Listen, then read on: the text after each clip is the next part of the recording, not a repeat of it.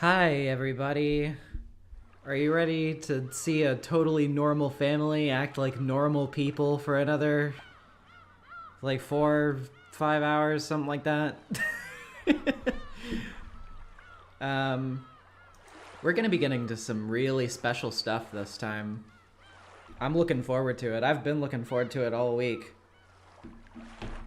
So, let's not waste any time. Let's get right into this.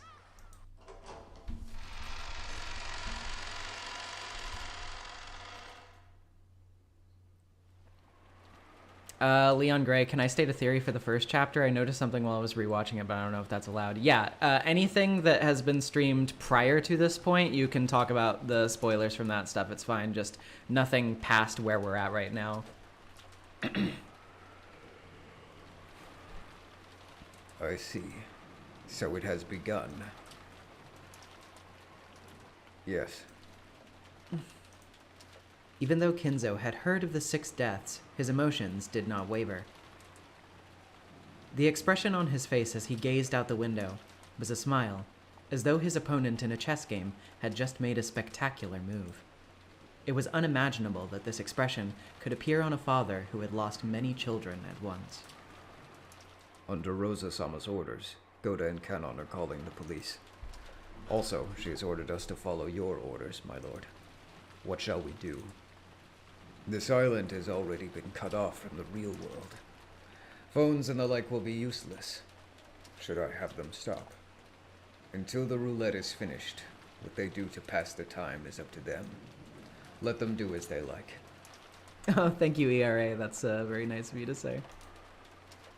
Yes. Oh, no, wait, that's Genji. Well, that was more of a Kinzo read. Yes. Yeah, that's more Genji. What should I tell Rosa-sama? I say again, what they do to pass the time is up to them. They can sing if they want, dance if they want. They're even free to hang themselves by the neck or jump into a boiling cauldron. Until 13 people die, they can spend their time as they like. If they're that bored, then they can spend their time wondering why 6 times 9 is 42. That's the answer to the mystery of man and the universe. Yes. My apologies. Shannon cowered in fright at this sudden rage. Genji made a gesture as though telling her not to say too much. Shannon couldn't help but regret speaking out of turn. However, you are free to do as you wish. You are also free to do as you wish. Genji and Shannon, you have done well serving me until today. Your words are too good for me. But, We're furniture who was sworn to serve you, my lord. At any and all times, we will be waiting by your side. Until the very end.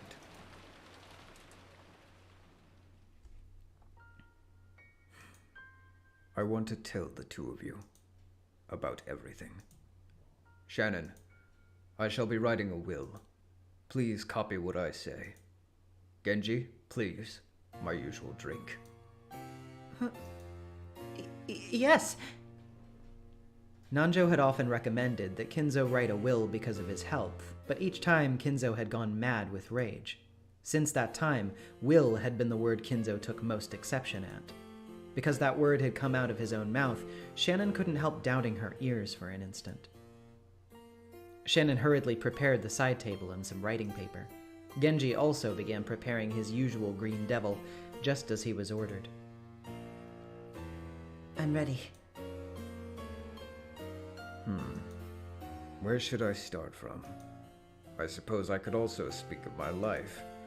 It would be fun to leave a record of my memorable games. It truly is fun to read the records of old games from over a century ago. A journey searching for those players' thoughts. Then, will the score sheet of my life also beckon those in the future to go on a journey searching for my thoughts? For a while, Kinzo considered where he should start speaking from, striding all around the room with his hands behind his back. My lord. Here. Good. Thank you, my friend. Well then, if I'm to speak of my life, I must begin writing from when I met that witch. Shannon, copy this. My meeting with Beatrice took place a long way back. What year of the Showa era was it? I think it was toward the end of the war.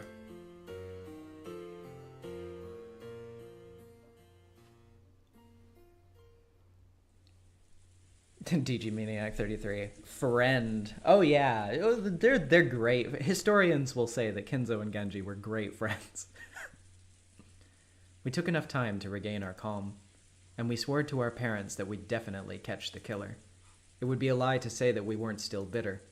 Even now, if we gave in just a little, we'd feel like going on a rampage like Jessica and resorting to some kind of violence. According to what Goda-san said after he got back, right now Kanon-kun was looking after Jessica. Apparently, she was still very emotionally high-strung. I see. Thank you. Maybe a young kid would be better at understanding a young kid's feelings. It would probably be better if we left them alone for now.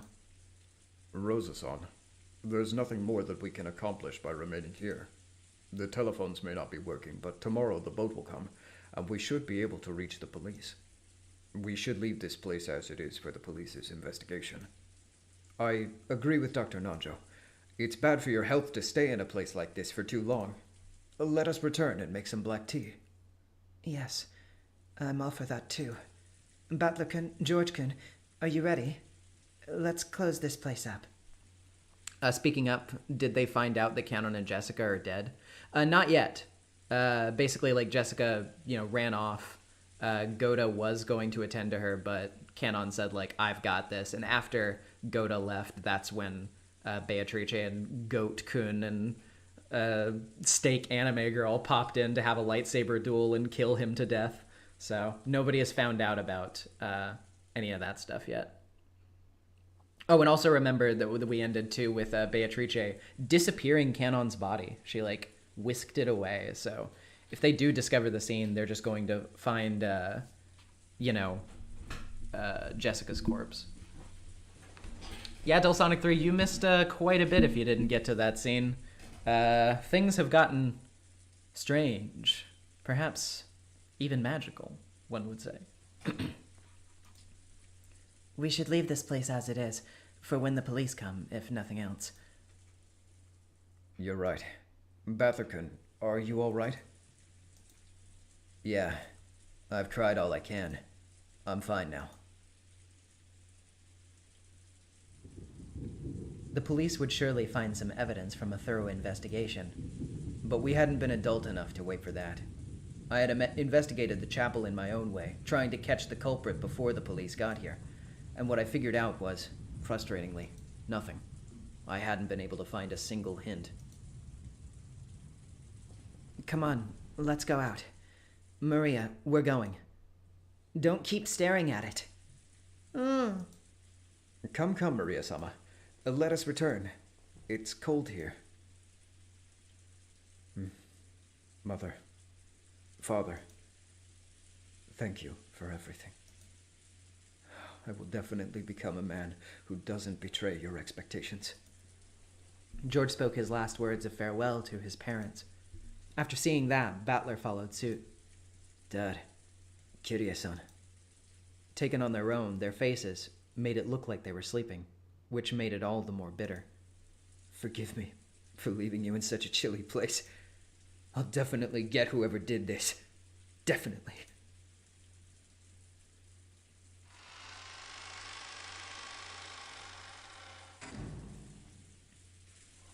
What is this?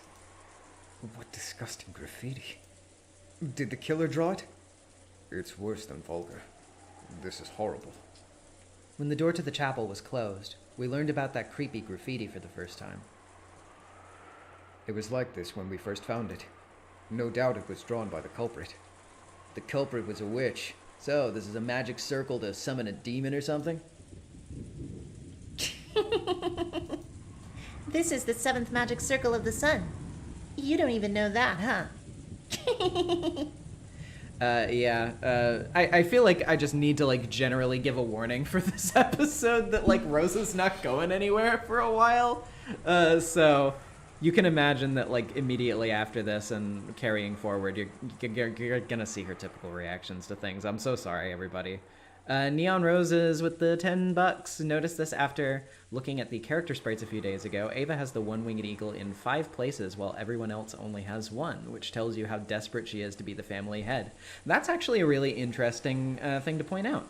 I never really thought about that before, but I guess, like, considering her character, that is very apropos. Ouch! Hey, don't I always tell you not to make that creepy laugh? Maria, go on. What does it mean?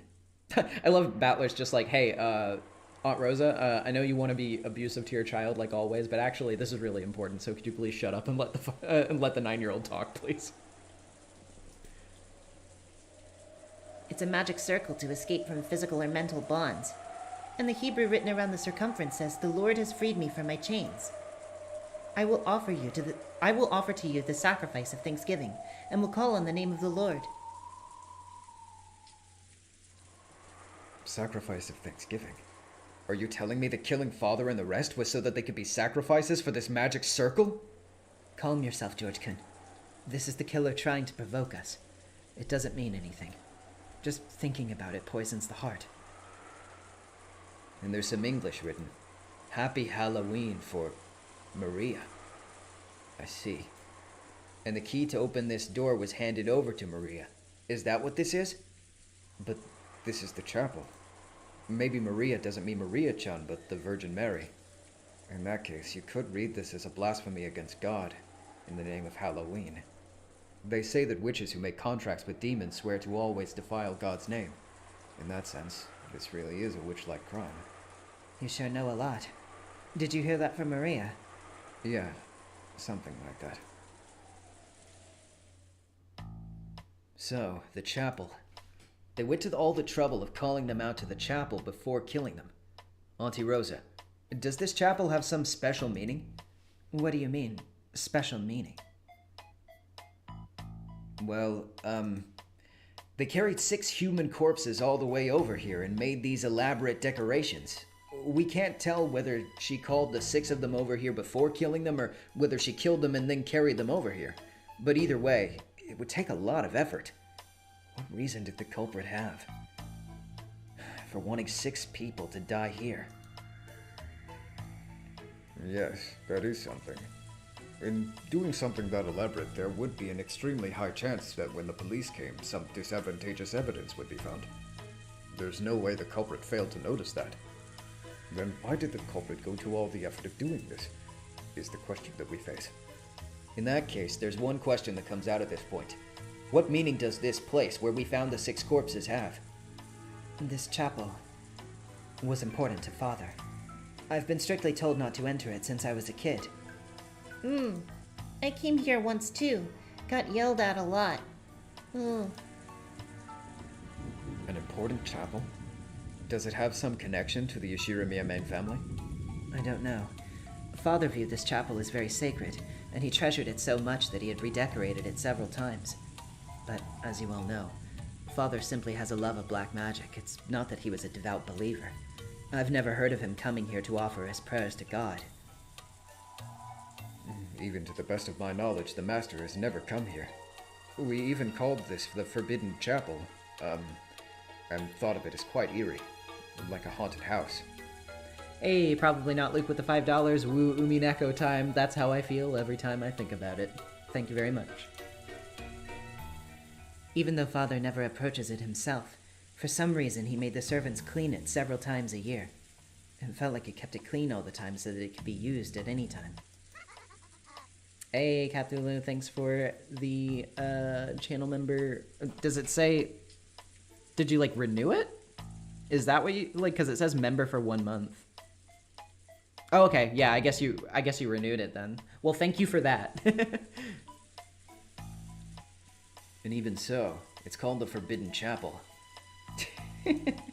This may be indiscreet, but doesn't that have an interesting ring to it? Hey, Reticent Lily, thank you for the channel membership as well. Dr. Nanjo, you're an old friend of Grandfather's, right? Ever asked him anything about that?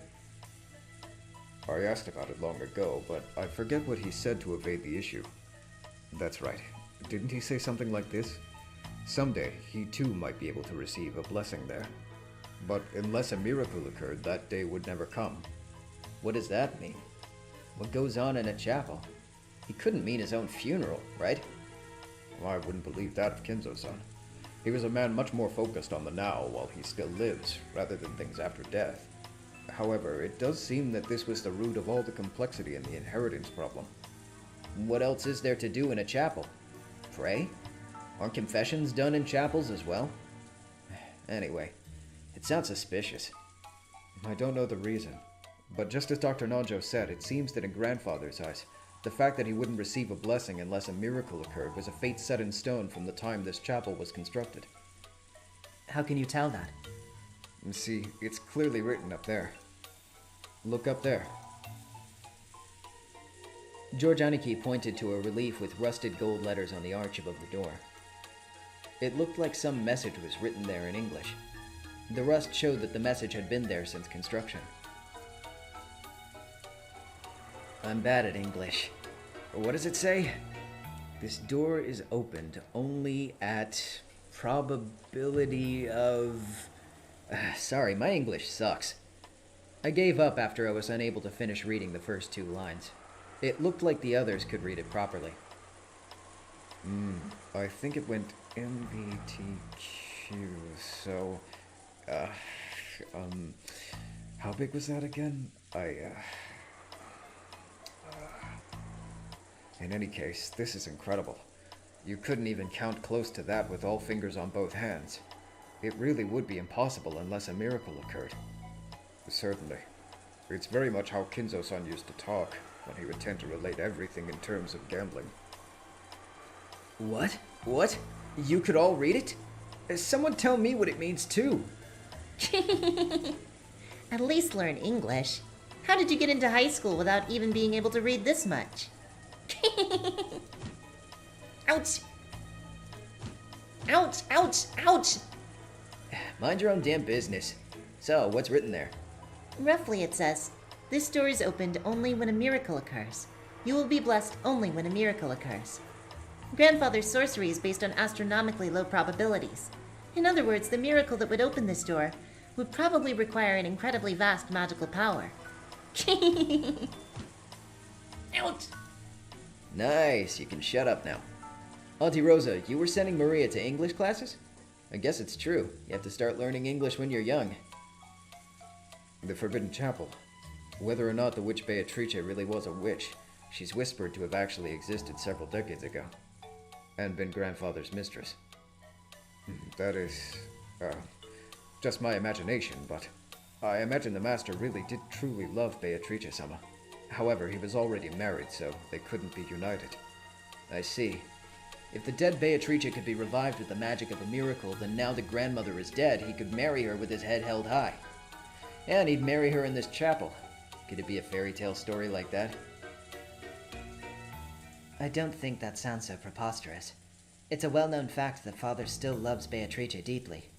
And also, even though I said it was creepy, I get the feeling that the interior of the chapel was quite magnificent. The thought that Father built this chapel in the hopes of having a wedding with his dead mistress might not actually be that unlikely. By the time he built this chapel, Grandfather probably knew that he would never use it as a church as long as he lived. But he prayed for the witch to be revived by some miracle. Do what, sorry? But he prayed for the witch to... yeah. And he thought that if a miracle occurred, they could be married there. I see. If you think of it that way, this would be a place of utmost significance to Beatrice-sama as well, all the while knowing it was a chapel that would never be opened. A story of sad love. Even though Goda-san's body was even bigger than mine, his words were touching. What do you mean by that, Battler? This big guy, despite his bigness, he feels so strongly. Everyone was silent, but it seemed that they agreed with that view. Even though he knew it was a chapel never to be opened, he still probably dreamed of the day that a miracle would occur. Kinzo-san was a great romantic in his younger days. I feel as though I understand him. I wonder. But you all came in 4 times a year to clean it, right? What do you mean, never opened? Didn't we just go in ourselves? That wasn't a miracle or anything. We brought the key, clunk, and we're in. That's all that happened. This is ridiculous. What? Wait. What on earth? What do you mean, what on earth? I thought all I'd done was mess around because I didn't like the way the atmosphere had turned all sappy. But Auntie Rosa had suddenly jumped on me with a really serious face. Auntie Rosa's face grew increasingly pale. She looked at the magic circle on the door, then at her hand, back and forth, back and forth. What seems to be the matter, Rosa-sama? Hey, Goda-san, the key to this chapel. Didn't Genji-san say it? He said there was only one. Huh?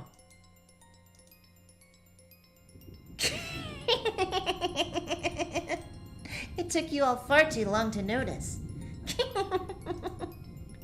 When a kid pulls a prank, it sometimes goes unnoticed by the adults, and the kid who did it loses heart. If one of those pranks catches someone later on, it makes that kid really happy. Maria's celebration just now looked a lot like that. Yes, that's right. There's only one of those keys. It's the key to the Master's treasured chapel, so there's only one with no duplicates. It's normally kept safe in the key box in the servant room, but... That's right! And Genji-san said that it had gone missing. Someone stole it, put it in that envelope, and handed it to Maria. And that was yesterday. What? Wait, but then... that makes no sense, does it? That's absurd. This is getting strange. What do you all mean? I don't have a clue what you're talking about. Me neither. Would someone be so kind as to explain it for us? Goda and Nanjo's failure to understand definitely wasn't because they were stupid. They didn't know. They didn't know how long the only key to the chapel had been in Maria's hand. I'm positive. It was locked. I unlocked it. Definitely. Auntie Rosa kept closing the chapel door, locking it, pulling on it to check the lock and opening it again. Her face was becoming pale again. Until I took the key out of Maria's envelope and opened this door, it was definitely locked. But this key was in the envelope and in Maria's care. And that happened yesterday before noon. What did you say? But then, that's strange. Yes, it is. Maria received the only key from a woman calling herself a witch midday yesterday. In other words, from midday yesterday until this morning, when Auntie Rosa unlocked the door, this chapel was a locked room. How did they get those 6 in here? And how did they kill them? We had been confused by the 6 deaths. We'd thought that we had figured out something after hearing about that weird magic circle in the history of the chapel. That had all been a worthless problem. From midday yesterday until this morning, this chapel had been a locked room, but our parents had been with us until last night. How had the culprit opened this door? And how had they locked it? What are you trying to pull? Again? A locked room? Again? Are you trying to say that you unlocked it with the power of magic? I'm not that stupid. If you tell me to show how I open locks with my power, then I can show you. But that will not make you surrender. These explanations with humans you talk about, the time I fully exhaust those theories of yours will be the time of my victory. Come now, how will you destroy it? If I was a human, what trick could they have used? If it was a human, what trick could they have used to defeat it? It's just like the locked rooms last time. Not enough information. It's impossible to reason like this. Any excuse could be made, any trick could work. Guessing is useless. That again. There's not enough information, so you'll wait and see. The information is uncertain, so it's impossible to reason. Those are always the excuses you humans use to stop thinking. What is this pretense, you lowly human? June pop with the $5. Beatrice be like locked room 2. And there will be many more. Are you saying that unless you're like Laplace? Laplace's demon, you can't even think, you incompetent fool? And you speak as though a lack of information is disadvantageous to you, when it's actually the complete opposite, you see? The more information you're given, the more it will pain you. It will only cause the strength of the compressor squeezing you to increase. Oh, well in that case, let me say this. It's impossible to verify that this is even a locked room in the first place. If we're talking about demons, I've got one for you as well. It's possible to prove that this isn't a locked room. You just have to show how someone could go in or out. But it's impossible to prove that it is a locked room. Name. So are there two battlers or something? Or what's the deal with these two live tweeting over the murdering? So every time you see this little floral border on the top and bottom, this is the Battler and Beatrice that are in Purgatorio that we're talking about having their game and like proving whether the murders were magical or not. The Battler that you see in the actual like chapel or like on the island is the one who is on the board. He is like the one who is experiencing the game. That is his sort of like POV Battler, I guess you could say, whereas this is meta Battler.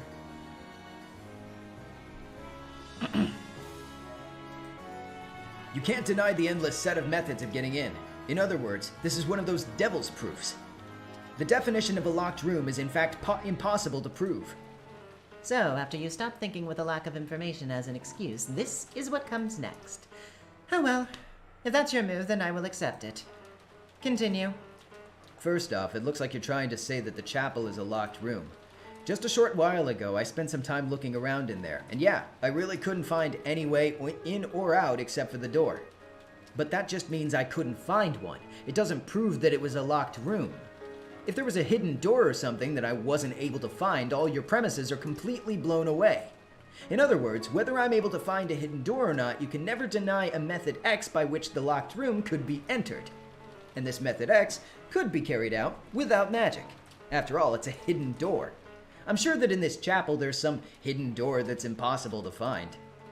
So I don't even need to start guessing, and I can say that magic is impossible. So, you use that reasoning. How naive. An expected move. Let me make my move in response. I have always thought that locked rooms that feature in worthless human detective novels to be ridiculous. Why? Because they're used the wrong way. When a locked room appears in a detective novel, do you really think that that's a locked room? You don't, do you? What trick did they use to make this look like a locked room? That's what you think.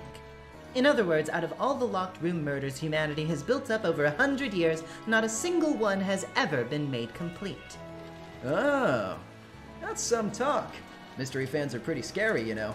Christie's probably grinding her teeth in her grave. But I'm different. I've given birth to a true locked room, and I can demonstrate that. Why? Because I am a witch. For the devil's proof, all you have to do is bring along a devil to prove it, yes? Well, that's convenient. As a witch, devils and demons are my good friends. I'll bring as many as you like. Sounds great. Dad and the rest entered the chapel using a hidden door or were carried in through one. How do you plan to beat this move? With this, regardless of whether they were alive or dead, the 6 definitely entered through the door. Huh? Dumbass. The door was locked. How'd they do it? I opened it with magic and invited them inside. Like hell you did. I can't accept magic, so there's no way in hell I'll accept that. You're lying. That door can open with some trick. Or maybe there's a hidden door. I won't accept any other way.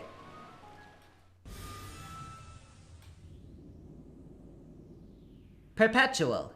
That's what we call an endless repetition of moves in chess. In our game, both sides denying the basis of each other's claims and failing to advance the discussion is the same as an endless repetition of moves. In most games, this would be decided as a draw, but that would terribly dampen the interest of this game. We will have no draws. In short, you will either accept me and submit to me or not.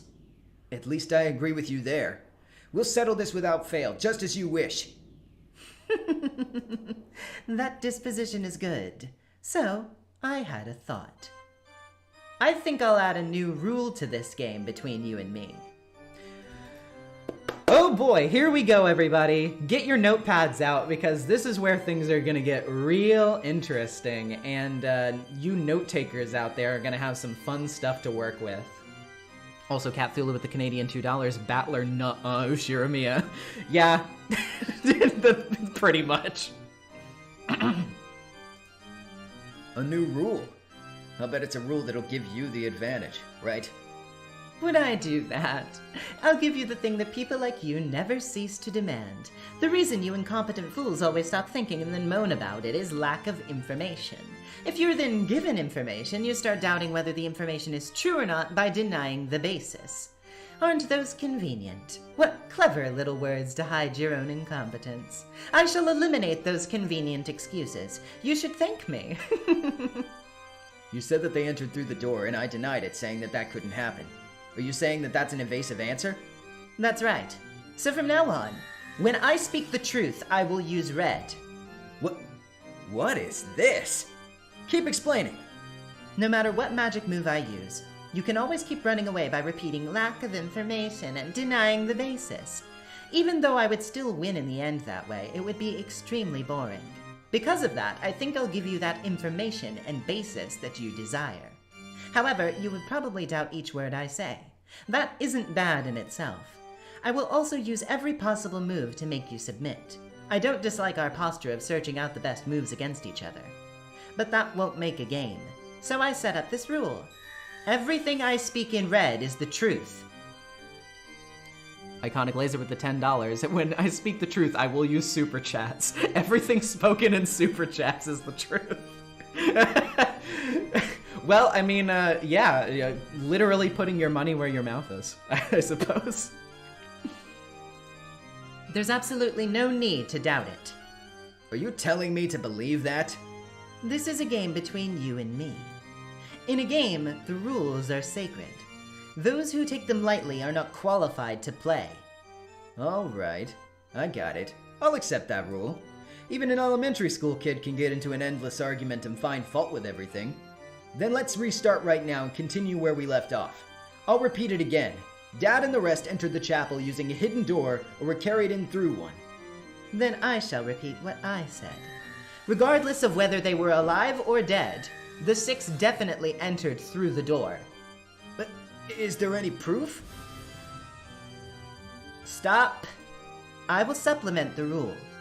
When I speak the truth, I will use red. And when I do not bear the responsibility of establishing that by showing proof. It is simply a fact and the truth. The reason is simple. I carry out all of the crimes with magic.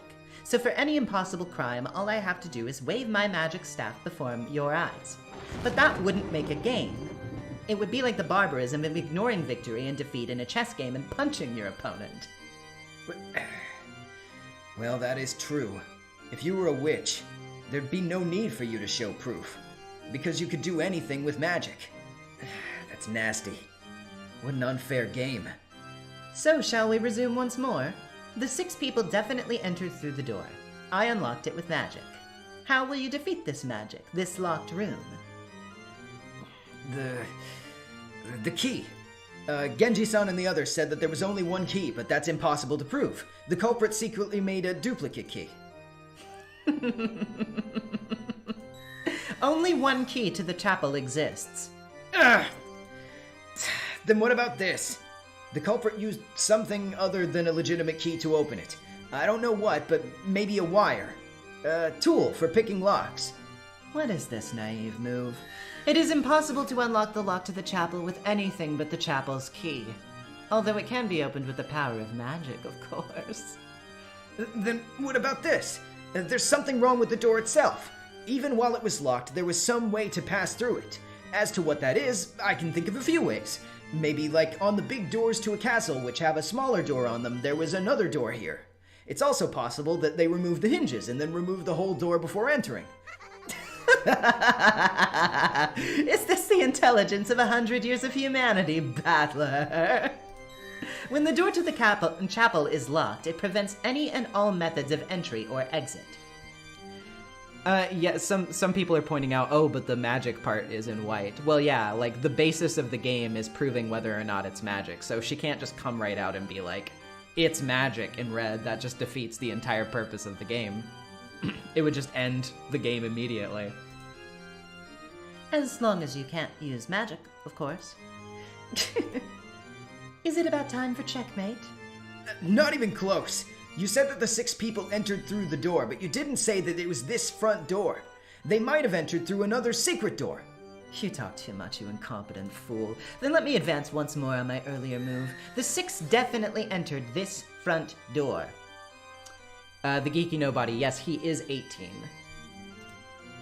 Also, Captulu with the $2 Canadian, which destroys Red Hair Man with facts and logic. With magic and fantasy. The door was locked. It was impossible to unlock without using that single key, and yet 6 people entered through this door? How did they do it? Magic, you say? Damn it, damn it, damn it, damn it, damn it! Have we already exposed a human's limits? Then shout resign. It's customary for the surrendering player to shout that and topple their king. Come on, do you give up? Then proclaim your submission and kneel as if toppling your king. And then you shall kiss my shoes. There's no greater joy than forcing a man like you to lick my shoes. Damn it. It's no good, no good, no good. So I can't win against the witch? This isn't chess at all. I've just been made to take the losing side in a chess problem. Is quibbling about details and getting a draw the best I could do? That will definitely not happen. Either I will surrender or you will surrender.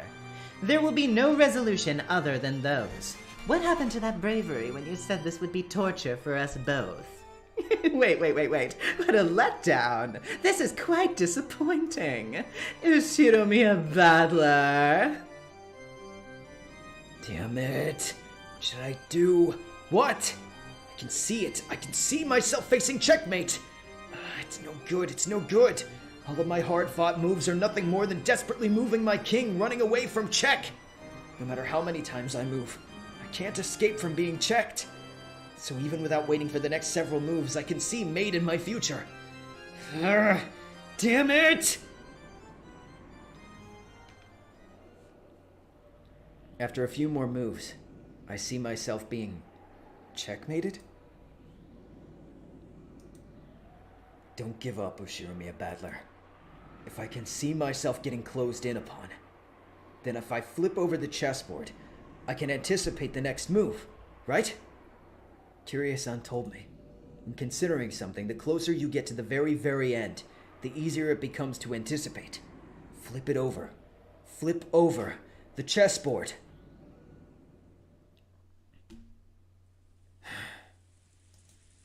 What's wrong? You've gone silent all of a sudden. Don't worry. Surrender is but a momentary shame. After that, there's only the pleasure of letting it all go. Come, cry out your resignation. I can't hear you. Speak clearly in a loud voice. You ought to wake up then. You just aren't listening. So I'll say it once more. I won't resign. We're continuing. I'm resuming the game. Oh? Very well. It's your turn. I was making the mistake of thinking that this rule you made was your own weapon. However, I've realized that it can also become a weapon for me. It all comes down to this. Try it. I've spent the whole time focused on how they entered the locked room of the chapel. That way of thinking was no good. Yeah, it's no good. It's no goddamn good at all. Flip over the chessboard. That's right. The direction of my thinking was backwards. This is how I should think. How was the chapel, which wasn't a locked room in the first place, made to look like a locked room? Here it is. That thinking technique that humans gave birth to a century ago. Give it a try. Say this in red for me. If it's impossible, then decline. Here I go.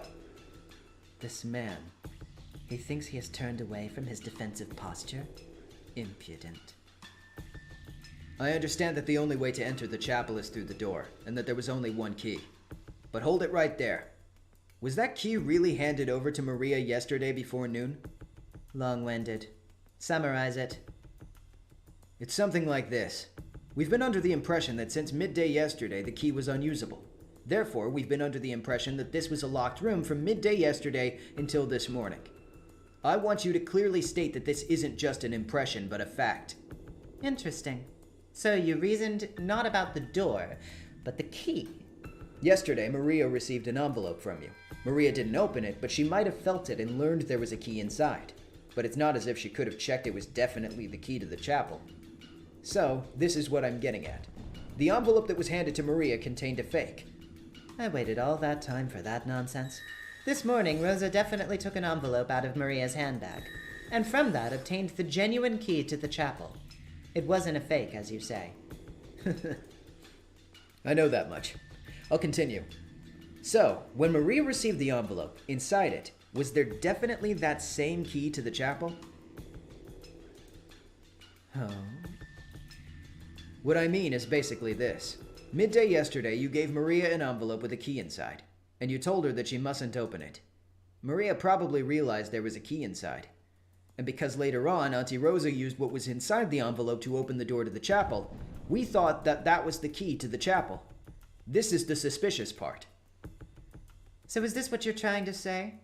That when I entrusted Maria with a key, that key was a fake? And then, by the time Rosa obtained it, it had been switched with the real thing? Yeah, that's it. What's wrong, Beatrice-sama? Looks like you haven't been feeling good for a while. Those close to me sometimes call me Beato. Beato is fine. It's your turn, Beato. Turn of the Golden Witch. Show me how you defeat that. Very well. The key to this chapel truly was the object inside the envelope I gave Maria. I'll chase you. Can you repeat it in red? That envelope was completely under Maria's supervision until Auntie Rosa opened it. If it's impossible, then state that you decline. Check. I decline. Now, that one turn advantage is flipped over. Now it's time for your king to run, Beato. I have a reason for declining. That's regarding the definition of the phrase under her supervision. In its purest meaning, Maria would need to have her eyes on it around the clock. But Maria didn't go that far. It was probably completely under her supervision during the time she had it outside of her handbag, but after she put it into her handbag, it disappeared from her field of vision. It's just that the phrase under her supervision is inappropriate in that sense, so I couldn't use red. That was probably a painful move. Your face tells me that you've guessed the next one. Sorry. I'm gentle with women. I don't hurt women. And I don't betray a woman's expectations. Repeat it for me in red. Say it if you can. No one was able to touch Maria's handbag until Auntie Rosa took out the envelope. I will also decline this. I won't explain the reason. That's wrong. It's not that you won't explain. You can't explain. With that move, it's checkmate, isn't it?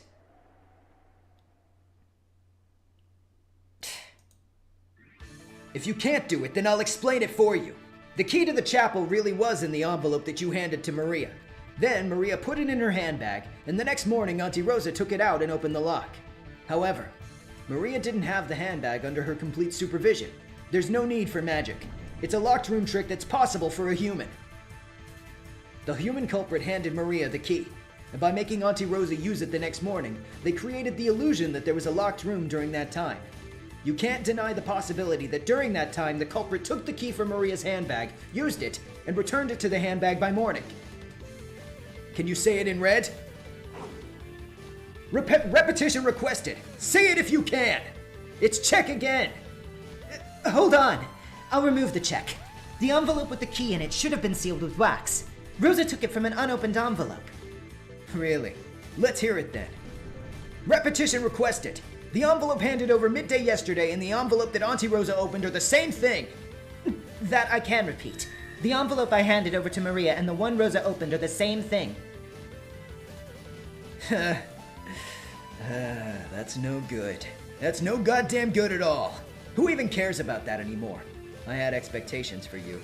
If you had resigned here, I would have thought of you as someone pretty good at reading between the lines. So I'm disappointed. You've betrayed my expectations.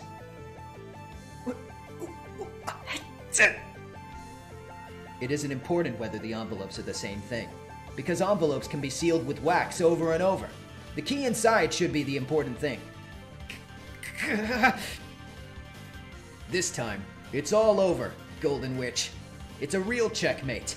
I'll ask one more time. Repetition requested. Say it if you can.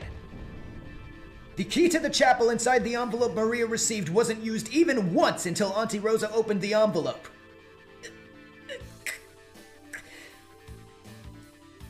How? How? Could I? To a lowly human?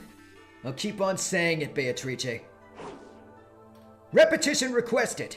The key to the chapel inside the envelope Maria received wasn't used even once until Auntie Rosa opened the envelope. If you're gonna yell, then make it words. Resign, right? It's settled. This is the truth. Before Auntie Rosa obtained Maria's key this morning, at one point, it passed into someone else's hands. Then they used it, resealed it, and returned it to Maria's handbag, making it look like it hadn't been used.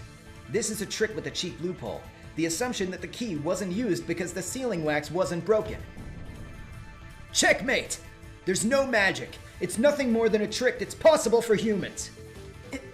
In that case, who do you say stole the key? Try answering. This time, you try repeating it. That's right. I'm making you repeat things all the time. I probably have to answer myself every once in a while. But I refuse. My condition for victory is denying the existence of witches. Once I've proven that your impossible crimes by magic are possible by human hands, I'm done. I've smashed your locked room with something possible even for humans. However, I won't specifically investigate who the culprit is. And that's because I believe in humans. Because I definitely won't accept that there's a person among us who would steal the key from Maria, use it, and do something so horrible. I give up. I resign. With regard to this one board in particular, I'll give up for now. But you really are naive, Battler. Parting remarks are the loser's privilege. Enjoy them as much as you want. As long as you continue to deny my existence, you will eventually be cornered. After all, as long as you deny me, you will have to suspect those relatives and those you have no end of love for. In the last moment, when you have to suspect one who is beloved to you, then you will definitely accept my existence. Certainly you've taken this board. However, that naive logic will definitely destroy you. You can't win against me after all. Shidomi, Battler!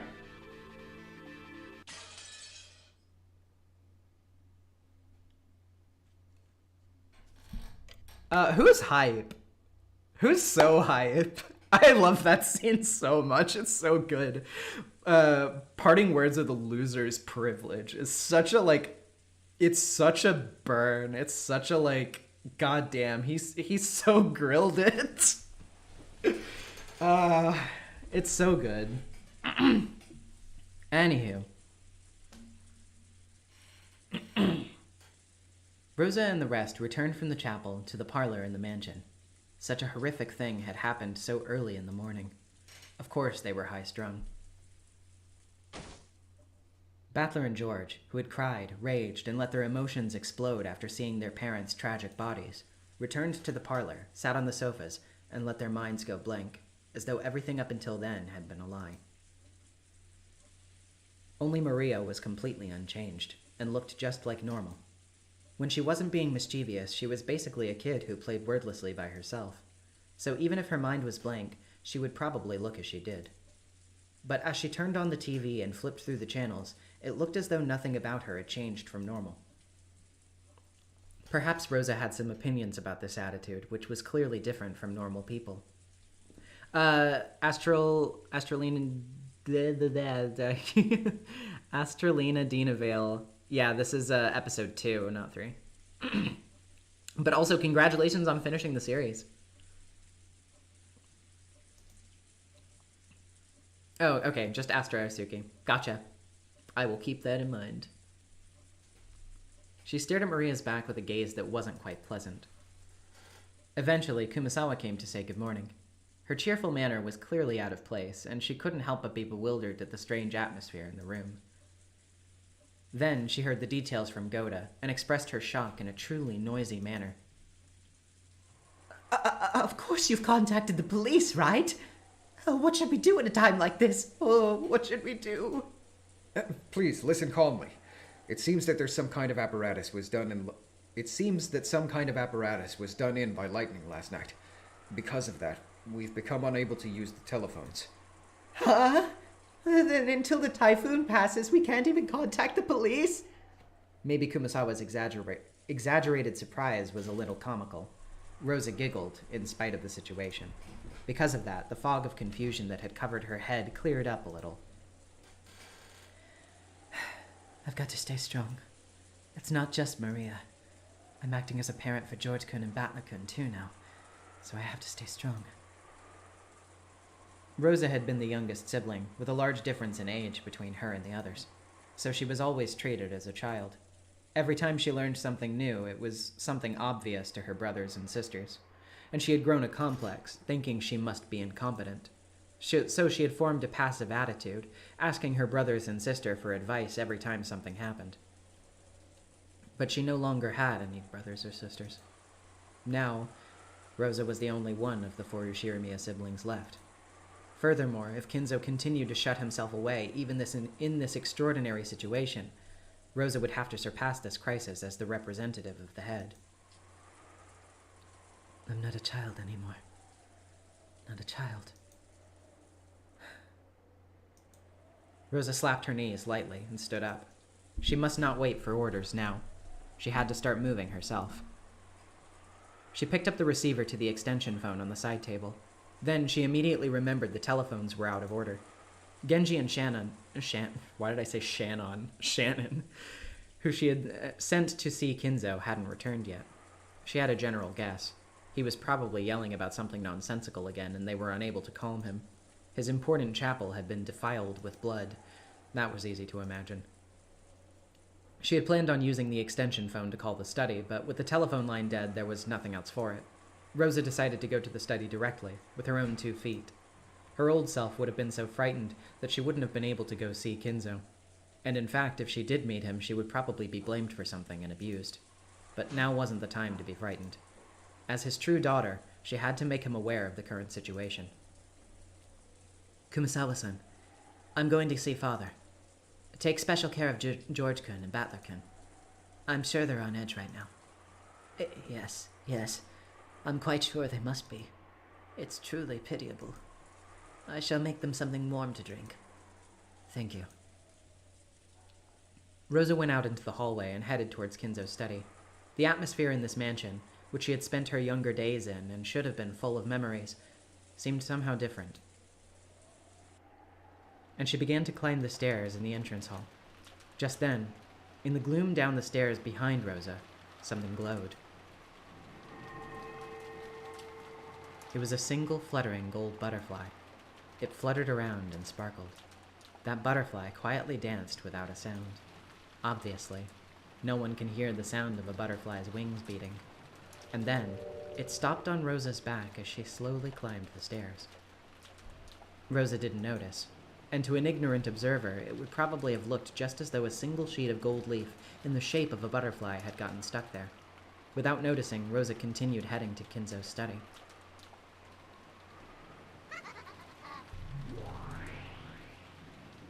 Well then, in what way should I entertain myself next?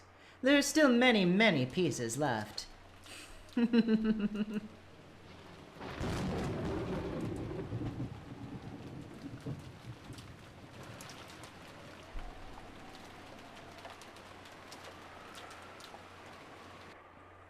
the parlor, which had returned to silence, the only sound was that of the TV, which Maria was watching alone. If there was anything audible other than that, it was the sound of the rain, which had continued on and on since last night. Every one of those people that had viewed that unearthly and horrible scene stayed silent, as though praying that the events of this morning were all a dream. Only Kumasawa hadn't seen it, and so acted slightly differently. She instead found this silence difficult to bear, and was fidgety with the desire to cheer everyone up.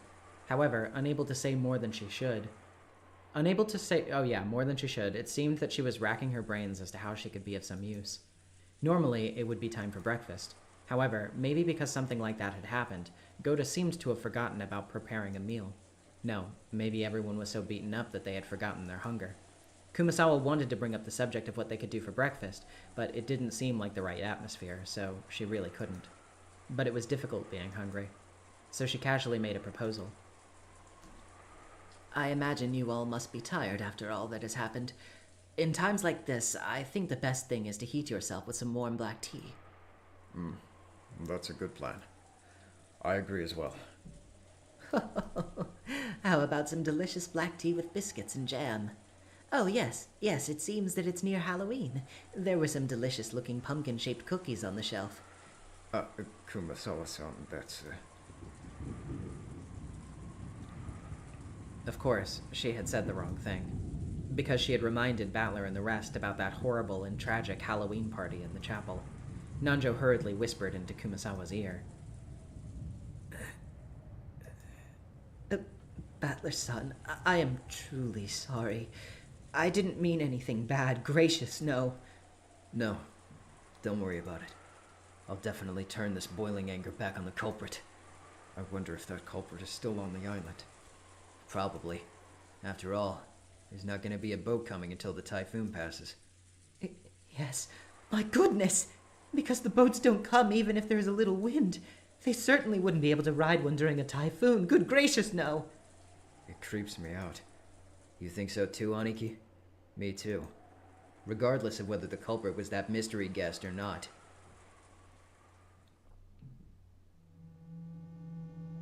That's right. We're naturally suspecting the mysterious guest who calls herself Beatrice.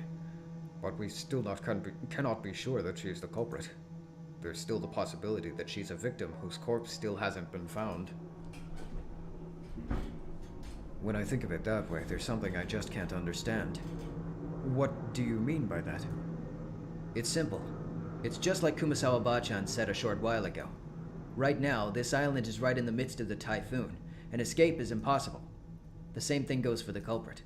In that case, having the crime come to light should have been the thing that the culprit most wanted to avoid.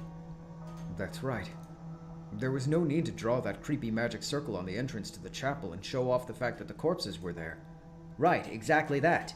Furthermore, if they were able to take the time and effort to do something so horrible to those 6, it should have been equally possible for them to hide the corpses where they would be impossible to find. I agree. That brutal Halloween party probably wasn't directed at those who died. It was directed at the people who would eventually discover it. Us. You could probably claim that the magic circle was there to show it to us. The culprit knew that they wouldn't be able to get away from this island for a while. And yet, they acted as though they wanted to make us find the corpses in the middle of this typhoon. What does this mean? If I was the culprit, I definitely wouldn't play around and make us find the corpses. Beatrice-sama was not in her room. The room did not seem particularly disturbed. No, Milady did disturb it quite a lot, though. Come to think of it, what happened to Jessica? Canon-san is looking after her. They're probably in Milady's room. That isn't good. The culprit is definitely still on the island. In this situation, I don't believe it's a very good idea to isolate ourselves in small numbers. What do you mean by that? You don't mean to say that the culprit plans to kill all of us? Let us remain calm. That's not yet certain. But we can't deny the possibility, much to my chagrin. This letter was in the chapel. According to this, the culprit is the witch. And if we don't solve the riddle of Grandfather's epitaph and find the gold, she'll massacre the whole family. And something like that. Is that true? Would you allow me to read it as well?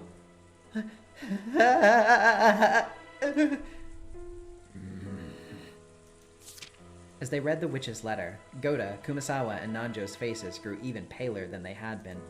Kumasawa could no longer hide her shaking. If you don't want to die, try finding Grandfather's hidden gold, huh? Screwing around with us. I'll bet you can't solve the riddle, so you're trying to make us solve it. However, I wonder what the truth is. Madame always insisted that the legend of the gold was nothing more than a fantasy created by the master. It's doubtful whether that actually existed. True.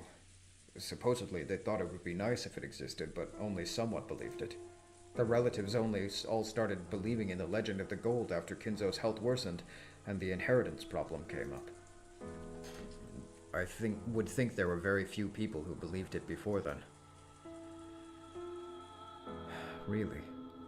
I wonder if that's why. Do you remember? On the table in the chapel, there were 3 gold ingots. That alone is worth quite a lot. Couldn't that truly prove the legend of the gold was real? Excuse me, please, wait. Just now, did you say 3 gold bars? Yeah, there were definitely 3 of them piled up. So what?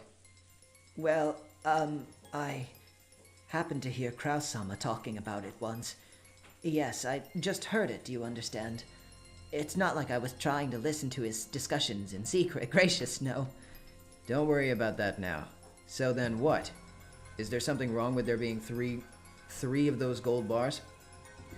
Yes. According to Kraus-sama, there was only 1 bar ever found to support the legend of the witch. Of the gold, rather. That's correct. What did he just do? Austin came in here for 2 seconds to like grab something, and then I just hear this like clatter down the hallway. That's correct. I do believe the story goes that Kinzo-san showed the president of Marisu a mountain of gold and let him take 1 bar back with him. And that one came to be in Kraus-sama's possession. And he said this as well. There was no gold which supported the master's legend besides that one. You're talking about my uncle here, right? So what have we got here? No, wait. 3? Wait. Where did they come from? That's too many of them. Might we not think of it this way? Maybe the other people in the family each found one and they each brought one of them there. No, I cannot believe that. When all of the relatives came to the mansion, I was entrusted with their luggage. I did not feel any suspicious weight back then.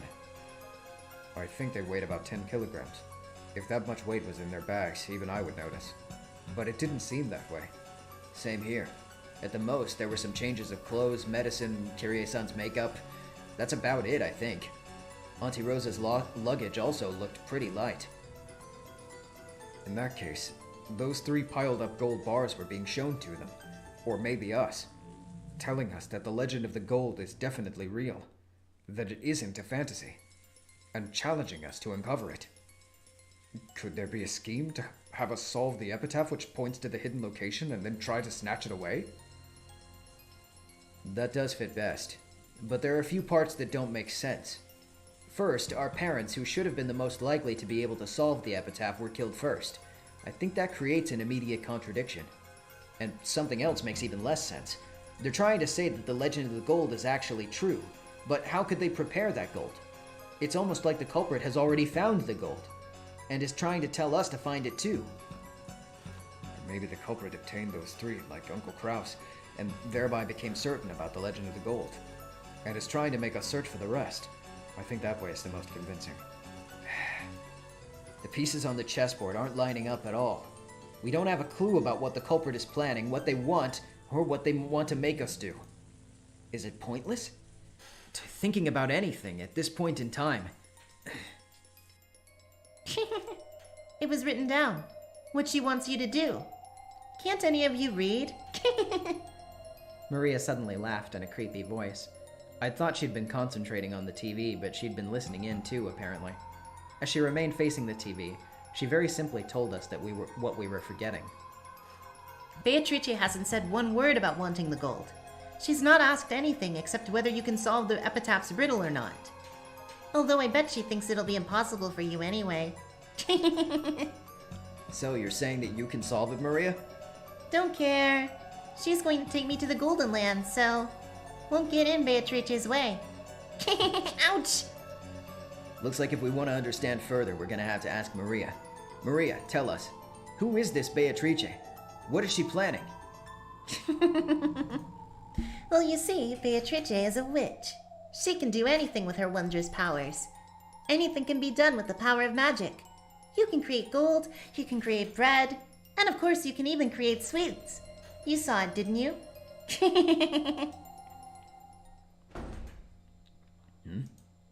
At that time, everyone jumped at the sound of a door being closed forcefully.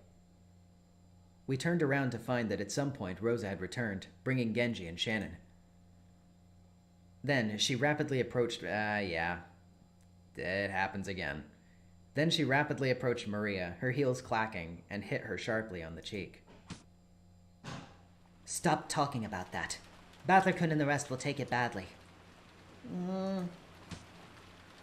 Without waiting for a response, she slapped Maria's cheek once more. Everyone could only stand there, shocked. I don't know what means. What about yes?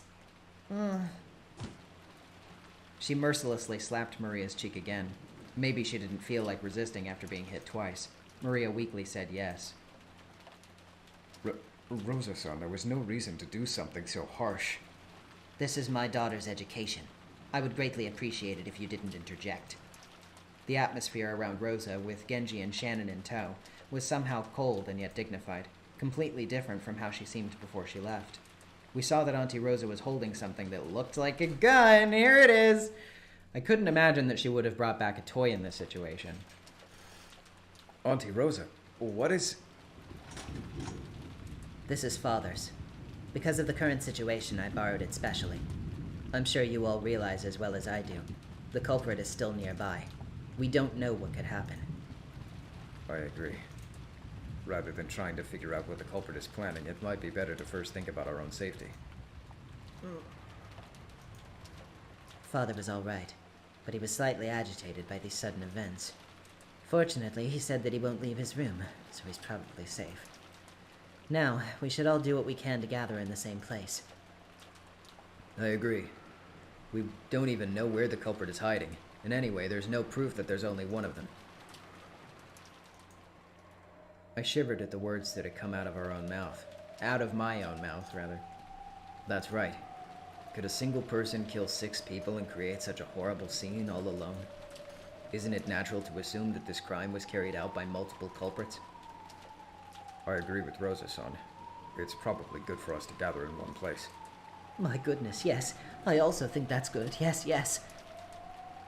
Maybe it would be good to call Milady and Canon-san here already. Good idea. Let's have them come down. George Aniki made to grab the extension phone, but Goda-san shook his head. Oh, right.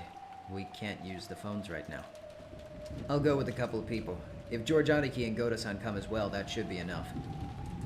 Junepop45 with the $5. Rosa, what would Natsuhi do in this predicament? Grab a fucking gun.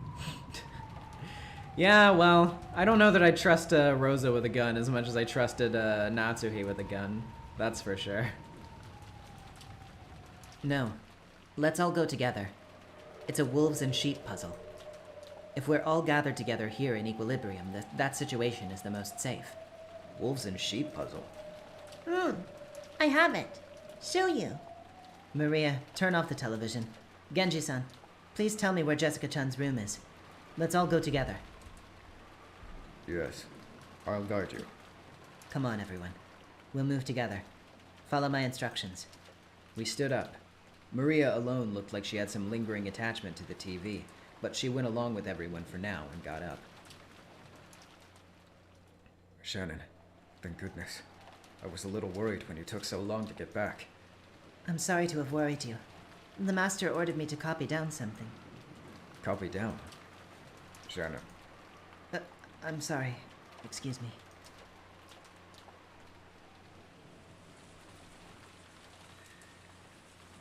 We headed for Jessica's room, led by Genji-san, and Auntie Rosa holding the gun. Jessica and Canon-kun are a girl and boy of about the same age. That'd sure be a shame if we walked in on them at a bad time, is what I'd joke about normally, I'm sure. However, Auntie Rosa was on edge, constantly exuding tension. So it really wasn't the kind of atmosphere where I could joke like that. Hey, don't fall behind. Everyone move together.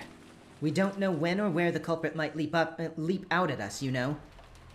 No, maybe Auntie Rosa's attitude was more appropriate. Since Grandfather hadn't come down, Auntie Rosa was the leader. This wasn't a situation where she could smile like she always did. And Auntie Rosa was herself a mother. She probably also thought that if she didn't get a hold of herself, some harm might befall her beloved daughter. The culprit had killed 6 of our parents at once. The method they had used was unknown, but there was a good chance that this opponent could take down a large number of people in an instant. Was that with weapons, or with numbers? Or was it the magic of a witch? Hi, Lambda Delta! Hope you're having a good one. Thanks for tuning in. In any case, it definitely didn't look like there were any factors indicating we could get careless. The rest of us should also take much, much greater care, like Auntie Rosa. Everyone, stop. Auntie Rosa spoke in a sharp voice. When we peered forwards, wondering what was up, we immediately noticed the reason.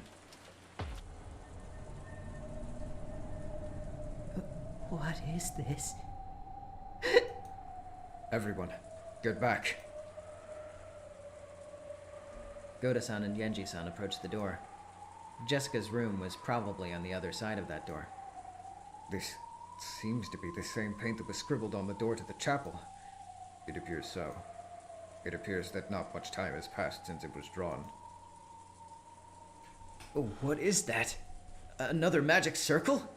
It's the first magic circle of the moon. It has the power to open unopenable doors. The door to Jessica's room had that creepy graffiti on it which had been drawn on the door to the chapel. That strange shape definitely had some meaning related to the occult. But it didn't matter what that meaning was. We were more worried about whether those two were all right. That doesn't matter. Are Jessica-chan and Canon-kun all right? I have a bad premonition. We should quickly take those two downstairs. Milady! Milady! Are you there? Please answer! Goda-san knocked violently and yelled, but there was no answer. He twisted the doorknob with a clatter, but the lock just resisted him. Rosa-sama, it seems to be locked. There are no other options. Please open it. Genji nodded, and Goda quickly unlocked the door with the master key. In the back of my mind, horrible images floated up and disappeared, one after another. A magic circle had been drawn on the door to the chapel, and 6 corpses had been behind that. So, if there was a magic circle drawn on the door to Jessica's room, then beyond it. Jessica-sama! What happened? Is she there? Jessica! What happened? It was truly heartless. The expression on Goda-san's face, and what he said when he opened the door, prepared us for the brutal fate that Jessica might have met, even without seeing her. Everyone tumbled into Jessica's room at once. That scene told everyone that their worst fears were right on the mark. Jessica! Dr. Nanjo! The room seemed elegant for Jessica's age, and there she was inside it, lying on the ground.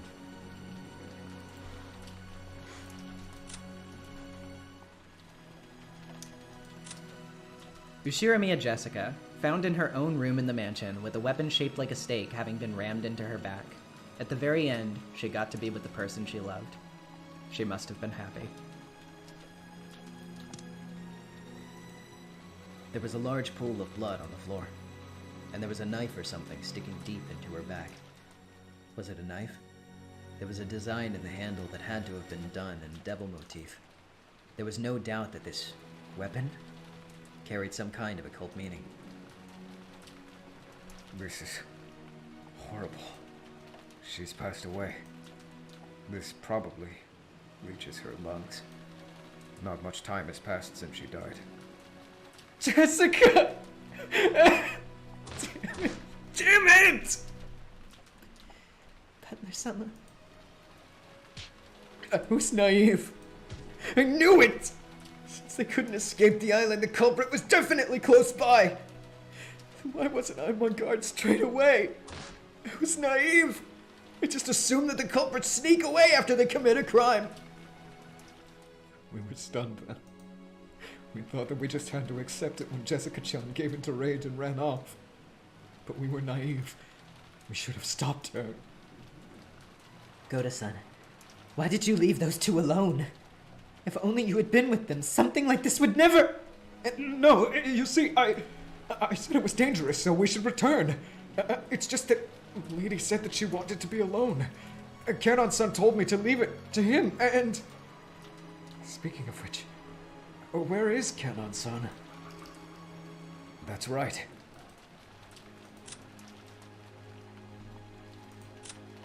Canon, missing. The witch erased his corpse for fun. That alone threw them into chaos. If the human world is what is, then what is not is undoubtedly fantasy. Fantasy depicts what they themselves fear. What in the world happened to Canon-kun? Canon-kun? Where? Canon-san should have been with Milady. Where in the world? You don't think... They got him? Quiet. Someone might be hiding in this room. Search under the bed and in the closet. There was also a chance that Canon-kun's corpse had been pushed away somewhere. At Rosa-san's order, everyone searched the room together. But there wasn't a single human hiding anywhere. He's nowhere. Could the culprit have taken him out of the room? Then we have to search for him quickly and save him. If we're slow, something awful might happen. Auntie Rosa, let's search all over the mansion. Let's search for the culprit. Let's save Canon-kun. Quiet! Auntie Rosa yelled at us loudly, and we fell instantly silent. She was probably contemplating something. But what in the world could that be? Auntie Rosa walked around the room as though looking for something, or as though she was collecting her thoughts.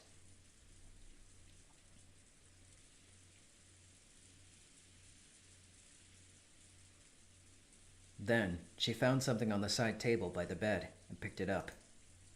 If anyone knows, tell me. What key is this?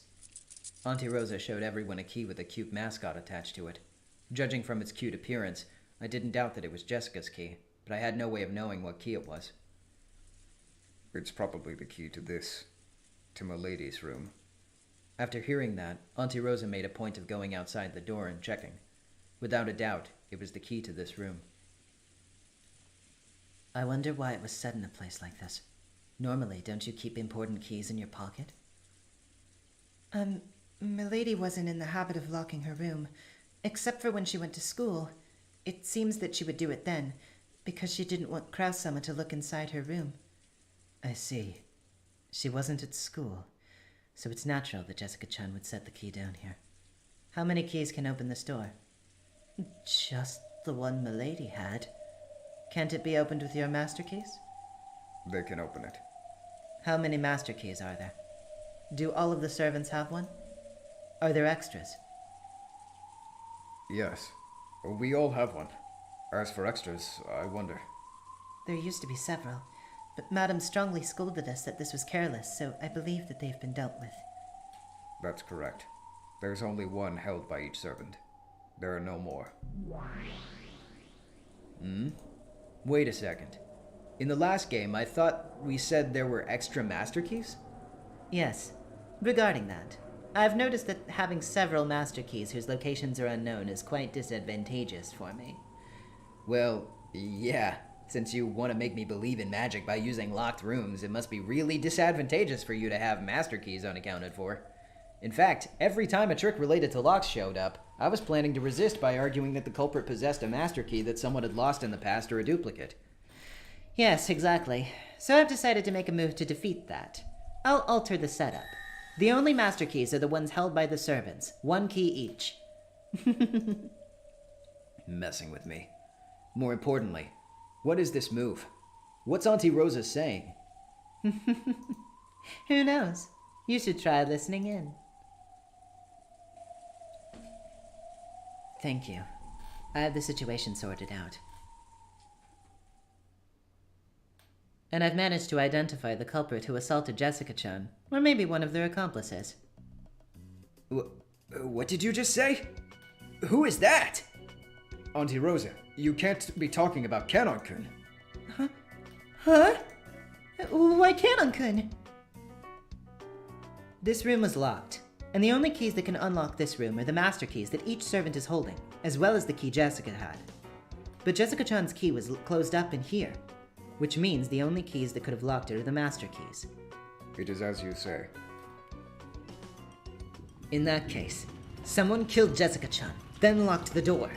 That person was holding a master key, and there are only 5 people who are holding master keys. Oh my. It wasn't me, not me. Gracious no, I couldn't do something like that! Kumasawa-san, you got up late. After we returned from the chapel to the parlor, we did meet you there. But it's impossible to prove where you were and what you were doing until that time. You watched us from the shadows, chased after Jessica-chan and Kanon-kun when they were isolated, and stealthily attacked them. Are you saying that I visited Milady's room and did something so horrible? I did no such thing! Gracious no, no such thing! What about you, Goda-san? You said that you left Jessica-chan and Kanon-kun's care and returned. But I wonder if that's true. I wonder if you didn't really kill the two of them, hide Kanon-kun's corpse, and then come back with an innocent look on your face. Nothing of the sort happened. I swear on my name that I did not do anything like that. It wasn't us either. We were following the Master's orders and...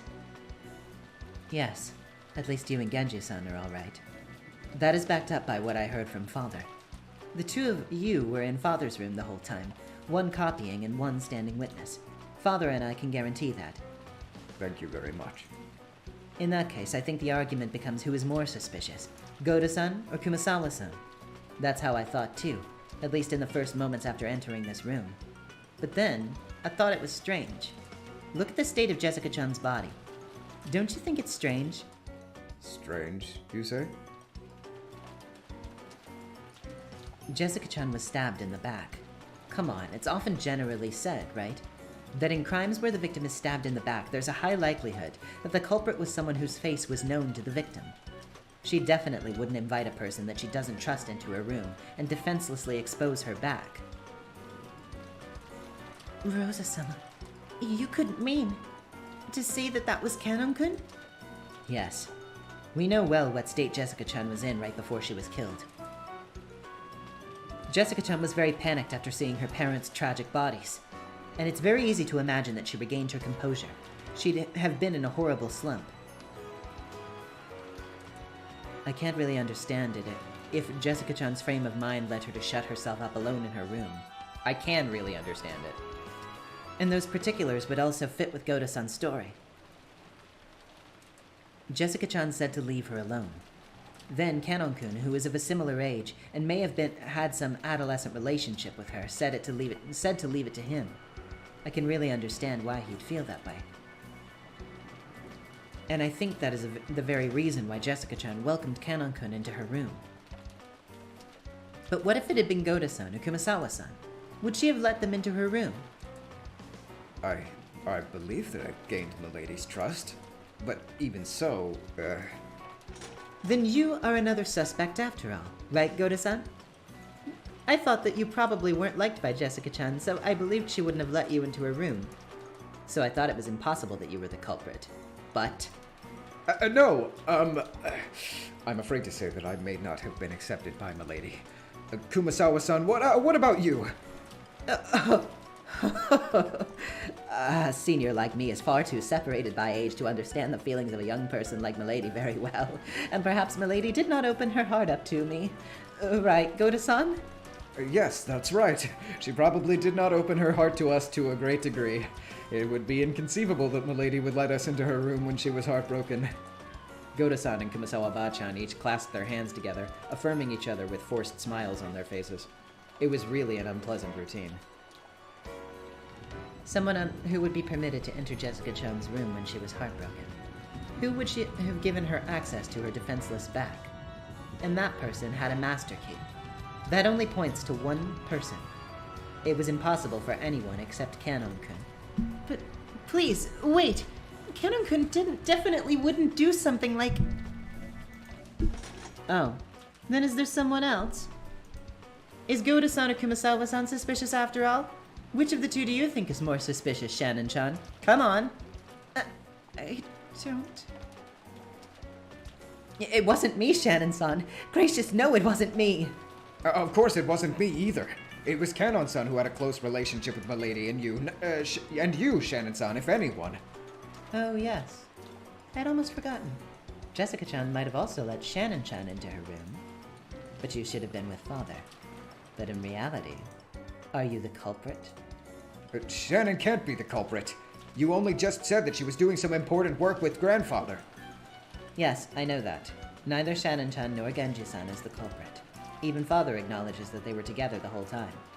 Well then, what do you think, everyone? Asked that, no one could respond. Because even if someone did argue back, they would then have to offer the name of a different suspicious person. And no matter whose name that was, that person was here. No one could do something like that.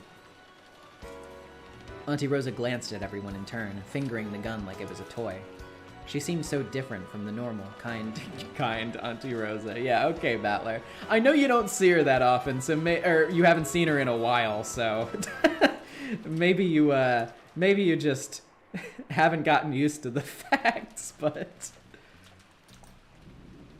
No, it's probably because I still don't feel how much danger we're in. Maybe until Auntie Rosa's attitude seemed natural to me, I wasn't fully appreciating the danger.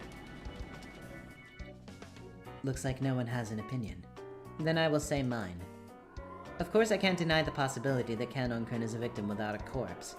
But until we find his corpse, I also definitely can't deny the possibility that Kanon-kun is a suspect. There's a chance that Kanon-kun may claim to have been attacked by the culprit and confined somewhere. He may appear unexpectedly with that excuse. But take care. Maybe, probably, no, definitely. Kanon-kun killed Jessica-chan. No. No way. I can't believe it. For Kanon-kun to do that, to Milady, that's too much to accept.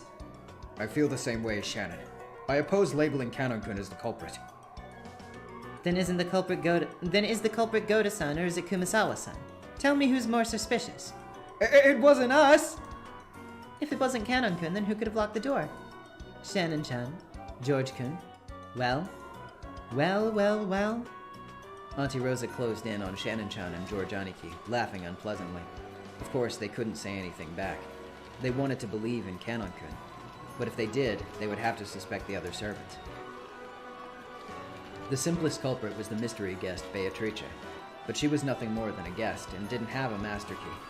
Then if Beatrice was the culprit without a master key, do we have to accept the argument that she really is a witch and locked the door with the power of magic? That's a filthy argument. Filthy.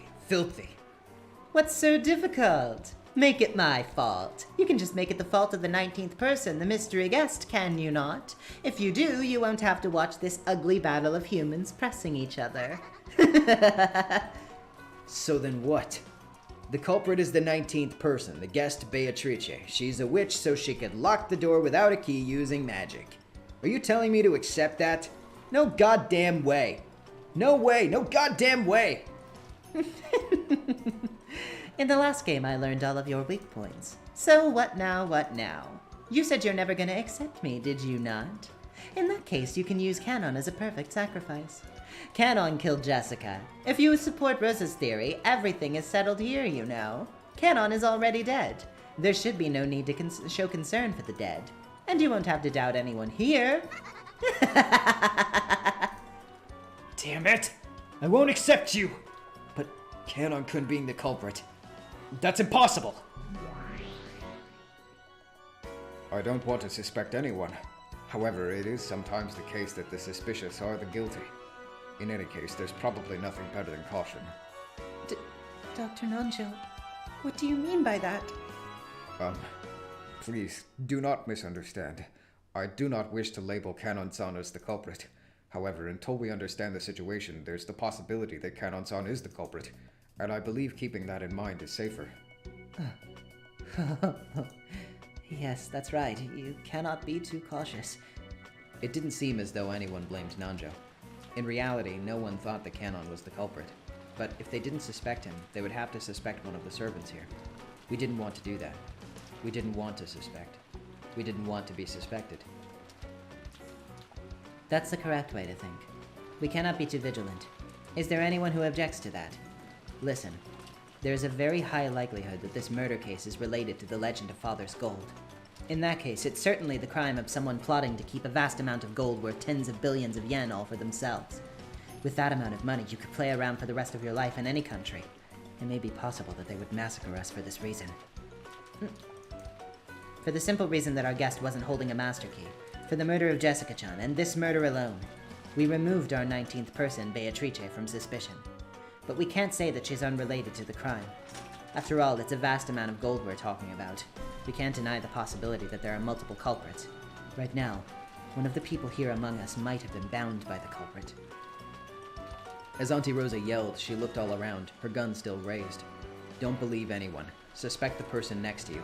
That's what she was saying. But no one wanted to suspect. They didn't want to suspect anyone here. That weakness in their hearts demanded an answer from those not here. There are only two groups of people you can be sure aren't suspects. Yourself and those who are already corpses. The same goes for Canon-kun. Until we catch sight of his corpse, he's the most likely suspect in Jessica-chan's murder. So take care. Even if he's still alive, even if he smoothed things over with some explanation, you absolutely must not trust him. All right?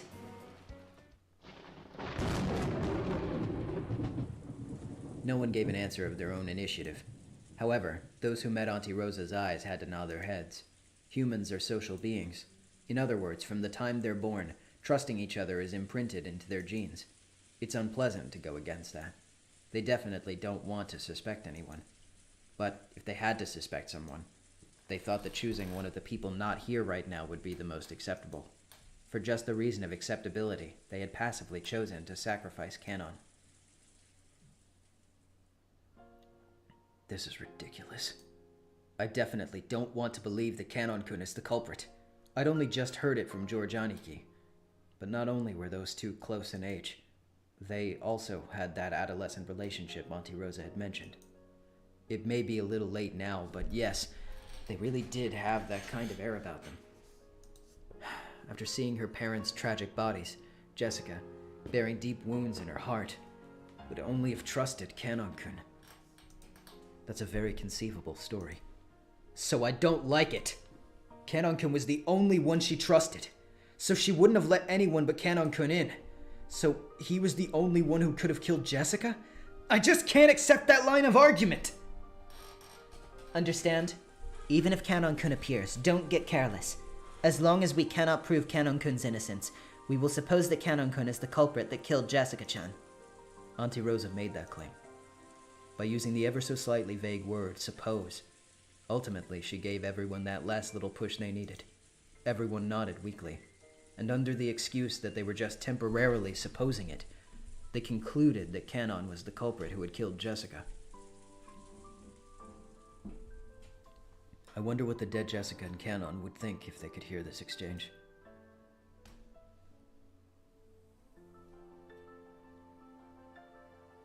Jessica was crying. She was crying in the chest of the person who had put his life on the line to fight for her, Canon. It was frustrating. So frustrating that it felt like her chest would explode. She grieved and resented how far the dignity of the dead had been trampled. Those guys... why are they treating you like the culprit? Because there's no corpse. Why are they treating you like the culprit? Because there's no corpse! You risked your life to fight for me! Then that witch erased your corpse for fun! To call you the culprit because of that! It's horrible. It's too horrible! It's alright. In the end, I couldn't completely protect you, but I was able to be of use to you, milady. So, why doesn't everyone understand that? Stop it, Auntie Rosa! Don't call Canon-kun the culprit with that messed up reasoning! She isn't saying that I'm the culprit. She's just saying I'm suspicious. No. She's saying to be careful. She is saying it! These people are saying you're the culprit, Canon-kun, so they can stop thinking! They aren't gonna think about who the culprit who killed me is anymore! They aren't going to think of the possibility that you aren't the culprit. And after this, every time something happens, they'll repeat the excuse that it was the work of the Canon-kun who's gone missing. I can't stand that. It's all right. At least you know the truth, milady. If only I know the truth, that's pointless. I found out by dying. Truth belongs to living humans. If the truth doesn't remain, the dead won't be rewarded. They won't know why you risked your life.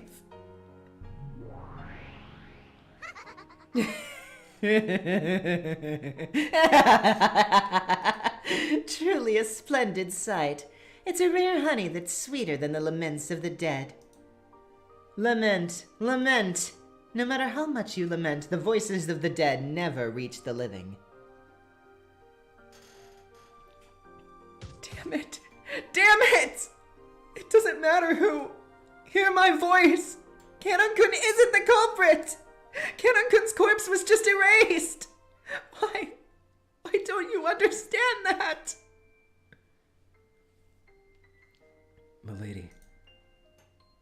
I can't take this. It's so sad. It's so frustrating. If it's like this, you died for nothing. The dead have no honor unless the living acknowledge it. It doesn't matter who.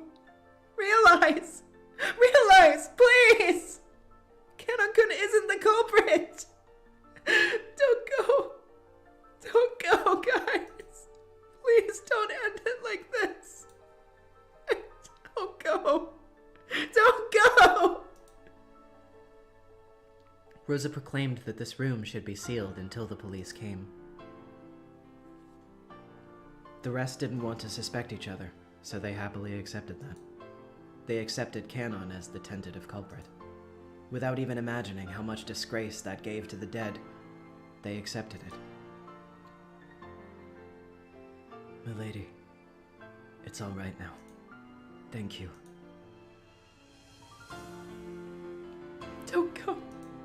Don't go, guys.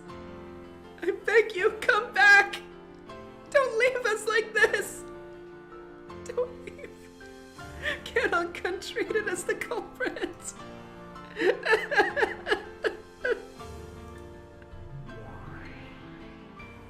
It won't reach. The laments of the dead never reach. You make me laugh. Yes, that face of yours makes me laugh.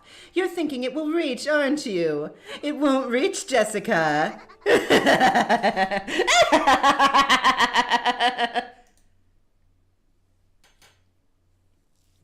That's no goddamn good. Huh? Battler-kun, did you say something? Yeah. This is no good. It's no goddamn good at all! At the time everyone made to leave the room, only Battler had his back to them, and he was still looking down at Jessica's body. What do you mean, it's no good at all? Do you have some kind of objection? I'll at least agree that we have to be vigilant. But this talk about having Canon-kun be the culprit, sorry, but allow me to refuse. Oh? So you're biting into this part. If Canon wasn't the culprit, and it wasn't my doing either, then how do you explain this locked room that Jessica's room has become? Honestly, I've got to throw my hands up there. Seriously, why'd I say it's no goddamn good? I've got to take responsibility for my own actions. I'm empty-handed with zero weapons to argue with. But you know, I won't stand here twiddling my thumbs anymore! Beatrice! But... Battler-sama... Is there some proof that Canon-kun isn't the culprit? The expression that rose to those two faces was definitely expectant. They didn't want to believe that Canon was the culprit. In truth, they believed in Canon. So this expectation was because they wanted to be made to believe in him even more strongly. Then Battler-kun, which of the other servants do you suspect? Goda-san? Or was it Kumasawa-san? Quit it, Auntie Rosa. I know the person called Kumasawa Bachan well. She's sometimes slack off of work, but she'll always try to make things fun for people. She's not a person who would kill, not even if her eyes were dazzled by money. But... Battler-sama... And I've just met Goda-san yesterday. Honestly, I still don't really understand him. But there is one thing I understand. I've never seen someone look so happy to be making food. You're the same. The same as Kumasawa Bachan. Goda-san likes to make people happy.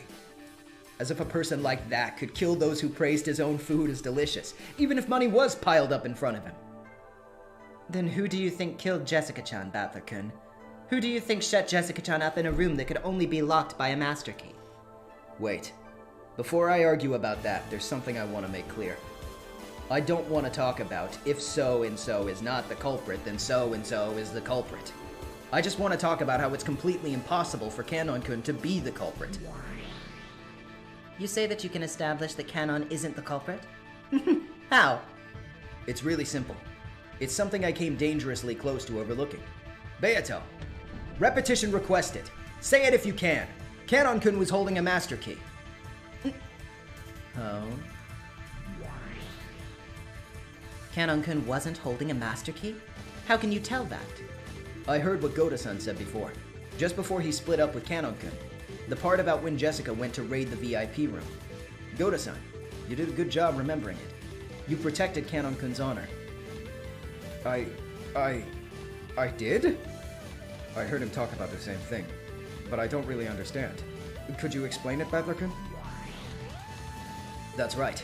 When Jessica unlocked the VIP room, she borrowed the key from Canon-kun, but didn't give it back. So Canon-kun wasn't holding a master key.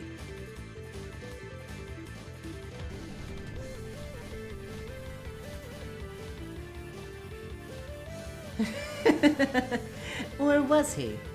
Certainly Goda has no recollection of the master key being returned to Canon. However, she might have returned it when Goda wasn't looking. How can you prove that it definitely didn't happen?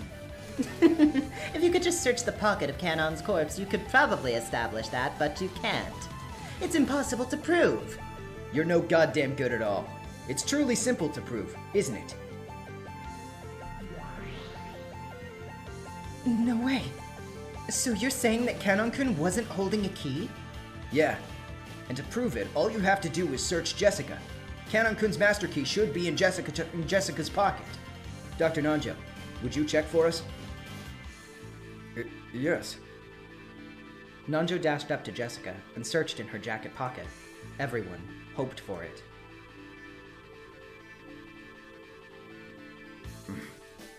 Please. Be there. Here it is. Is this it? Yes. That's a master key. Without a doubt.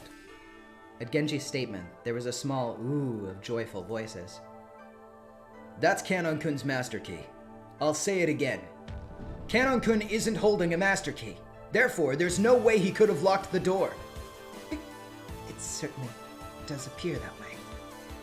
But Canon-kun was the last person to meet Jessica-chan. The fact that he's suspicious hasn't changed. Let's give that a rest. Huh? Humans were originally supposed to be creatures that trust each other. But in order to live in a tough world, we learn to be wary, so we'll doubt anything. We are sad creatures. I won't deny that that's our nature. But I won't permit you to come to a conclusion without proof! The suspicious are the guilty. The suspicious are not the guilty. They're the innocent. Of course the world is full of wolves. I won't tell you to carelessly believe everyone. But if you're going to say someone is guilty, prepare some perfect evidence. Unless you can do that, never say someone is guilty because of speculation. That's... I was the one who said the suspicious were the guilty. That was thoughtless. I apologize. Battler-sama. Wonderful reasoning, Battler-kun. Thank you, too, Goda-san. Because of what you remembered, Canon-kun is cleared from suspicion. No, I...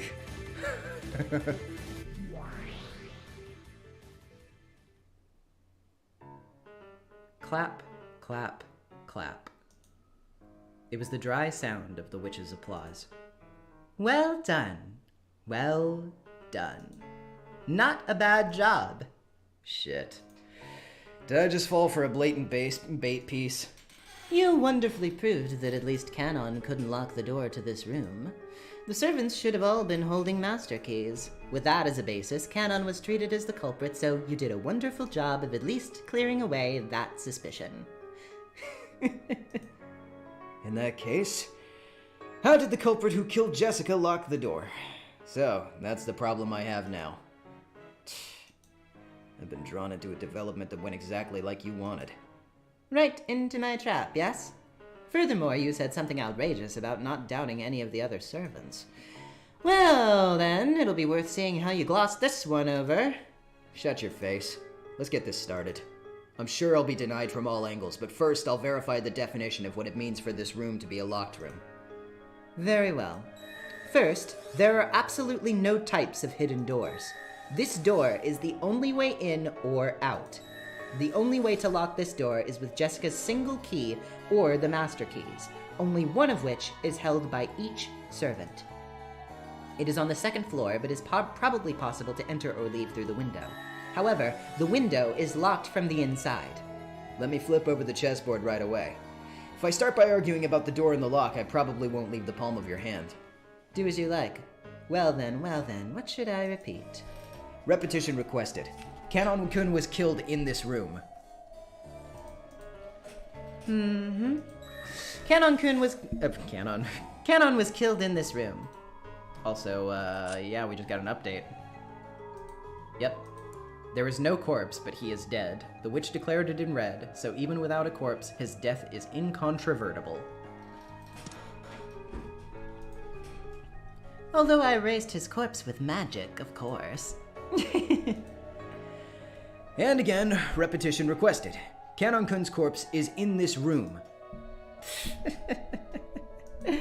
I decline. I cannot repeat it, because I erased the corpse with magic. Of course you wouldn't. There's going to be a secret hidden in there somewhere. Damn. Where's the point of contention to this riddle? Is it that they locked it without a master key? Or is it how they managed to kill two people who were inside a room with the door locked? Or is it how they managed to escape after killing them both? I hate to say it, but I'll have to tackle this one step at a time. Repetition requested. The last time it was locked was by a master key. I also declined that. This declining thing really is vague. I don't know if you decline because it's impossible to repeat, or whether you can repeat it and you're declining on purpose. Back when discussing the lock to the chapel, you completely turned the tables on me. Whoops, I did not mean to do that. When I have an advantage, there's no need to go out of my way to speak using the red, which carries risk. That's all there is. That's all it is. Yeah, I guess so. At its heart, the red is something you use when you want to stop my strange theories. It's natural that I would use it to my advantage. Because of the risk of it being quibbled with, I won't use it uselessly. Well then, what move will you come at me with next? A move that puts Goda or Kumasawa under suspicion would probably be the easiest to use, right? Damn. It's like you're leading me down a path. Goddamn annoying. Stay quiet a while, I'm thinking. Of course, this door is the same as the chapel. When locked, it does not permit any form of entry or exit. I'll say more. No trick could have the effect of locking the door from the outside without using a key. Damn you for always using red when I don't ask for it. Let's back up. Let me just think. I'll lay out everything I know. First, there are two victims. Jessica and Kanon-kun. Kanon-kun's corpse isn't here, but Beatrice admitted in red that Kanon-kun was killed. So even without a corpse, he's included as a victim. There are a few questionable points. And depending on which I focus on, my line of thought changes a lot. First, after the culprit committed murder in this room, how did they lock it? If we assume that the culprit was one of those holding a master key, it's extremely simple. But I want to avoid that if I can. Because I would have to suspect Goda-san or Kumasawa-san. No, in the worst case, even Shannon-chan and Genji-san. At this point, I noticed something. I'm contradicting myself. I'm cutting my own throat. I want to deny Beatrice no matter what. I want to erase the existence of that brutal, fickle, ridiculous witch. In order to do that, I have to explain everything with humans, not magic. But that also means suspecting some human. I don't want to suspect someone. Of course, if there was some clear proof, I would have to believe that person was the culprit. But as long as that didn't happen, I didn't want to cast any suspicions. Am I just green? Am I just a kid who doesn't want to have my feelings, which tell me that at least this person or that person couldn't be a murderer, betrayed? I want to deny that it was a witch. I also want to deny that it was a human. Now I don't know what is what anymore. In the first place, the only victory condition in our game regarded whether or not you could deny my existence. Even though that alone was a game that could put you at a disadvantage, you've increased the number of victory conditions all by yourself and made your own victory difficult. It's just as she says. If I started arguing that someone holding a master key was the culprit, this locked room could be easily broken.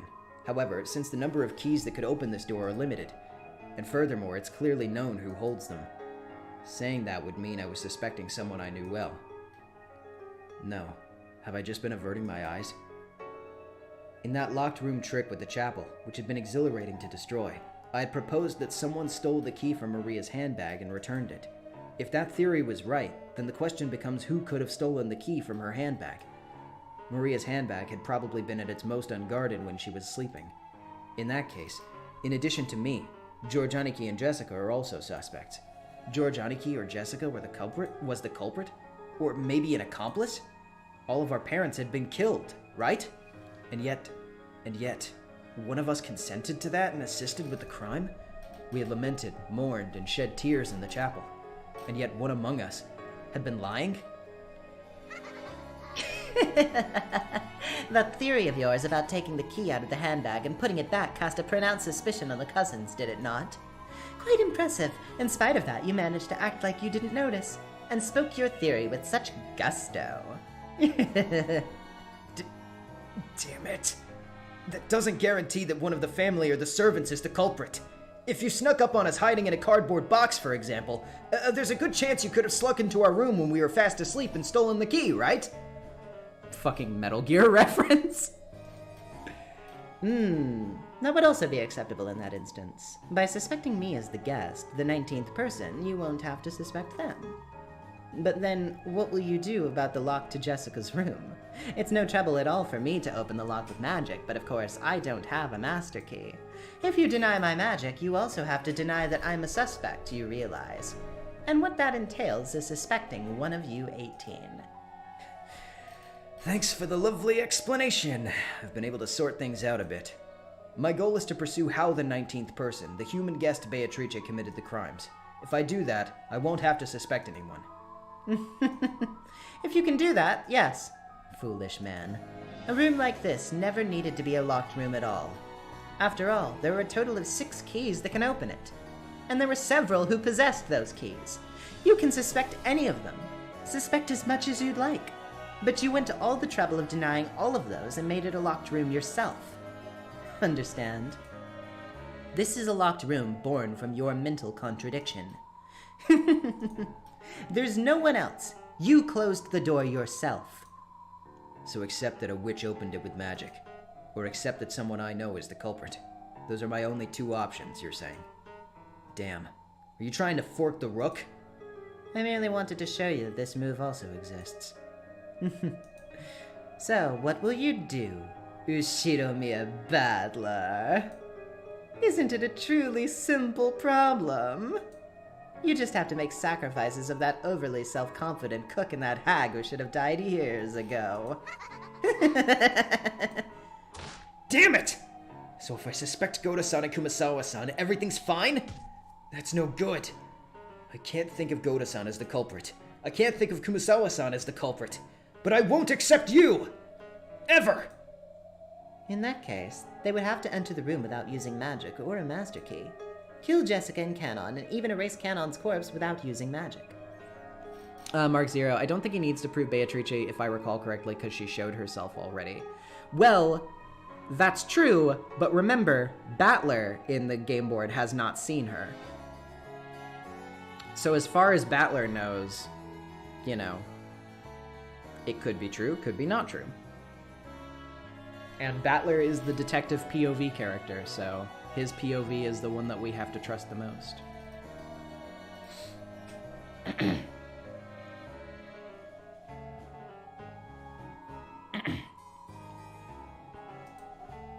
How could it be done? How could it be done that so you can deny me and not suspect anyone at the same time?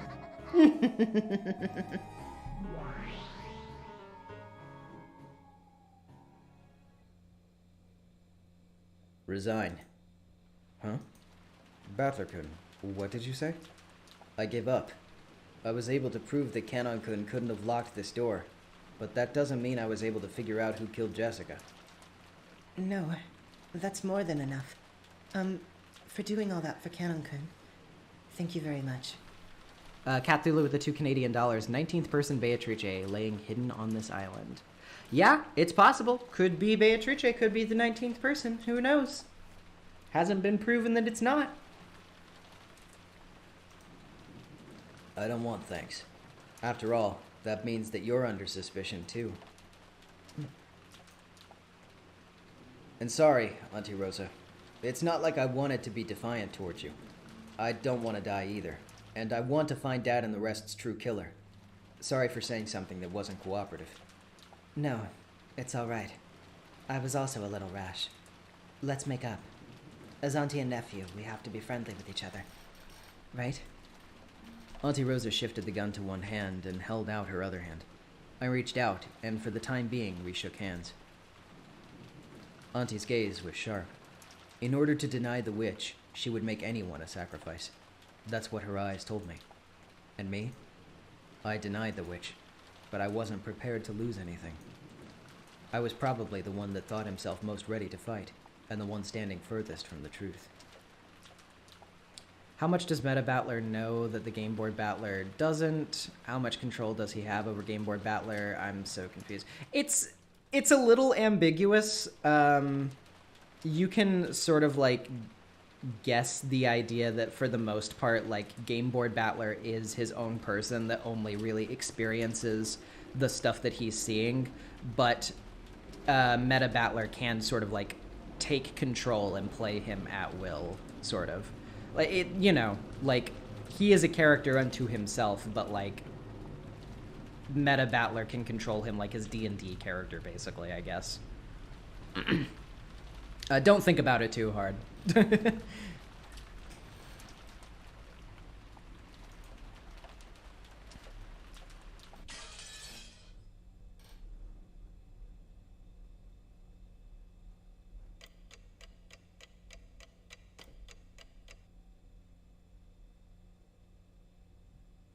Okay, so real quick, I am going to grab some water and stuff, so I will be right back, everybody.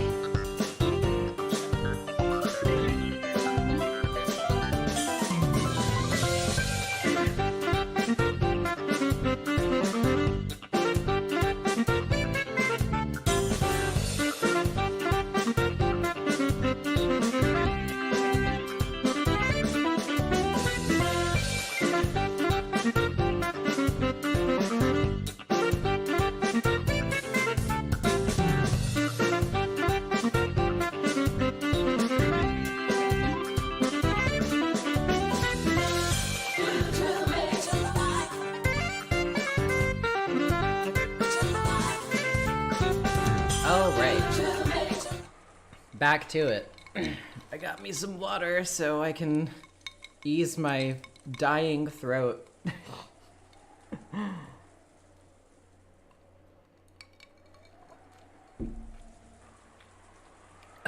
Okay.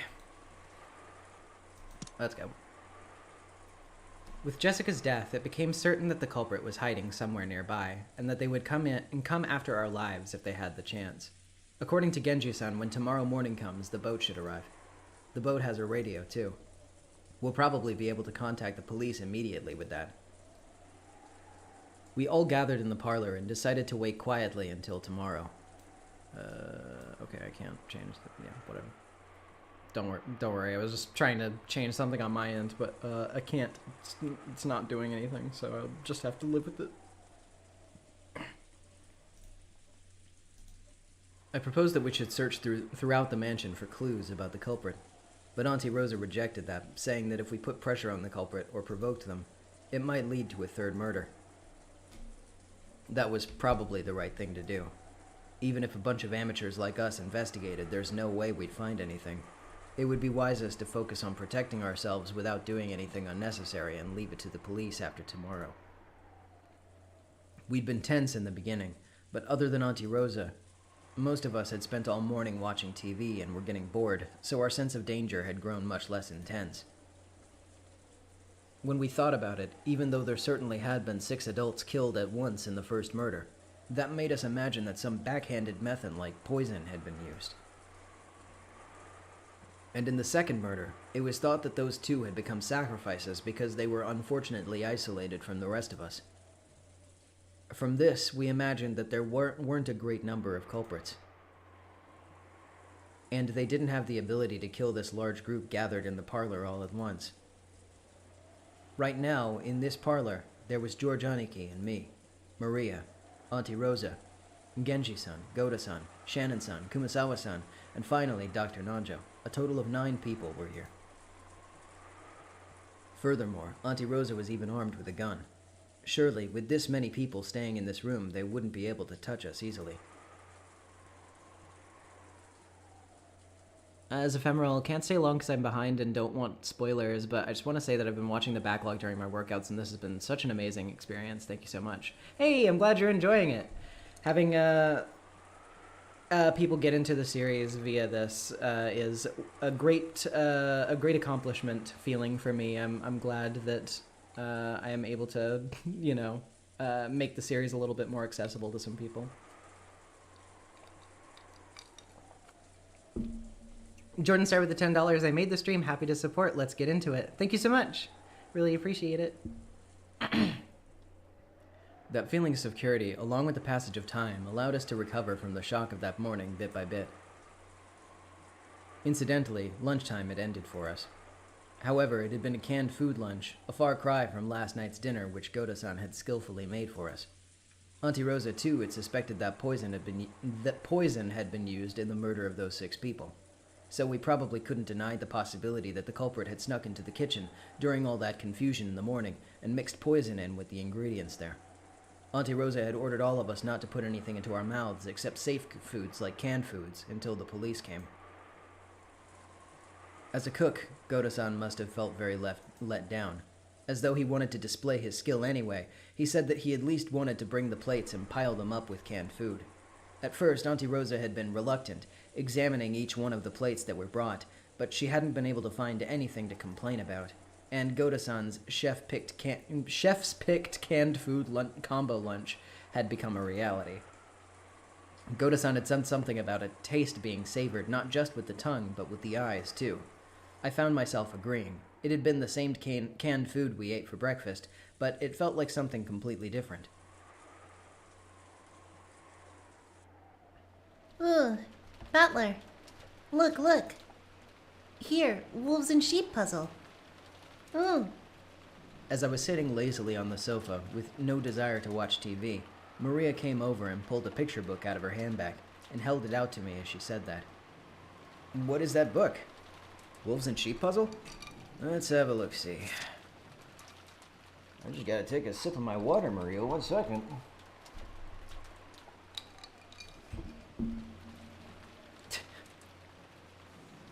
They're taking Goda's enrichment out of him.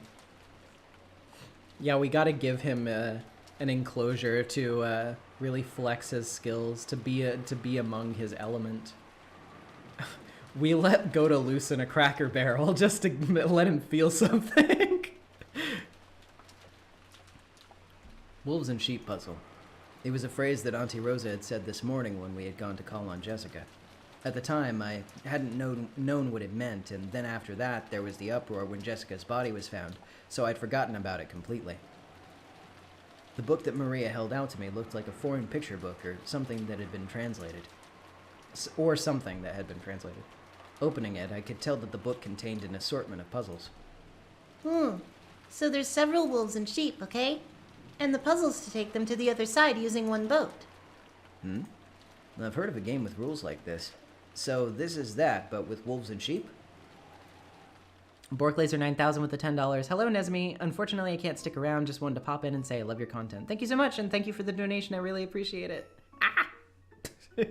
Wow, what was that noise?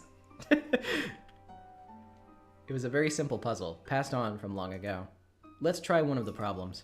On the right bank, there are 2 wolves and 2 sheep. There's a boat that as many as two animals can ride on, and using it, you have to move all 4 of them to the opposite left bank. There are 2 rules. The first is regarding the boat.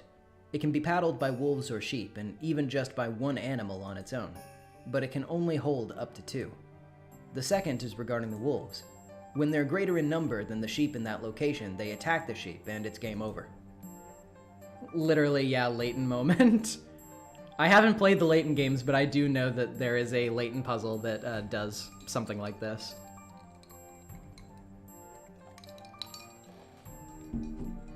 For example, at the start of the game, both sheep ride the boat and go to the other side. Then one sheep gets off and the other goes back to the first bank. When it does, there are 2 wolves on the first bank, and a single sheep returns there. When that happens, there are more wolves, and so the sheep is attacked and it's game over. On either bank or even the boat, there must not be more wolves than sheep. It's a puzzle about how to shuttle them across in the boat under these conditions. By the way, the right answer is, on the first turn, move both wolves to the opposite bank. Then, 1 wolf comes back. On the second turn, move 2 sheep to the opposite bank. Then, 1 wolf comes back. Then, on the third turn, put that last wolf that was on the right bank on the boat and cross to the opposite bank. And congratulations, transport successful. Part way, there may be the same number of wolves and sheep in the boat or on either side, but that isn't the problem.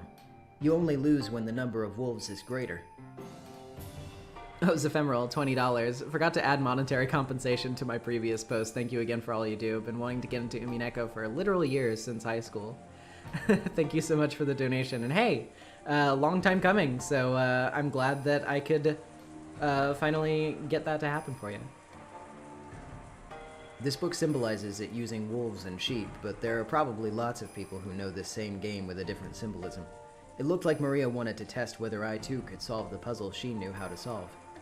And she kept showing me different pages, saying, solve this one, and this one's hard. What had been happening when Auntie Rosa had said the name of this puzzle? That's right. When we decided to go call Jessica, we had been talking about how many men should go, and Auntie Rosa mentioned the wolves and sheep puzzle, and said that we should all go together. Wait a sec. That can only mean one thing. Auntie Rosa was saying that there are wolves among us, and when the number of wolves and sheep is balanced, we're safe. But when a situation comes up where that isn't the case, the wolves will bare their fangs. Is that what she's thinking? At the time we found our parents' corpses, Auntie Rosa was already suspecting that the servants might be wolves. While she didn't know whether it was all of them or just some, she had sniffed out the possibility that wolves were hiding among them. Well, yeah. That murder scene was pretty damn elaborate. It's easy to imagine that there were multiple culprits. And considering that she had that idea already in mind when we went to Jessica's room, where Jessica had been alone with the servant, Canon, and had been killed, it isn't hard to imagine why Auntie Rosa had suspected the servant so persistently.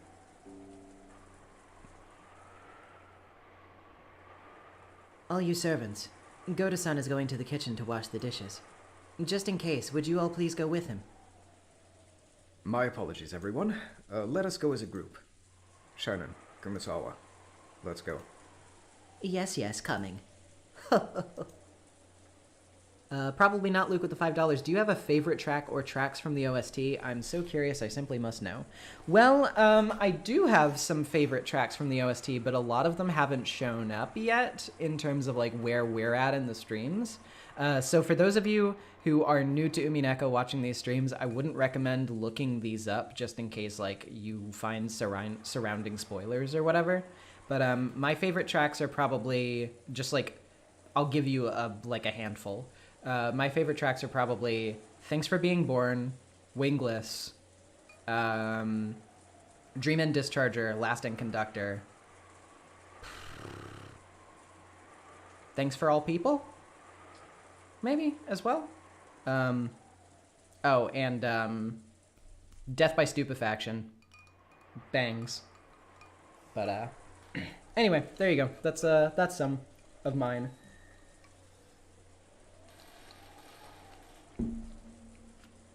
Yeah, Thanks for Being Born is unbelievably good. It makes me cry like every time it starts playing. Oh yes, Discolor is also really good. What's the track that plays at the end of episode 1 when everybody's lurking around the halls? That one is Dead Angle. Yes, Dead Angle is really good. I like Endless 9, but Endless 9 sounds like you're listening to a news broadcast about how Battler's gonna say some shit.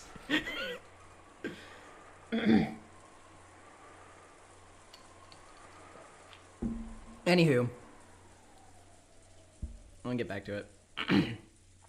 Well then, George-san, excuse me for now. Okay. Take care. Ah, Auntie Rosa, could I go as well? I'm sorry, would you remain here, George-kun? There's something I want to talk to you about. Is that so? Sorry, Shannon. Anyway, take care. Don't be alone. Yes. Excuse me, Dr. Nanjo. I wanted to consult with you about something. Yes? What might that be? The servants put the dishes and empty cans on the serving cart and started to head out into the corridor. Behind them, Auntie Rosa was talking to Dr. Nanjo about something in a small voice. All right. I'll go. Yes, if you wouldn't mind. Dr. Nanjo closed the book he had been reading, stood from the sofa, and followed after the servants. Auntie Rosa stuck her head out into the hallway, and after watching them leave completely, she closed the door and spoke. Listen, everyone. Now everyone here is in Ushiramiya. Yes, that's true. So you're saying you've chased out all of the wolves, Auntie Rosa? With that one sentence, Auntie Rosa's gaze grew sharp. Apparently, she had picked up on my sardonic tone. Auntie Rosa laughed lightly. Your mind sure works fast, Battler-kun. I like clever kids. It means there's less to explain. Battler's smart. Can you solve this? Hard one on page 64. Ooh. Maria, sit there watching TV for a while. Mama wants to talk with Battler-kun and George-kun. Auntie Rosa, I heard about the puzzle from Battler-kun. I don't think it's bad to be careful, but I think being too suspicious isn't good either. Whether the real culprit is Beatrice or not, I think there's a reason for us to suspect that the servants are in league with her. In the first murder, where Nissan and the others were killed, they'd been given a very brutal treatment, right? Did that look like something that could be done alone? Maybe our mystery guest Beatrice-sama worked all night and did it all. And the incident with the master keys involving the door to Jessica's room? Isn't that proof that one of the servants was involved? Only a master key could have locked the door to Jessica's room. In that case, we can only suppose that one of the servants locked it. No, wait. Flip over the chessboard. That's strange, Auntie Rosa. After killing Jessica, why did the culprit go to all the trouble of locking the door? It was inevitable that the owners of the master keys were going to be suspected if they did that. There was no need to deliberately lock the door. That's right. It's just as Battler-kun says. They have no reason to deliberately go and do something that makes themselves suspicious. Yes, that's an interesting thought. Of course, I also thought that. If that's so, then the person who locked it wanted to cast suspicion on the servants, and locked that door without a master key. But that's impossible, right? That's right. If there was a trick that could lock the door without a master key, this would be a good disguise aimed at casting doubt on the servants. If the culprit wanted to isolate us and attack us one by one, this trick was a very effective one that could even give rise to paranoia. However, there was no way to lock that door without using a master key. How can you make that claim that there's no way to lock the door without using a master key? Isn't that a devil's proof, like Rudolf Nissan was talking about? Maybe it was locked by a method we can't think of. Even if we can't think of it, that doesn't disprove that there was some unknown trick. Well, sure, but... so is that it? The suspicious ones are guilty? I don't know the practical details of the trick, but I have a general idea. My apologies, but if we suppose that Canon-kun was the culprit, it can be explained extremely easily. Even as to why there was no corpse. But Canon-kun wasn't holding a master key, right? Putting aside the other servants, at least Canon-kun shouldn't have been able to lock the door. I see. So that's why you told us to search in the closet and everywhere else right after we entered Jessica's room. Auntie Rosa, your mind works faster than I could imagine, judging by your normal appearance. The brain speed of a little sister is always the big sister's -1. I feel glad that there's no one I need to worry about now. George Aniki realized that she was referring to Aunt Ava, and seemed a little disturbed about how she could take that, should take that nasty remark. I'm sorry. Could you explain it so that even I can understand? Canon-kun's master key was in Jessica-chan's pocket, closed up inside of a locked room. After the door was locked, it should have been impossible for him to pull a stunt like putting it into her pocket from outside the room. That's not it, Aniki. If it was done in the way Aunt Rosa imagines, this trick could only be used by Canon-kun. And the door could be locked without a key, while the master key was still in Jessica's pocket. As a result, his corpse would also disappear. How? How would he lock the door without a key? It's simple. George-kun, when you return home, you lock the door, right? You twist the knob, click, right? Huh? Could it be? No, but Canon-kun wasn't anywhere. It looks like you've got it, Aniki. That's what Auntie Rosa was searching inside the room for. She was searching for Canon-kun, who had locked the door from the inside, stuck the key in Jessica's pocket, and was hiding somewhere, waiting for us to go away. The simplest locked room trick. In other words, to hide inside the locked room after committing the murder. And if he could get out after those who had discovered the body left, it would create a perfect locked room murder. We searched that room, but we couldn't find anything. But that doesn't mean we can rule out something like a secret passage in that room that only servants know about. I don't know where that might be hidden, but if we assume that there was a hidden passage, we can say for certain that we can say for certain that it was impossible for anyone except him. Yeah. You know, that line of reasoning. It was the first thing I thought of, too. It's the reasoning I hate the most, so I wanted to destroy it in the very beginning. Canon was killed in this room, yes? Because you seem to suspect Canon as the culprit, you made me repeat this to destroy that possibility right away. I understand. So, this is what I thought of next. A theory that there were actually 3 people in that room. Jessica and Canon-kun were victims, and the culprit, the guest, Beatrice, was also there with them. You wanted to make it the human me who committed the crime without using magic. I see. A strange theory that fits you perfectly. I guess that you killed those 2, then locked the door from the inside, and you carried Canon-kun's corpse using some secret method that normal people wouldn't notice. In other words, you used a secret door to escape. But you told me it in red. You said that there are no types of hidden doors in that room. Indeed. No secret passage exists unknown to you all. Was it Knox or was it Van Dyne? It seems that in mystery novels there must never be hidden passages no matter what. I also follow that etiquette. In other words, even without having to thoroughly search a room, great detectives can state with confidence that there are no secret passages. Humans have it so easy with their little detective games.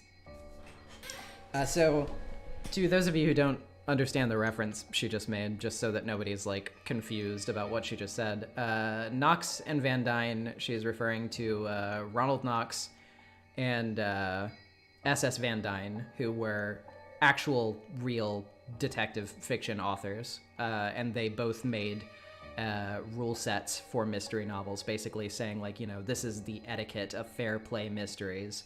You know, the culprit can't be the detective, you know, there can't be, like, hidden passages, you know, that kind of stuff. Not that all mystery writers adhere to those rules, obviously, but she's basically saying, you know, that in her game, that the similar things are being employed, where it's like, you know, that's just kind of the etiquette. I'm not going to, like, give you a bullshit explanation that's like, oh, there was a hidden passage or whatever.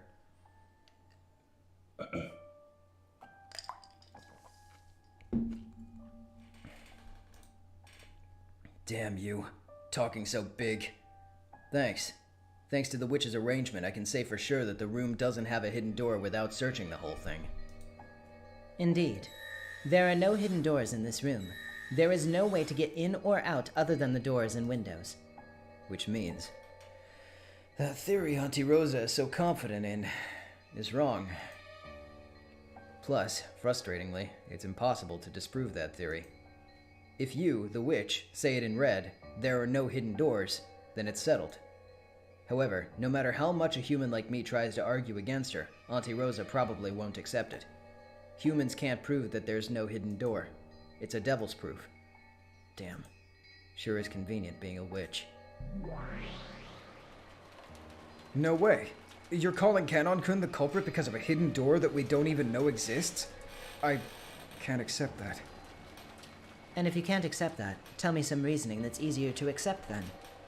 There is none. I've been thinking the whole time. There's nothing but this. George-kun, you had a good relationship with Shannon-chan, right? So I think it would be hard for you to accept that all of the servants are the culprits. I also don't want to believe that Shannon-chan is one of the culprits. But whether it's all of them or not, the culprit, or maybe an accomplice, is definitely in that group. You must not fail to see that. If you thought there were more wolves in addition to Canon-kun, then causing that uproar by saying that Canon-kun was the culprit in Jessica's room was to see the servants' reactions? Yes, that's right. And as a result, I began to suspect them even more. I'm certain there are wolves among the servants. Certain. Certain. Oh, wait, I already read the certain. And just like the wolves and sheep puzzle, while they are normally docile, they will surely attack if they get the chance. Jessica-chan was a lone sheep on the boat. In that puzzle, they may not attack when there is a balance between wolves and sheep, but our puzzle is different.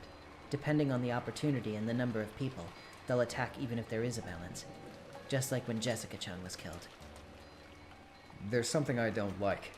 In that case, Shannon, who you sent to the kitchen, is in a dangerous situation, isn't she? We should also go to the kitchen right now, no matter who might or might not be a wolf. If we can form a balance by gathering together, I think we should maintain that. Shannon-chan went to see father along with Genji-san. She was isolated then, but she wasn't killed. Because Genji-san wasn't a wolf either? No. Because they are both wolves. Shannon isn't the kind of person who would take part in a crime. Even if it's you, Auntie Rosa, I cannot ignore that. I demand that you take back what you just said. I hate to say this in front of Aniki, but that argument feels like just like something Auntie Ava would say. If we can't argue back, then you automatically assume that you're right. Looks like you can't fight your blood after all, Auntie. Even I don't think of myself as very praiseworthy right now. But you know what? I'm a mother. I would even become a demon to protect Maria's safety. Honestly speaking, I wish I could just shut myself away somewhere alone with Maria. Can I just stop for a second and point out the grand irony of this line? I mean, not even just in the sense that, like, oh, Rosa is a bad mother to Maria. Like, we all know that. We all know that she's been doing that.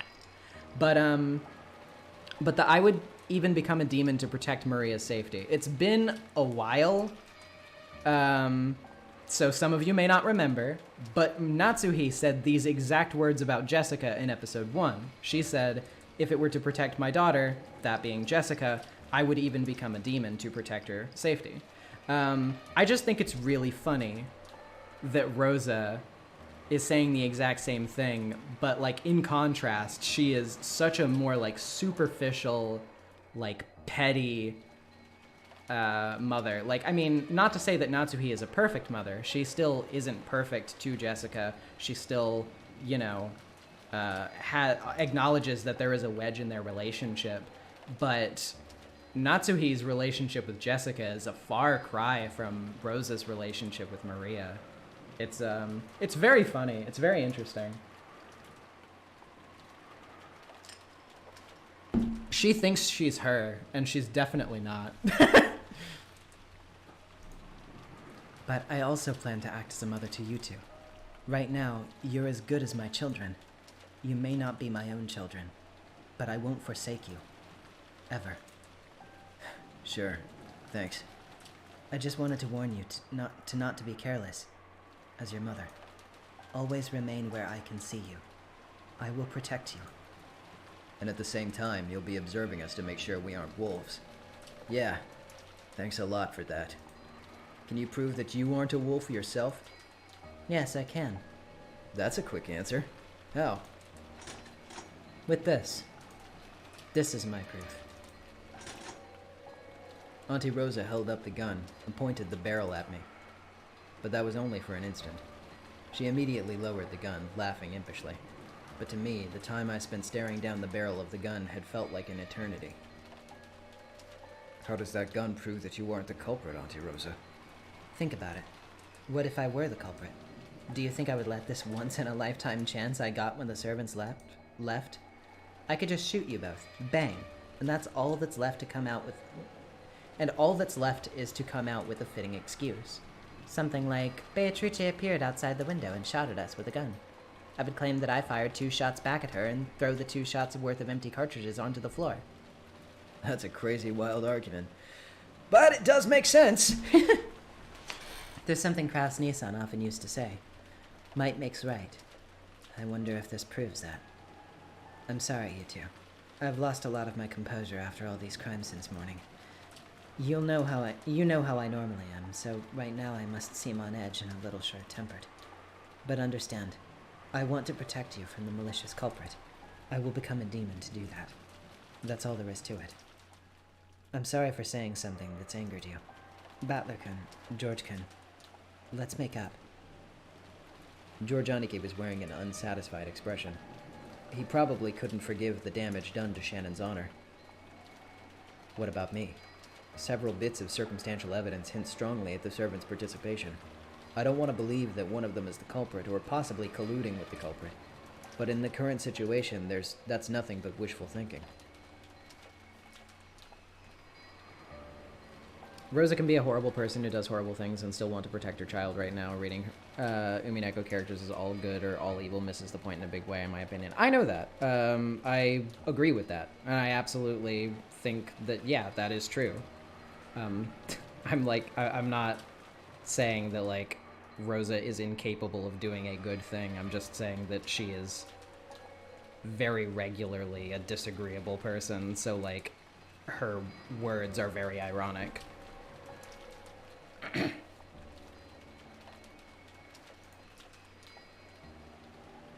Who should I believe? In the first place, who is the culprit? Are there accomplices? If so, how many? I feel like I'm constantly only suspecting the people connected to all of this. I find myself quickly forgetting about that 19th person, the guest, Beatrice, who came yesterday and boldly called herself the Golden Witch. I haven't actually seen her face. I heard that she's like a double of the witch in that portrait, but because I haven't seen her directly, no matter how hard I try, I can't really feel like there are 19 people on this island, so I easily slip into the illusion that the culprit is one of the 18. Damn it. Come out, Beatrice. If you're the bad guy, then act like the bad guy and show yourself, laughing in a high-pitched voice and looking down on us.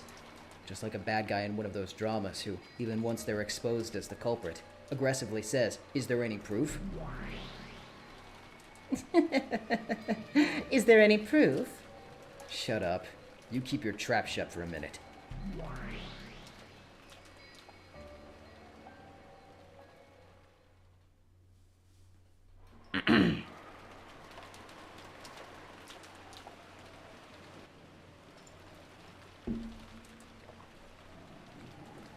There were 5 humans in the kitchen, but it was very quiet, filled only with the sound of the rain. It was only accented by the sound of... oh, wait, okay. It's not Battler, yeah. It was only accented by the sound of Shannon and Kumasawa washing the dishes. Goda was using the leftovers from breakfast and lunch as ingredients for a servant's soup. Rosa had suspected that poison might have been added to the food, so they had decided to eat canned food, but it hadn't really been filling. But Goda thought she was being too careful. So he was spontaneously creating a soup to be served only to those who wanted to eat it.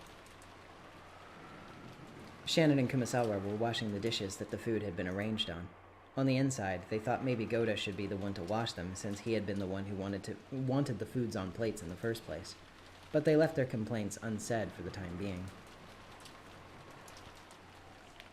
Genji and Nanja were facing each other across a crude chess set which had seen many years. It had still only just begun, and because the opening game of the experienced players had been endlessly refined, it looked like a ritual where they just moved specified pieces in a specified order. That's a nice aroma. You wouldn't get this from canned food. It was made only from sealed ingredients, so there won't be any poison mixed in.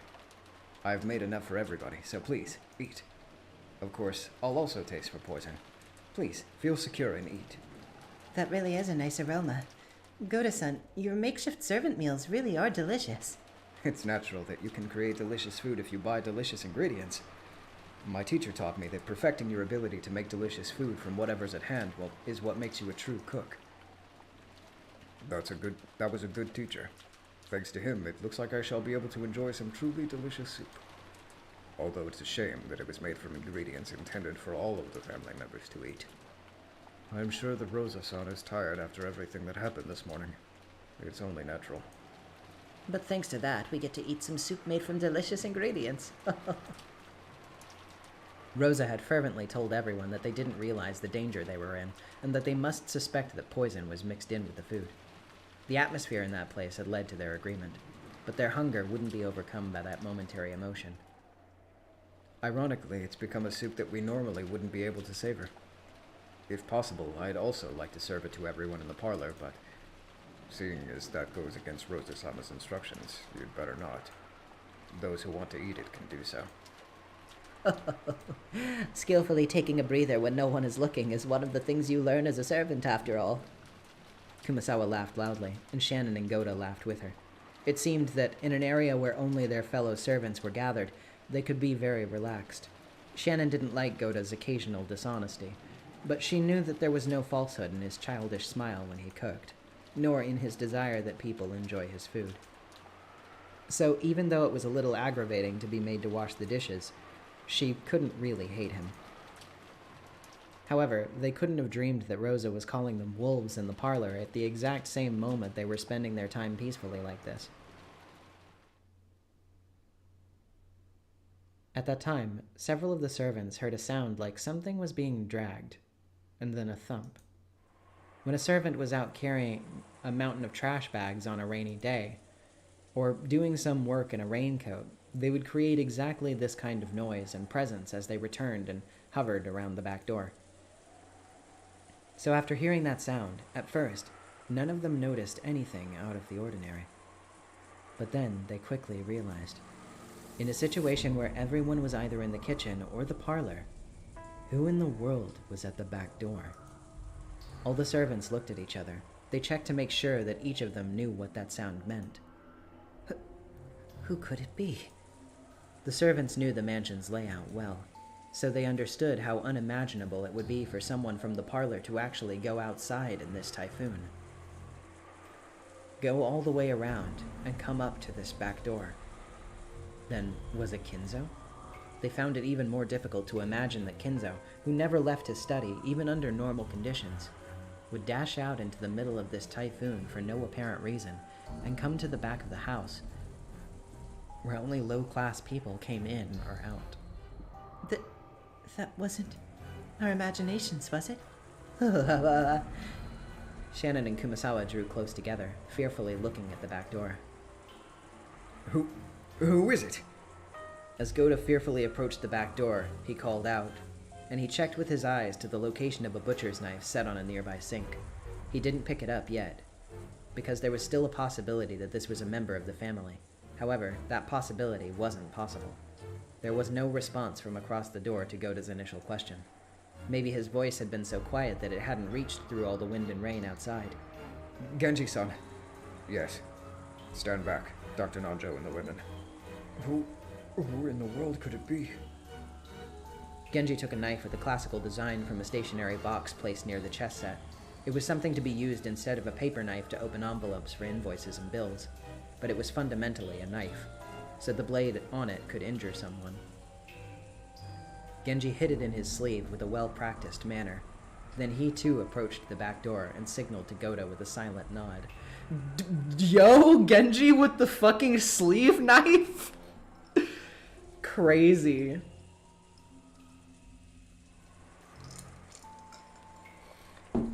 This old man is ready for battle. Goda cautiously approached the back door and slowly started to open it.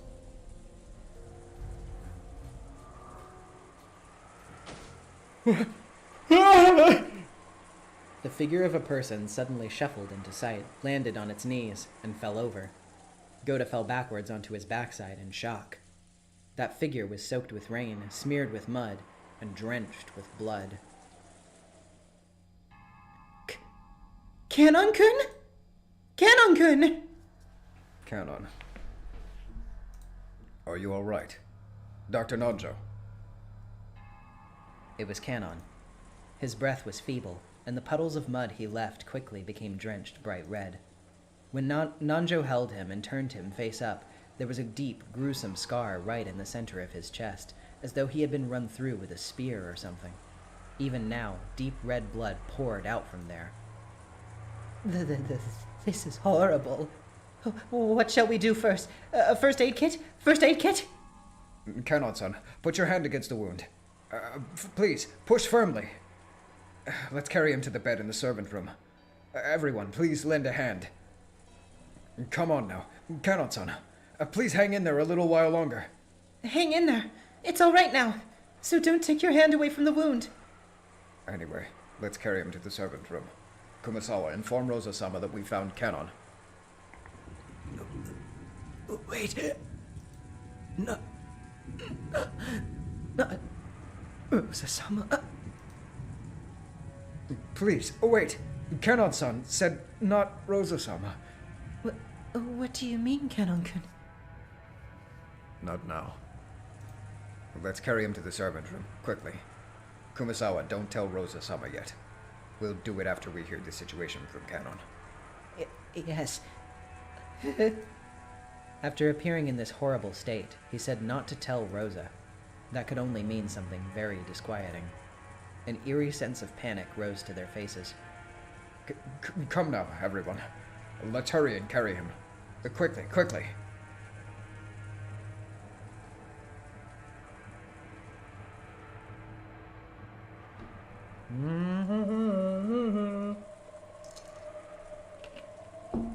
Oh man, this bit is fucked.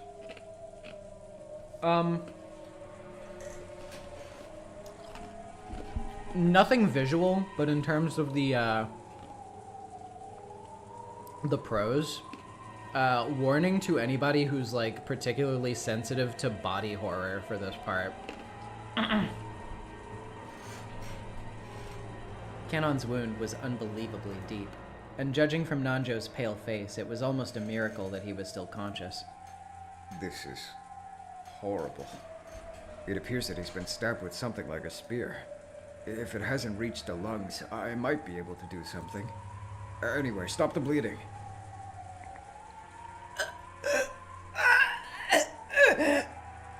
No matter how much Nanjo tried to wipe off that gushing deep red blood, he couldn't wipe it, he couldn't wipe it, he couldn't wipe it all away. And each time the wound was aggravated, causing Canon to cry in anguish. Canon-kun! Canon-kun! Canon-kun! Hang in there! Hang in there! Dr. Nanjo, a new towel. How horrible. What is his condition? In all honesty, it's so severe that I cannot believe he is alive. Maybe the location of the stab was fortunate. But the blood loss is too horrible. A blood transfusion is necessary, but that's impossible until tomorrow.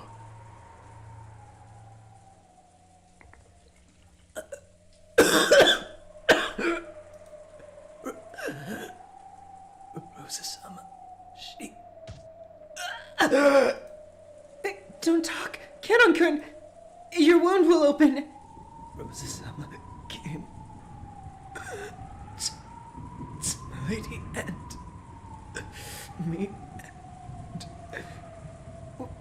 What did you say? Rosa-sama did... Oh, could that mean... Are you certain? Yes, I'm certain it was Rosa-sama. Come now, don't speak anymore. Kumasawa-san, please grab another first aid kit.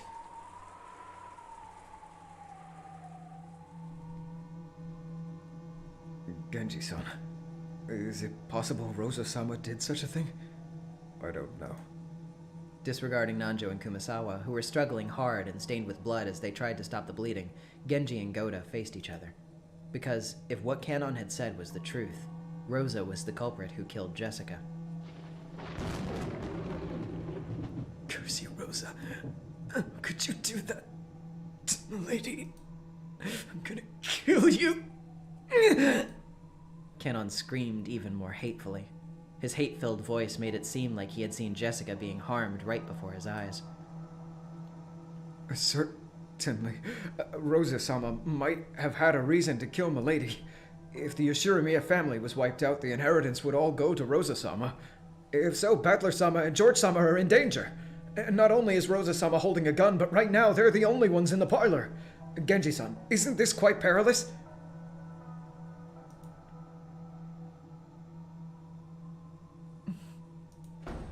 Shannon suddenly ran out into the corridor. Her expression was complex and tragic, as though she didn't know what to believe.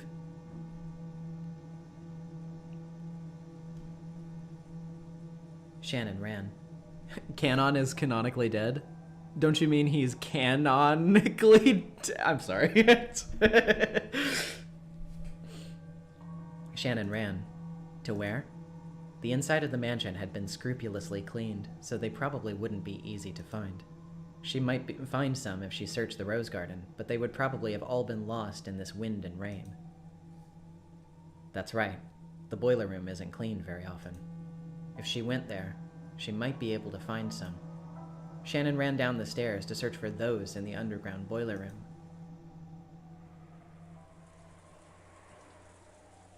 Did his bio change in the menu at all? There was no sound, so I believe not. Nope, it is still the same. His death is incontrovertible. Had some medicine taken effect at the brink of death? Or had Kanon finally stopped even feeling pain? For the time being, Kanon had at least gotten over his painful gasping. Nanjo apparently didn't think of this as that great of a trend, and didn't let his eyes off Kanon for a second. Kumasawa firmly gripped Kanon's hand, and kept encouraging him, so that his will to stay alive didn't fall asleep. Genji and Goda seemed bewildered at how to deal with the truth that Kanon had risked his life to deliver. I believe Rosa-sama's gun had 4 or 5 shots loaded. That's no small number.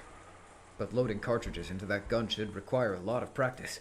We might unfortunately allow her to get 1 shot off, but if everyone attacks her at once, we should be able to take the gun from her before she shoots again.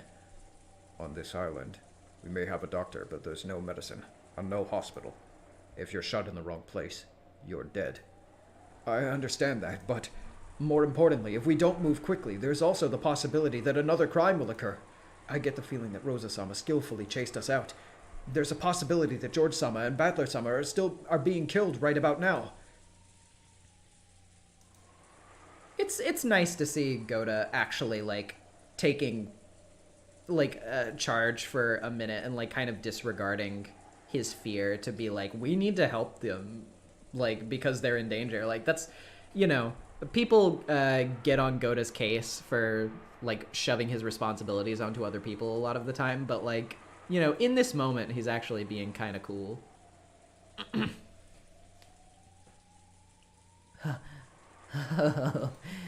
If the opponent is so dangerous, wouldn't it be better if we didn't provoke them too much? But there's still much time before tomorrow comes. We can't even imagine what strategy she will use. Genji-san, we should be the ones to make the first move. If we can at least take the gun from her under some pretext, things might work out. There are 4 or 5 cartridges, are there not? That means there aren't enough to kill all of us. If we don't carelessly provoke her, surely even Rosa-sama wouldn't recklessly. No. She said it. She said she'll massacre all of us.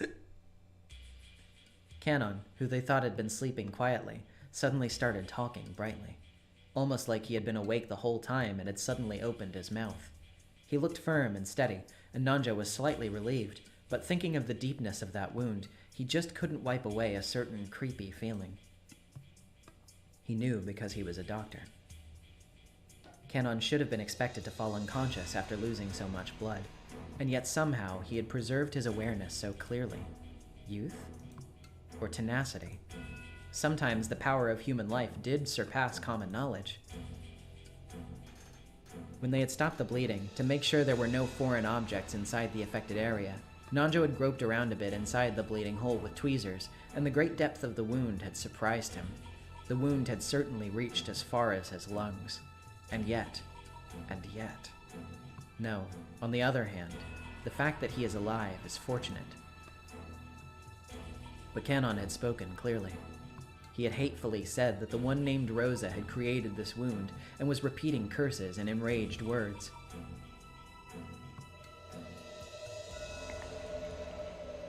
She wants to kill everyone by any means necessary before the typhoon passes, so that she can have the master's wealth all to herself. She told me that clearly. Damn. What a person. Genji-san, what should we do? Do we also not need some kind of weapons? I can't believe it so suddenly. That Rosa-sama would do something like... Genji-sama, it isn't a question of whether you believe it or not. She told me. I heard it. Why won't you believe me? Don't get up. You'll worsen your wound. Canon sat up on the bed and spoke to Genji, who was making no effort to believe Canon's story. She will definitely kill all of us. She's surely killed all of the people in the parlor by now. If we don't kill her first, it will absolutely be us who are killed first. Just like how I was killed first. Everyone else will also be killed first. Kill or be killed. Kill or be killed. Kill or be killed. Canon-san, you... Does it really not hurt? Oh, this? It isn't a serious wound. What do you mean, not a serious wound? You... It isn't really a big deal. It doesn't hurt at all anymore. It really isn't a serious wound. As Canon said that, he began to untie his own bandages, which had been painstakingly wrapped.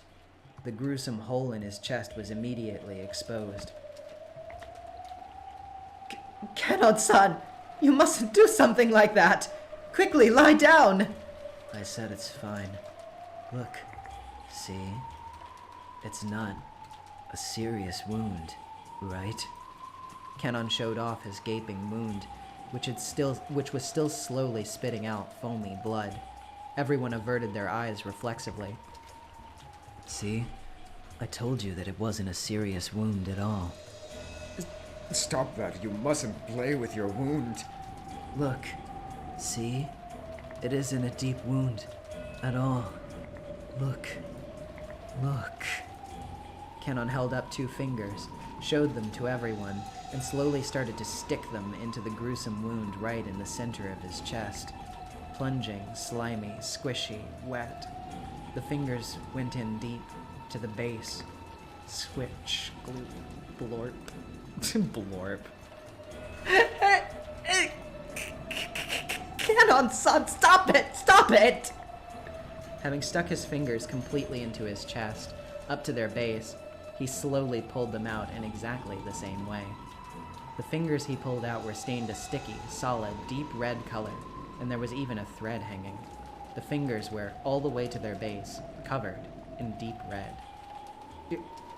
You... what in the world? See? It's not a serious wound at all, you see?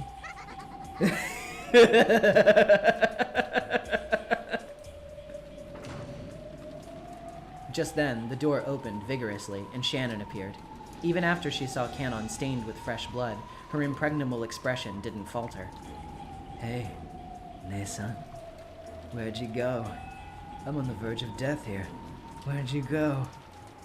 Well, I went to the boiler room, looking for something. More importantly, I want to check. Are you really Canon-kun? Huh? It was only natural. Everyone believed he was Canon. So they couldn't understand the meaning of Shannon's question. When they looked, they noticed that Shannon was holding a handkerchief in her hand. It was filthy and looked like she had wiped up some trash or dust. And while holding that, she approached Canon and drew close to his legs. What is that? It's a handkerchief with a spider's web wiped onto it. Why something like that? If you're Canon-kun, you should be alright. But if spiders are your natural enemy, I thought you might hate it. Oh no. Why would I hate spiders? Sorry, I'll try it. Shannon-san!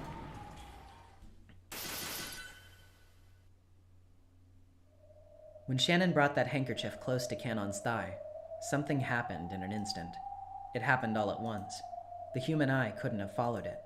Canon jumped back like a wild goat, fleeing from the thing Shannon was holding, and his arm drew trails with some kind of afterglow that flashed purple. There were 3 beautiful purple trails drawn in an arc, and they were traced across the throats of Nanjo and Kumasawa, who had been tending to him. And Nanjo and Kumasawa's throats had opened like gaping mouths, and it was the very instant before the blood was about to start spewing out. The 3rd purple trail should have traced across Shannon's throat, but Shannon wasn't there. Because Genji, who had been behind her, had wrapped his own arm around Shannon's neck and pulled her back. This had all happened in an instant. In the instant Goda tried to think fast in an attempt to understand this scene, the frozen moment in time shattered. Blood spewed forcefully from Nanjo and Kumasawa's necks, which had been torn open. Still mid-jump, Canon wall-kicked off a picture frame that had been hanging from the wall behind him, springing forward just like a cat and aiming for Shannon's throat once again. But Canon's target once again disappeared from in front of him, because Genji had pulled Shannon again, and the 2 of them had fallen onto the ground, keeping flat to the floor. Nice reflexes, you senile little piece of furniture! Goda.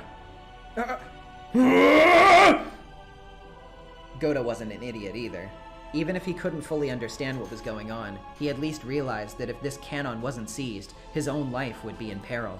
He sprung at Canon with his huge body, pushing him up against the wall with his weight and physical strength.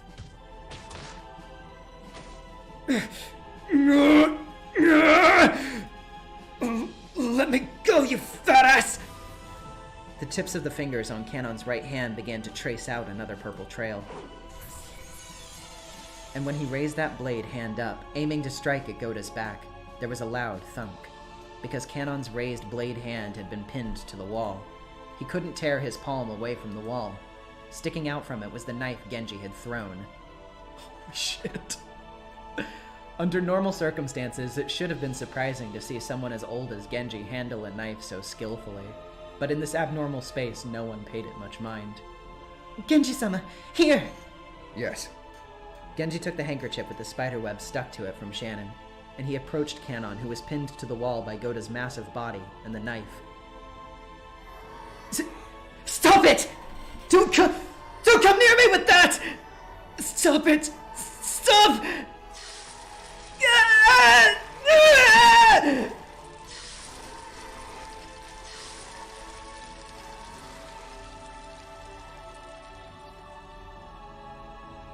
When Genji pushed the handkerchief up against Canon's face, there was a sound just like one you hear when you set meat on a red-hot iron plate. Of course, the smell was the same too. As he burned and was inflamed, festering in filthy red and black, and cried out in his death throes, Canon's body burst open and scattered. It was almost as though a balloon filled with gold leaf had popped. The entire servant room was completely buried under a storm of gold leaf. No, a rabble of gold butterflies.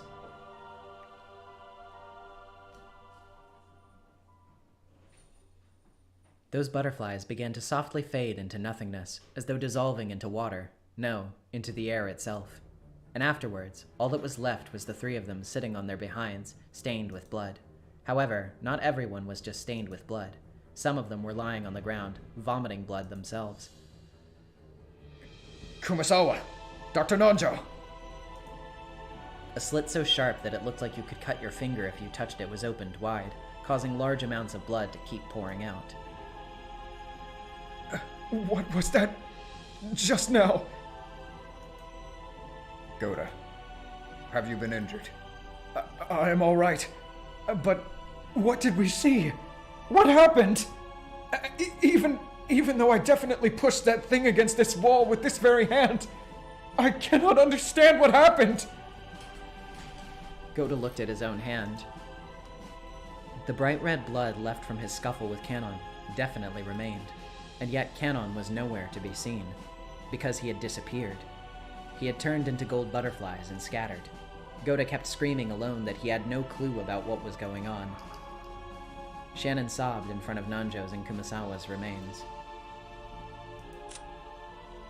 Ha-cha-cha, let's get to it. Nanjo died in the servant room, his throat slit by a sharp blade or something similar, but this alone isn't enough. Kumasawa died in the servant room, her throat slit by a sharp blade or something similar, finishing touches yet to come. Oh, gee, I wonder what they mean by that. Also, hi, Austin. Hi, Marcy. And Genji watched over her, silent as always.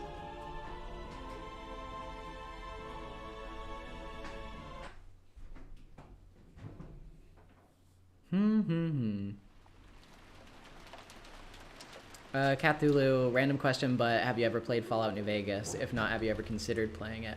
I own Fallout New Vegas, and I have, like, attempted to start it a couple of times, but I just don't really have, like, a lot of... Like, every time I've wanted to start the game, I end up getting busy with something else, and then I don't have the time to continue it. But I do like what I have seen of it, so I want to get around to doing more of it later. Dr. Nanjo and Kumasawa-san, what in the world is going on? Shannon! Thank goodness you're safe. If something had happened to you, George-sama. George-kun, be quiet for a second. A murder occurred before your very eyes, right? Did you see the culprit? Or not? That is, how should I explain? Genji-san. Even we cannot explain what we saw very well. It certainly, happened right before our eyes. It was right in front of my eyes. But still, what was that? Even I do not understand. What are you saying? It's impossible for you to have met anyone other than the witch Beatrice, whose location has been unknown since last night, or Kanon-kun, who has gone missing. Was it a man or a woman? You should be able to at least tell me that much, right? Auntie Rosa, calm down a bit. Anyone would be confused if two people were taken out right in front of them. Goda-san, Genji-san, there's no need to rush. Tell us what happened, one thing at a time. About that, how should I say it? Dr. Nanjo and Kumasawa-san had been killed. We understood that much, and it seemed that it occurred right in front of their eyes. But even so, they spoke awkwardly. They admitted that they had definitely seen the crime with their own two eyes, but when asked to explain what they had seen, their mouths suddenly went shut. I could understand why Auntie Rosa was irritated and losing her patience. Shannon, did you see it? When Dr. Nanjo was attacked? Yes. Tell me, just what you understand. What in the world happened? The back door. In through there. That's right. Someone came up to the back door. Then, wondering who it was, I opened the door. Someone at the back door? Who was it? Let them finish. And after that? That person was stained with blood and had a large wound. We carried them to the servant room, and Dr. Nanjo immediately began first aid. It was a very deep wound. For the last time, who are you talking about? I don't know. Certainly, in the beginning, I thought I knew. No, I still think it was. But what in the world was that? I don't know. I don't know. In a manner that didn't match his large body, Goda held his head and scratched at it. I didn't have a clue whether he was confused because he couldn't remember, or whether he was confused because he had seen something terrifying and couldn't accept it. And Shannon looked the same way. If she had let her guard down, what she had seen just a short while ago would... Oh wait, that's regular narrator. If she let her guard down, what she had seen just a short while ago would quickly melt away like a daydream. And she wouldn't even be able to remember what she saw. That's what she looked like. Only Genji looked composed as usual. So the questions were naturally directed at Genji. Question. The killings that are necessary, the various twilights, must they be performed by the witch herself? Could, say, Rudolph decide to go and do the killings on his own? It's not, like, incredibly clear. I guess the implication could be that, like, somebody could be copying the epitaph and doing it, yes. So, like, if you believe in a human culprit, then that's probably what's happening, but, yeah. It would just be a question of why that person would do that.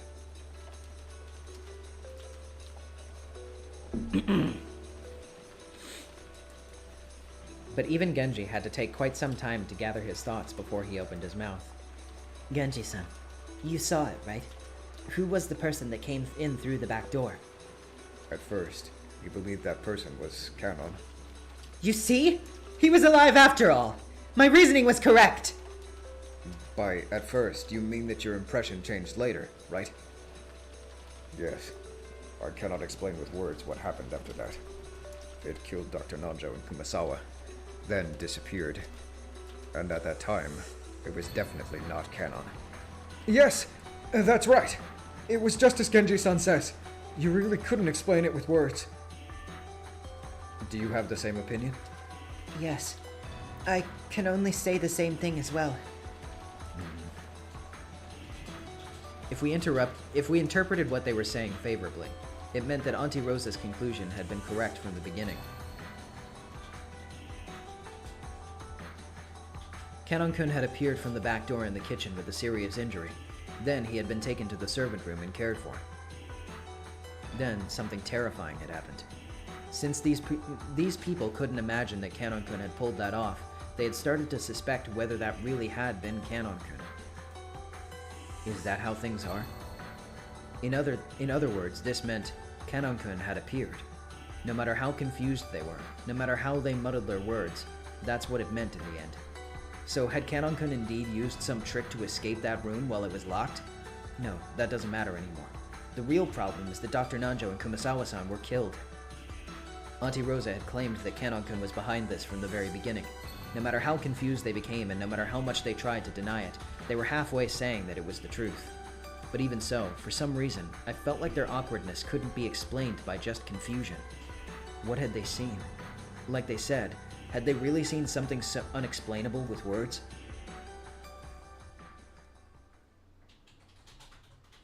Auntie Rosa, having decided that she wouldn't be able to get any more out of them, concluded her questioning, and said that she wanted to check the two bodies.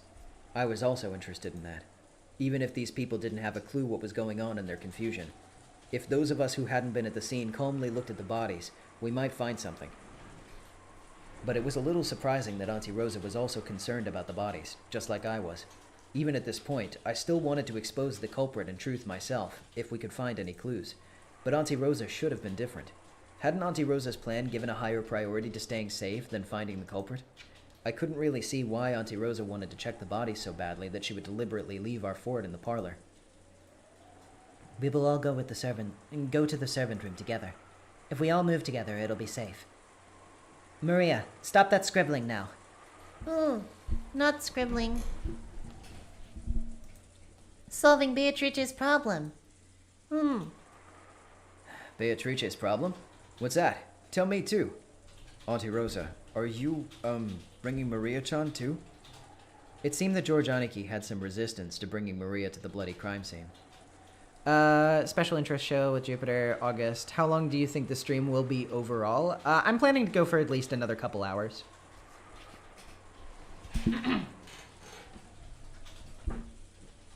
I have a certain chapter that I want to leave off on just so that, like, I can evenly divide what we have left in half. So, hopefully we will get to that point by the time midnight rolls around, but we'll just see how it goes.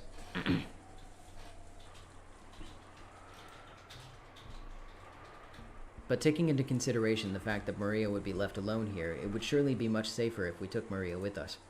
In the end, it was just Aniki's irresponsible humanism.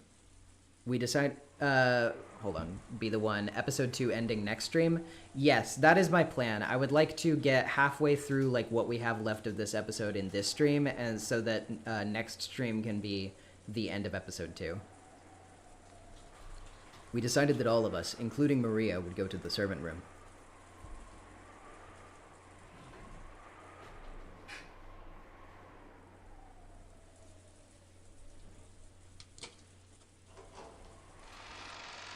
Yeah, and the tea parties, obviously, yes. Yes. The bed in the servant room was stained with bright red blood. No, not just the bed. The whole room was covered with a gruesome paint from countless bloodstains. That dreadful scene alone was enough to give us an idea of the repulsive sight they had been trying to describe. Wanna look too? You wait here with me, Maria-chan, okay? George Aniki was standing by the entrance, covering Maria's eyes with his back to the room. Normal gay bro, I guess we finish episode 8 in November. Yeah, I mean, it'll take a while to get through this whole game, though I don't know if it would be possible, but wouldn't it be really cool if we were able to loop around and finish in October, though? I'm just saying.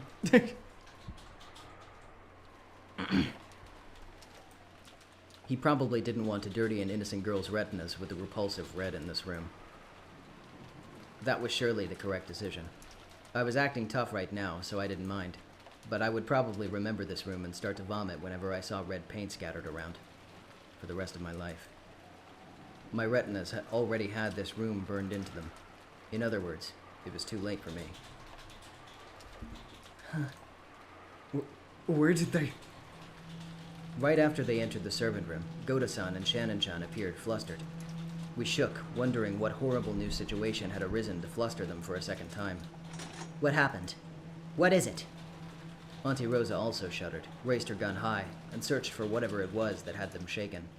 Iconic Laser, I think it's healthy for Umineko in particular to pace it out. I think that's true, generally, because, like, I don't want to rush it, but, like, you know, I enjoy playing this game, and I enjoy showing a lot of it to you guys, but yeah, I do think it is also the kind of series that, like, it's good to be able to sit with it for a while as you go, instead of trying to just plow all through it.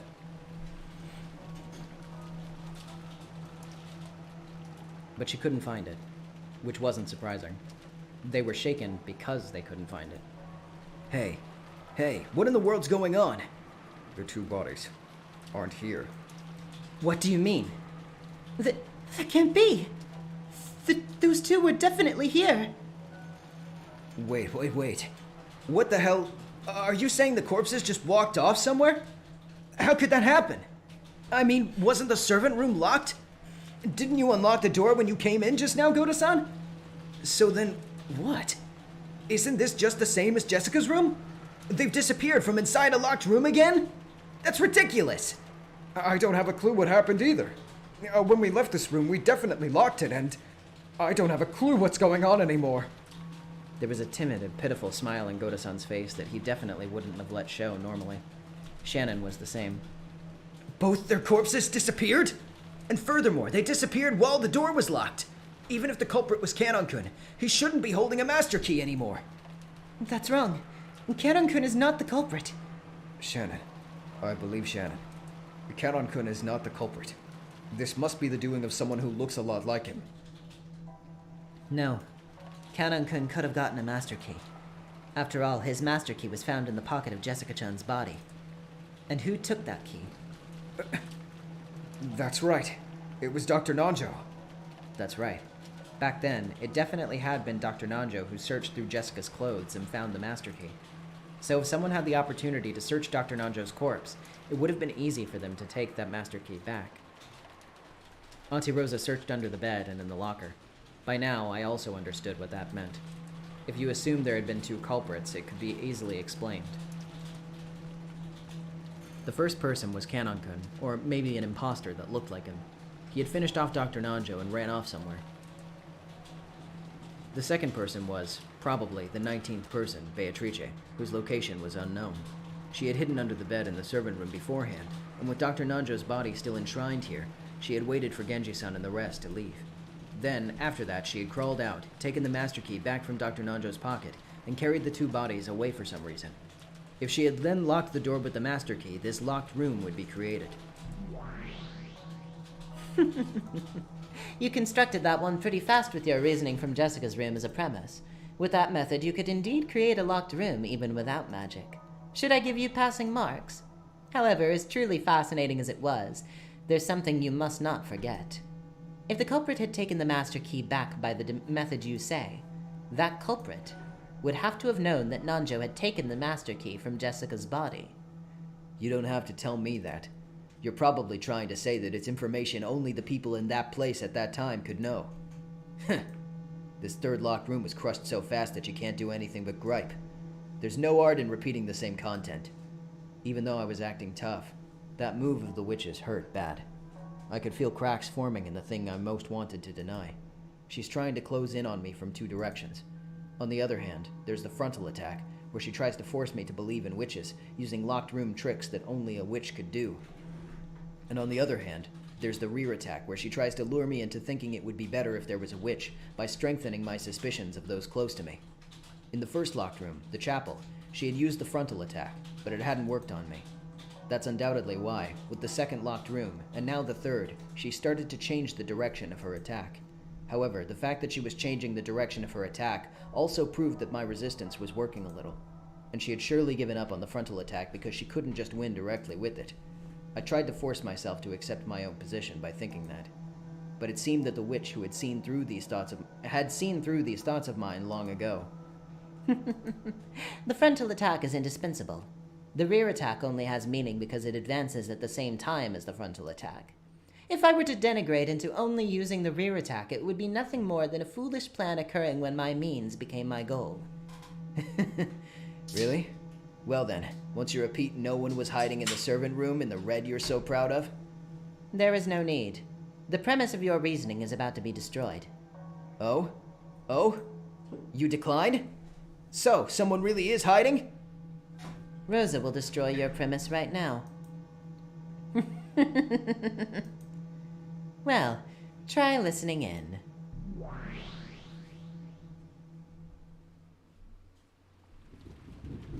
Please, believe us, Rosa-sama. The two bodies were certainly lying here. The bright red blood on the floor is theirs. Auntie Rosa began to search through various objects around the room, her back to Goda-san as he cried out in supplication. Eventually, she found something, and for a while, stopped moving. Rosa-sama, we definitely aren't lying. The two bodies were definitely here. Quiet down. The person who hid the corpses has confessed that they took them to another place. With this. Rosa showed them a single sheet of paper over her shoulder. What on earth is that? It couldn't be. A letter in a sealed envelope with crest, just like in the chapel? Yes, that's right. It was set here out in the open. I'll read it. People of the Ashuramiya family, I wonder if your attempts at solving the epitaph's riddle for the gold are reaching a climax. Solving the riddle of the epitaph is the single method by which you can all stop me. You will not be able to stop me or the ritual by way of any other method of any kind. I ask all of you that you take care not to mistake your goal. Attempting to search for me is useless. Attempting to escape from me is useless. Attempting to deny me is also useless. Beatrice the Golden. P.S. I borrowed the two bodies for the ritual. I will return them later, so please accept my apologies. Furthermore, since these keys belong to all of you, I shall return them. As Rosa read that aloud, the contents of the envelope lay exposed on the palm of her hand. They were two master keys. The master key that Nanjo had found in Jessica's pocket, which had originally been Kanon's, and Kumasawa's master key. What the hell? So what does that mean? Damn you, again? You're saying I can only suspect the servants holding keys again? I haven't said it in red, you know. I haven't denied the possibility that at the time they locked the door and left, someone was hiding in this room. If they were hiding under the bed, it wouldn't have been impossible for them to have carried the corpses away somewhere. But that way, they couldn't lock the door. The master key they went to all that trouble to get their hands on was set down right here. That's right, I'd forgotten. What about the keys specifically for this room, the servant room keys? Those are in the key box in the center of the servant room. There are several servant room keys, but all of those are inside the key box. Which means that the situation isn't any different from the time with the key to Jessica's room. It's not like the servants would walk around with an unnecessary key when they have those convenient master keys. I can accept that they were all still shut away in the key box. And nothing has changed in the other conditions. Entry and exit are impossible except for the single door and the single window.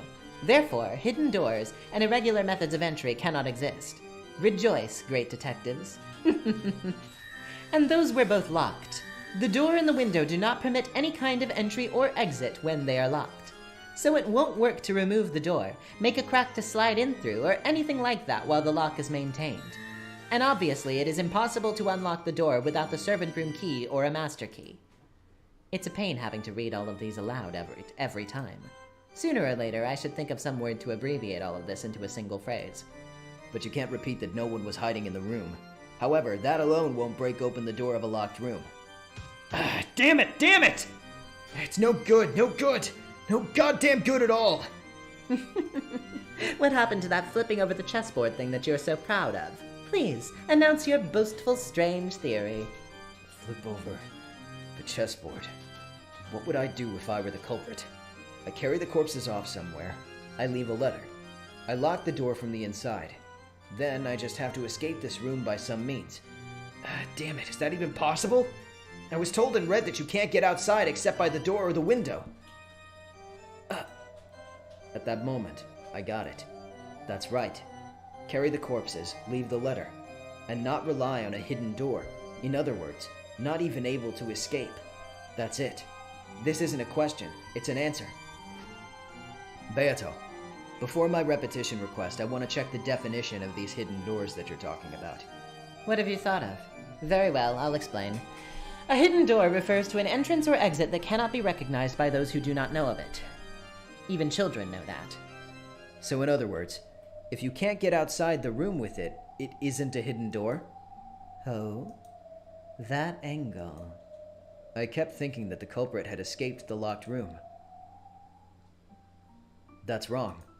Even the culprit couldn't escape the locked room. So the culprit decided to hide until we passed by.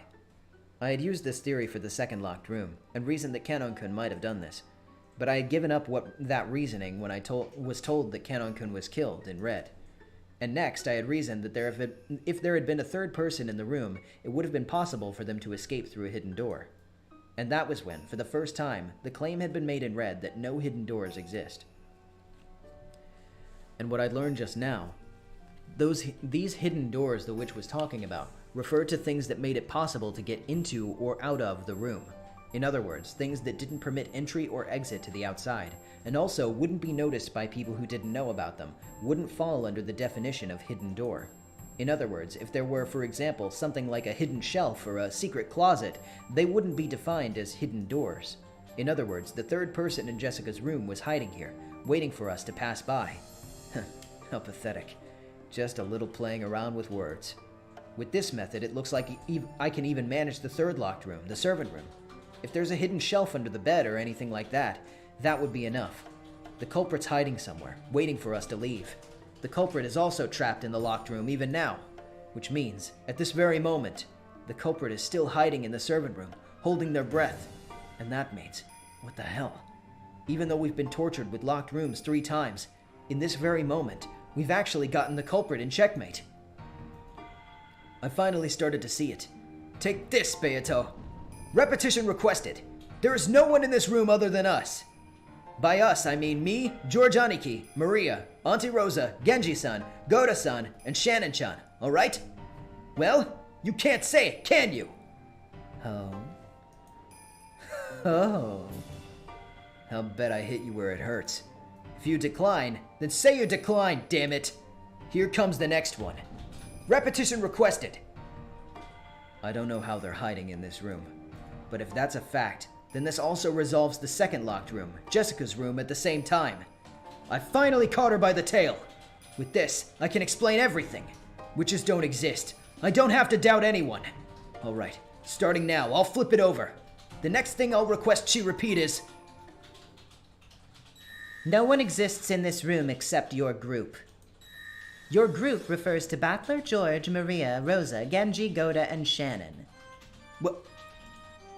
Let's go back to Jessica's room. At the time of Jessica's corpse discovery, only Battler, George, Maria, Rosa, Genji, Goda, Shannon, Kumasawa, and Nanjo were in Jessica's room. Whoops! The corpse of Jessica is also included, of course. Therefore, both in the case of Jessica's room and the case of the servant room, no humans exist that you were not aware of. No one is hiding. And I'll say more. No method exists by which the door can be locked from the outside without using a key. Regarding the windows, no method exists by which they could somehow be locked from the outside. And while I'm at it, you are incompetent!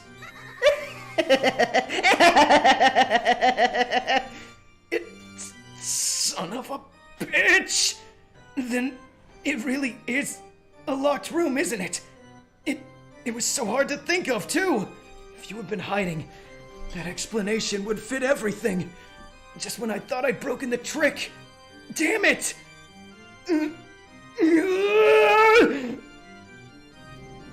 It's no good, no good, no goddamn good! For a second I thought I had it! It was no goddamn good at all! Beatrice, you bitch! I thought you were all smoke and mirrors playing word games that made clever use of red. I was certain you just cleverly deceived me. Just when I thought I'd seen a light in the darkness, it disappeared. It just disappeared. Swallowed up by a blood-red sea. Iconic laser with the $5. Ushirimiya Battler is incompetent. Yep, there's that iconic line. Red. Red, red, red, red, red! No one is hiding. And there's no hidden door, and no way to trick the doors or the windows while they're locked. Haven't you just proven that it's all impossible? Has the devil's proof been pulled off? With a frontal attack? Impossible. This is impossible! What's wrong, Ushirimiya Battler? Weren't you so confident you could just deny witches? Why are you groveling and wringing out bitter tears in a place like that? Oh yes, that's a really wonderful method. Truly wonderful how you're trying to make me fall over laughing and drown in a sea of my own tears, of my own laughter. That's what you're really trying to do, right? You're trying to make me laugh and laugh and laugh myself to death, right? Ushirimiya Battler!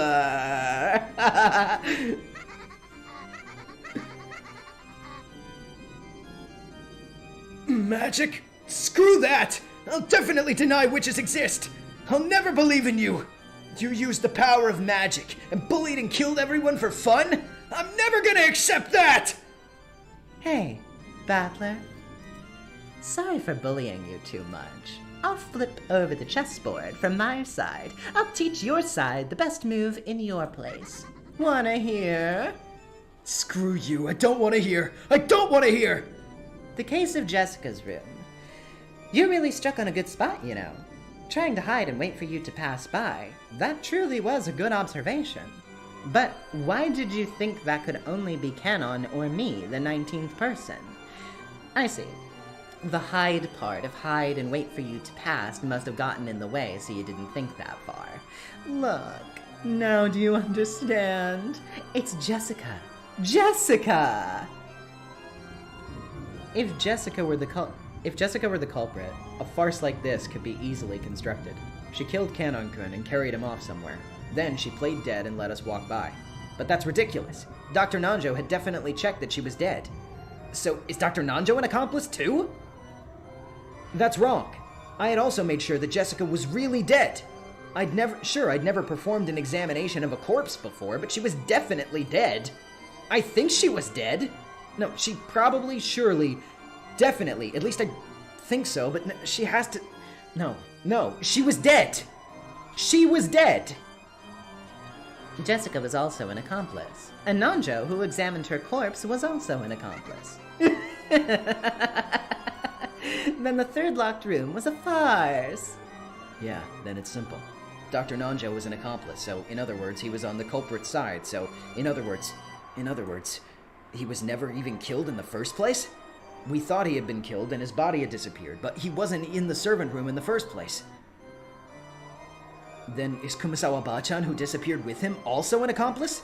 That's not all. The servants who are going along with the story, Genji-san and Goda-san, and even Shannon-chan are accomplices. Then the one who stole the key from Maria's handbag was Jessica. No, it's also possible it was George Aniki. After all, if Shannon-chan was on the culprit's side, then George Aniki would automatically be on the culprit's side as well. Wait a second, just wait a second. They're all wolves! They're all wolves! Not only am I drowning in an ocean of bright red blood, there are packs of wolves clamoring on the banks, whose blazing eyes tell me that if I crawl out, they'll eat me. Which way should I die? Will I have everything denied and drown in a bright red sea? Will I know the truth and have my whole body chewed to bits by the wolves? It's either one hell or the other! I can't choose! That is why I am here. Come on, Ushiramiya Battler. Kneel. Then swear your eternal loyalty and lick my shoes. If you accept me, all of the riddles will be resolved. Without my power, any kind of locked room can be created or destroyed. Battler, don't you want to abandon yourself to the joy of surrendering to one with power? I'll make you my favorite piece of furniture. I'll love you so much and make you my toy until you turn to ashes.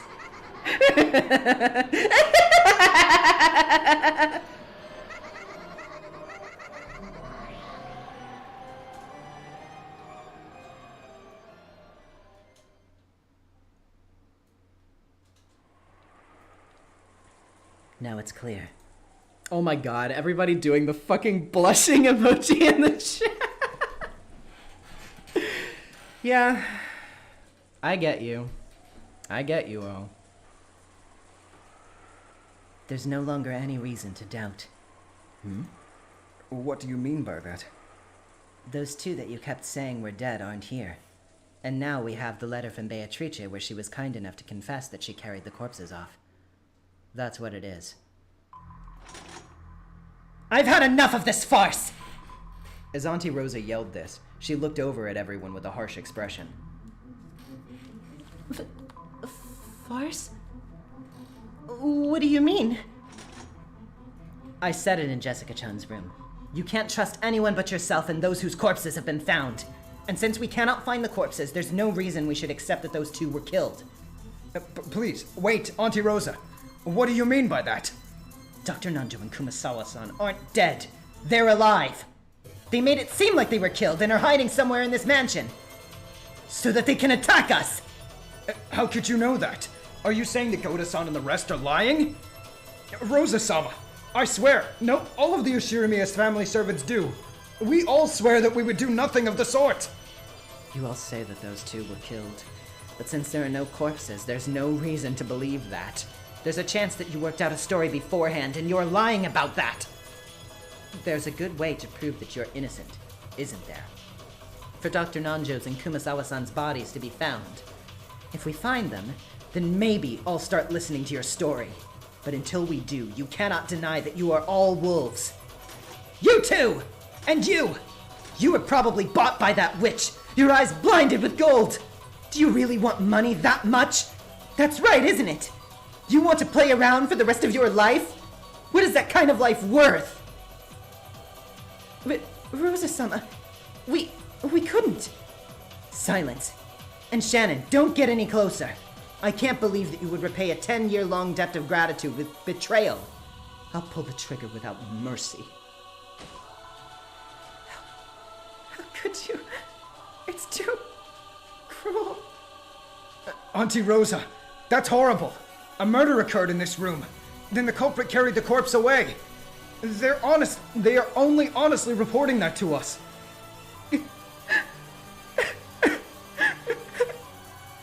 Shannon had finally broken down in tears. She had sacrificed 10 years to the Ushiramiya family. She had sacrificed 10 of the most brilliant years of her life. And she had believed that she had built up a friendly relationship with Rosa as well. And this is how she was treated. You could kill a person without using a knife. It wasn't just George Aniki. Even I could recognize that Shannon-chan had been stabbed deep into her heart. A blood by the name of tears flowed out. Shannon-san, stay back. Rosa-sama, it is true that I have not served for many years, and I understand that I have not earned your trust. However, could you not at least believe Shannon-san? She has dedicated a full 10 years of service to the Ushiramiya family. I'm not telling you to believe me. At the very least, would you please believe Shannon-san? But I don't understand anymore. I don't understand.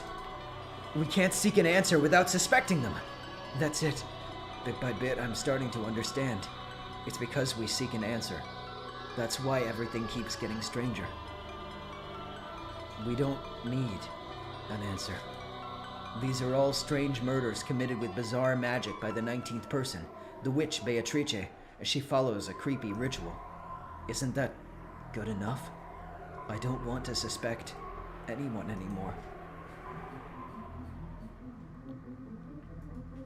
Shannon-chan and Goda-san were protesting their innocence, half in tears. Genji-san quietly stopped that. Stop. What Rosa-sama says is right. Until we find the corpses, we cannot prove that Dr. Nanjo and Kumasawa are innocent. That's right. By Rosa-san's argument, if the corpses could be found, then the innocence of at least those people could be proved. But only the people who were corpses. Even if they searched around the mansion and found the corpses, in the end, their own innocence would not be proved. They had abducted Dr. Nanjo and Kumasawa-san, killed them in another place, and locked the room with their own master keys. Unless the locked room could be broken by a method other than that one, it would be impossible to prove their innocence. But that couldn't be done. They only have one chance to prove their innocence. That can only happen when they meet with the culprit, become corpses, and are reunited with Auntie Rosa. That's messed up! Innocent if they die, guilty as long as they live. Almost like a witch's trial. Oh, right. The enemy's a witch. So that makes it okay?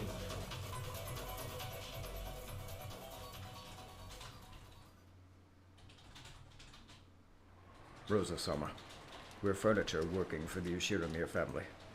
Whether we are trusted by you or not, that is not our concern. No matter what assessment you give us, we will only continue to serve until our final hour. Ambien, though, with the $20. Thank you. Your streams give me something to look forward to at the end of the week. I really appreciate it. Hey, thank you so much. I'm glad you look forward to it. I'm glad you're having a good time. You really are a model servant.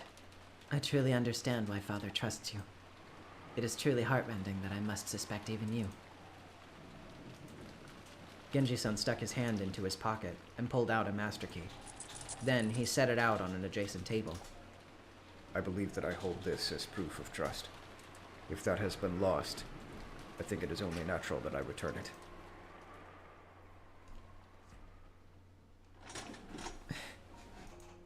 That's good judgment. Those master keys are the greatest basis upon which you've been suspected several times today. Relinquishing them in order to clear away that suspicion may only be a first step, but, well, I think it isn't a bad start. You too. Genji-san looked at Goda-san and Shannon-chan. The two of them nodded and set their own master keys onto the table. Auntie Rosa laid the two master keys that had come out of the envelope on top. With that, all 5 master keys were gathered in this place. In other words, this was proof that all of the servant service up until today had been negated, and even the final honor they should have been permitted had been stripped from them. Yeah, I don't know what he's doing. What, me? Yeah. Does the click-clack of my keyboard perturb you? No, the audience is commenting on it. They can hear it. Very Well, clearly. I'm a writer. This is what I do. You were typing in Discord. I'm about to post the Vast Error update of a lifetime. 3 whole pages. Yeah, okay, I see. Maria, give me that handbag. Give it back! Auntie Rosa snatched Maria's handbag, tossed all the master keys in there noisily, then lifted one out and held it up for all to see. She was announcing that she had all of the master keys. Are you satisfied now, Aunt Rosa? Now that the only master keys are the ones you're holding yourself? I hope you're satisfied. Yes, I am satisfied. Even if I can't trust anyone, I can at least trust myself. I've been able to get the gun and all of the master keys for myself. Now I don't have to suspect anyone. You're all happy too, right? Now you don't have to be suspected anymore.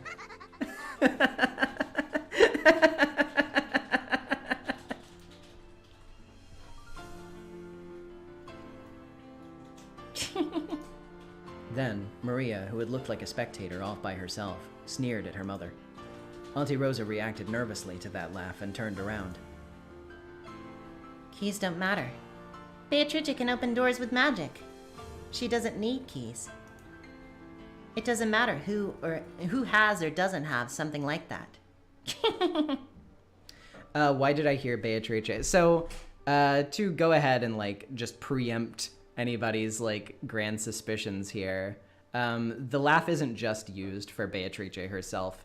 It can be used for, like, other contexts, and in this particular context, I think it is trying to draw a specific parallel between, like, the fact that Rosa is acting deliberately cruel. So it's kind of witch-like, in a way. Aren't I always telling you to stop laughing like that? What is it, Butler-kun? I had just cut between the two of them. No, that's not it. I was on my knees and hugging Maria's head. I was crying.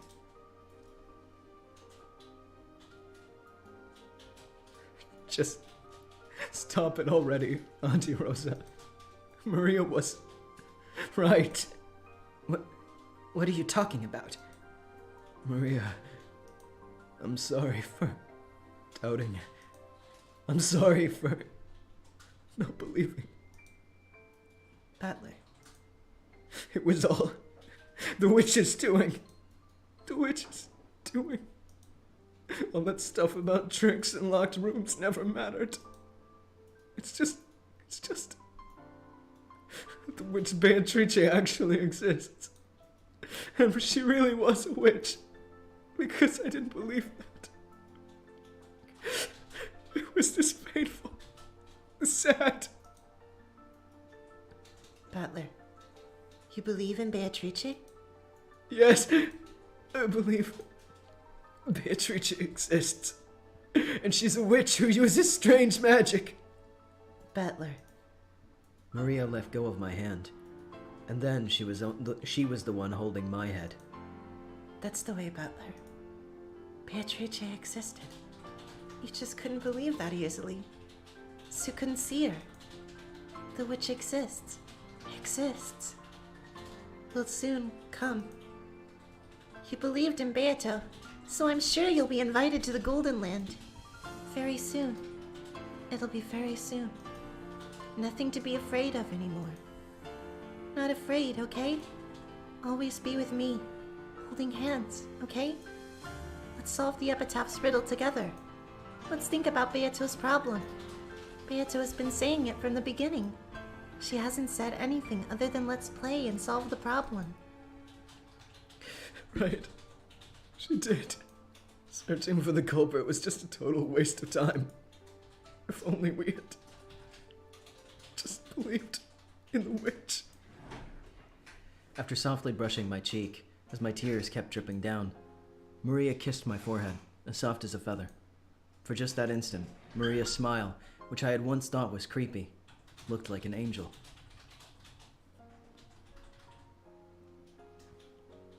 We returned the master keys, but our loyalty to the Ishiramiya family will not change. From now on, you will not enter the parlor without permission. Rosa-sama, please lock the parlor from the inside. You truly are an admirable person. When the typhoon passes, if the cries of the seagulls return to this island again, I wonder if we will be able to trust each other once more. If you were to grant us your trust once again, there would be no greater pleasure. You're right. We'll definitely be able to understand each other when the seagulls cry. It would probably be better if we left this room as it is until the police came. Rosa-sama, if you would please lock it. We will return to the kitchen. If you need anything, please command us at any time.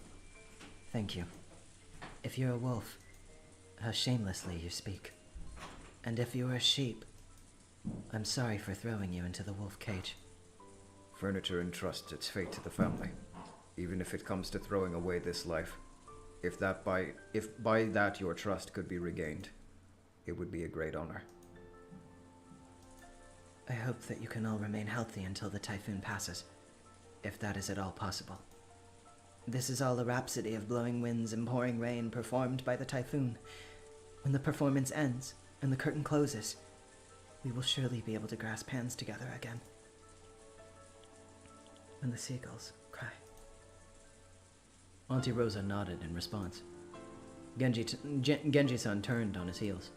He left the servant room. Goda-san's face was still streaked with tears, but as he had listened to Genji-san's words, maybe he had managed to sort out his heart.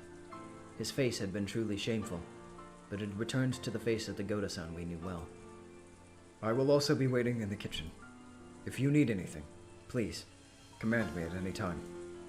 If you wish for some warm food, I promise to have the very best prepared for you. Thank you. I would like to ask you for breakfast tomorrow. And the boat will probably come by midday tomorrow. Thanks for everything up until now. Your cooking was my only pleasure on Rokkenshima. Certainly. I promise you, I will prepare a supreme breakfast. Please, look forward to tomorrow morning. Thank you.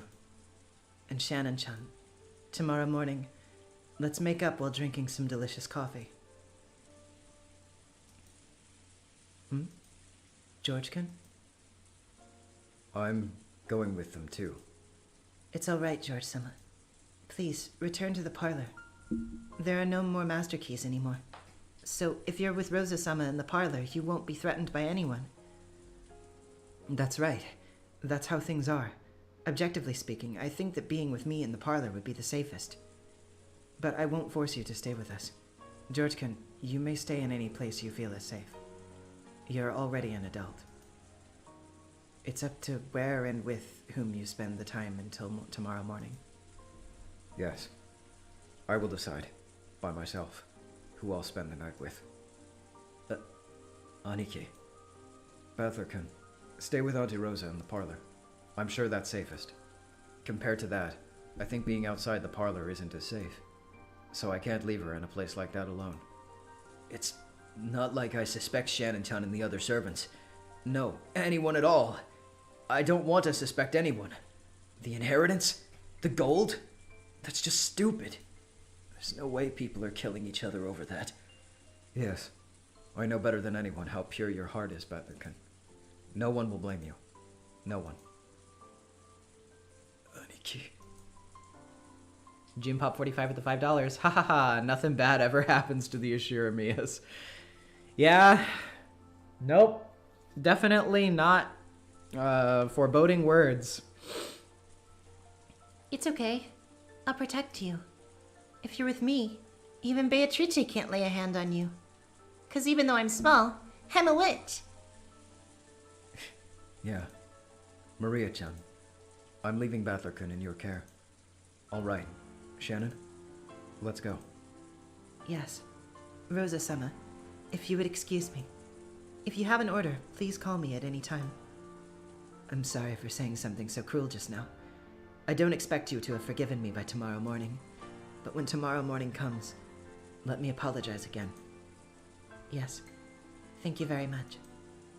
George Aniki and Shannon-chan left the servant room together. Now, only Maria, Auntie Rosa, and I were left in this disgusting, blood-stained room. Until Genji-san disappeared. Until Goda-san disappeared. Until George Aniki and Shannon-chan disappeared. We stood there, in a daze. After their presence and their footsteps had disappeared completely, Auntie Rosa giggled at them, as though she just remembered something pleasant.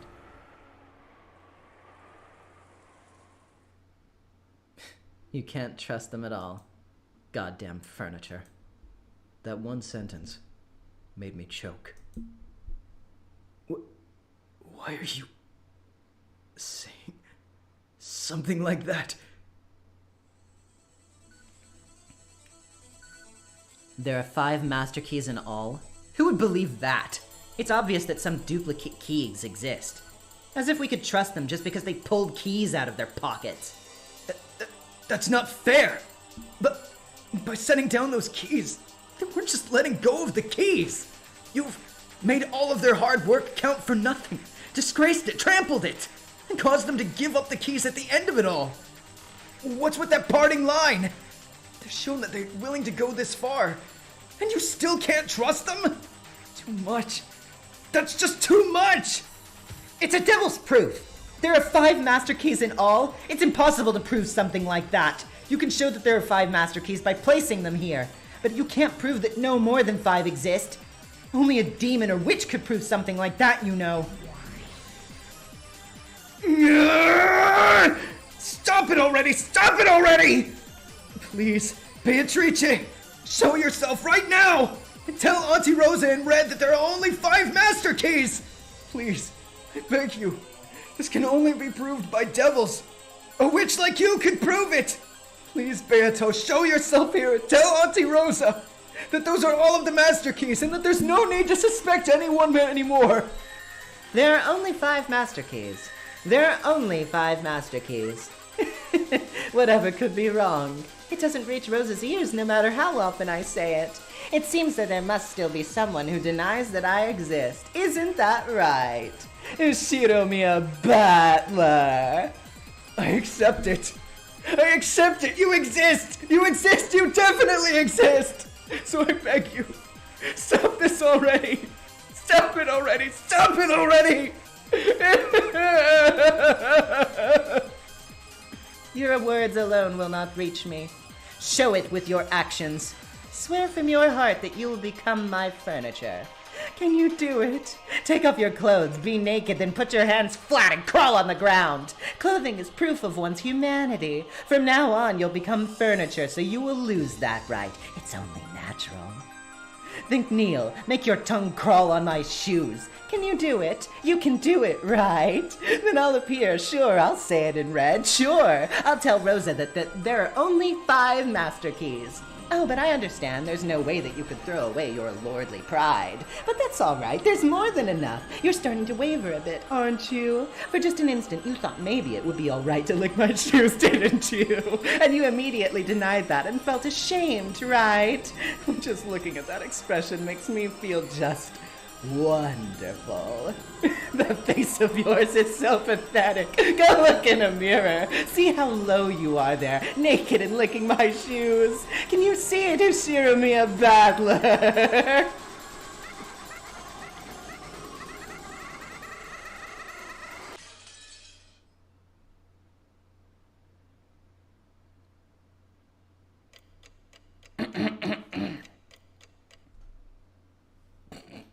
You guys are having such a normal time.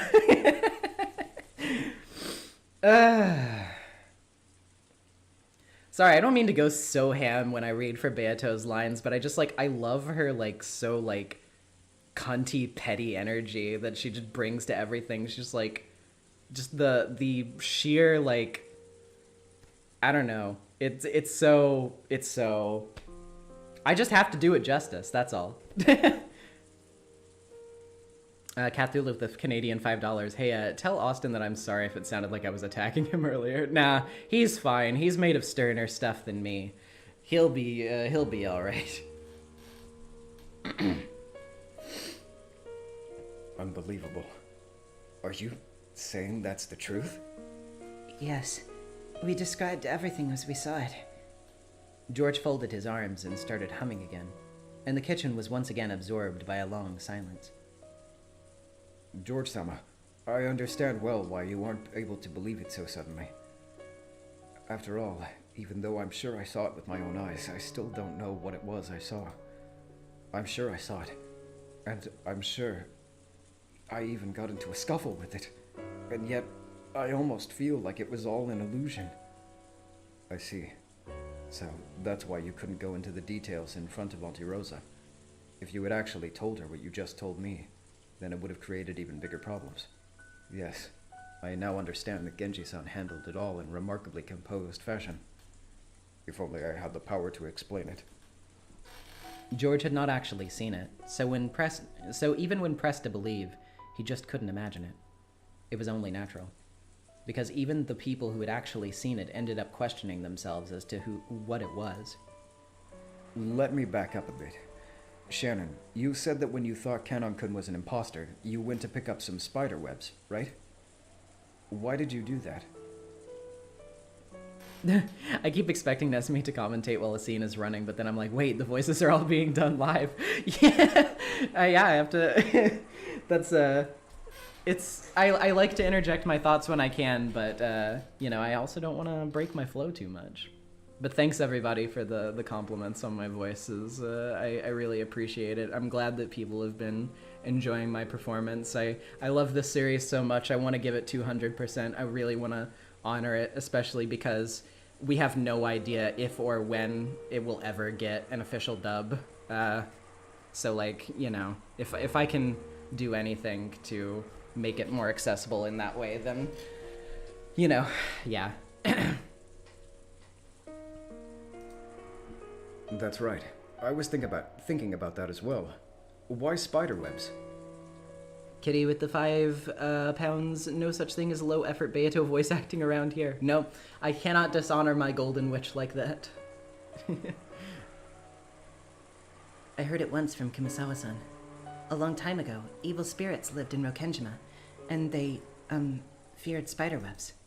And they say that there's a legend that people treasured spiderwebs as wards against magic. So I, just went with it. I think I was also a bit confused. Interesting story. Kumasawa was very knowledgeable about those kinds of tales. Spiders are useful, after all. Certainly, the existence of such a creed isn't strange at all. I'm sure that Tori Shrine was entrapping the power of those evil spirits. And since the spirit mirror was broken, that power revived. I have no doubt that it became the power to make Beatrice-sama revive. While I was in that weak-hearted state, hadn't done such an outrageous thing. Shannon, you don't have to worry about that anymore. I don't blame you for that. Since long ago, Shannon had often hinted at a certain occult aspect regarding how she met George. While he did lend an ear to her tales, George had always thought that this was typical of a girl, associating love with fate, chance, and miracles. George had thought that breaking the spirit mirror offered to the Tori Shrine was going a little too far, but he had forgiven her, laughing it off as just a little prank she had done because she seriously desired a relationship with him. Just breaking a mirror in some musty shrine wouldn't change the fate of our meeting, and that would never cause any curse. I remember Oh, okay, we're back to George POV, okay. Whoops, sorry, I didn't mean to click. Let me read that again. I remember cheering her up, saying it was only a musty mirror covered in dust. After I started working on this island, many of my coworkers told me of the existence of a spirit called Beatrice-sama. In the beginning, I thought it was ridiculous, but since it appeared indiscreet to comment on that, outwardly I conducted myself as if I also believed it. But it's astonishing. She really existed. Beatrice-sama was in this mansion all along, but Beatrice-sama had lost her powers and could not appear before us. She did exist all along. It's just that we couldn't see her. I'd like to hear Genji-san's opinion. I do not have an opinion. All that I would like to say is that when it happened, there were 5 of us here. And I thought that Kanon had returned through the back door. Then we carried him to the servant room. Something happened, and Dr. Najo and Kumasawa passed on. That is all. We've already explained everything we saw. I understand that it would be very unreasonable to try and force you to believe it when you did not see it yourself. How could he believe it? I thought that it was undoubtedly Kanon-san. But when that thing got up from the bed, and that's right, started to grope about that wound in its chest like this, I felt that it wasn't Kanon-san, but some different being. You probably can't understand, George-sama. The terror of that moment when a person you thought you knew well exposes that he's in fact someone else. Normal gay bro. I definitely would not say that. They're just like a weird, like, rich family in the 80s. It is definitely being written into their characters. If you see, like, a lot of other writing from Ryukishi about, like, other stuff from different character POVs, I think he makes it pretty obvious that, like, he as a person does not believe that.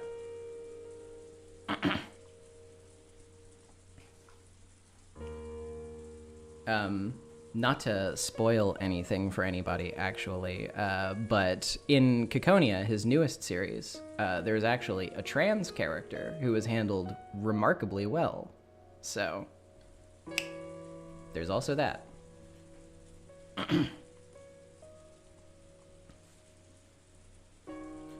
the terror of that moment when a person... Oh, yeah, okay. I can't explain. I can't explain it at all. I understand. I can tell just how dreadful a thing must have happened to cause you such shock. Thank you very much, George-sama.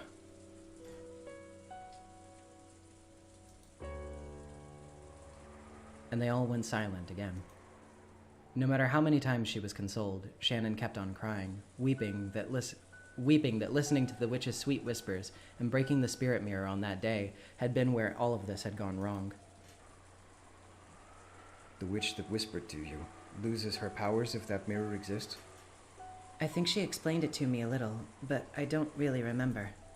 I think she said something about how she couldn't release her power if that mirror existed. What happened to the mirror that you broke? I don't remember.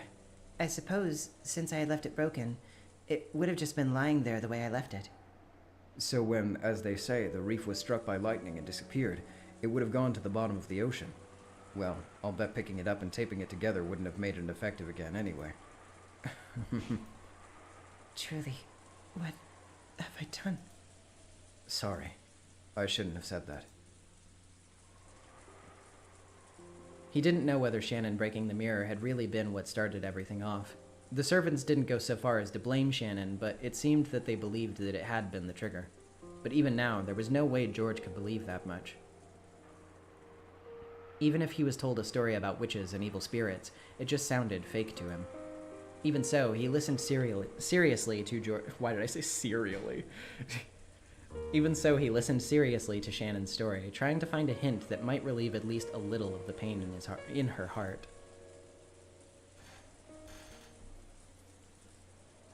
Come to think of it, I think it's different from the one in that torii. But I've heard that Madame keeps a spirit mirror as a charm. Oh? Aunt Natsuhi does? Yes.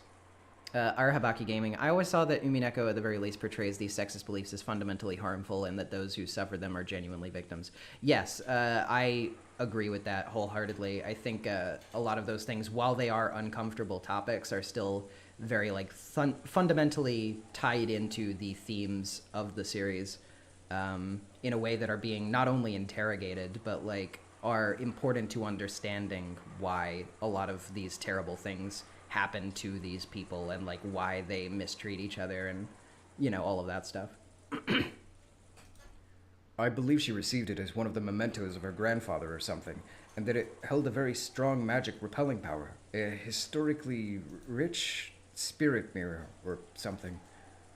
I've also heard the same story.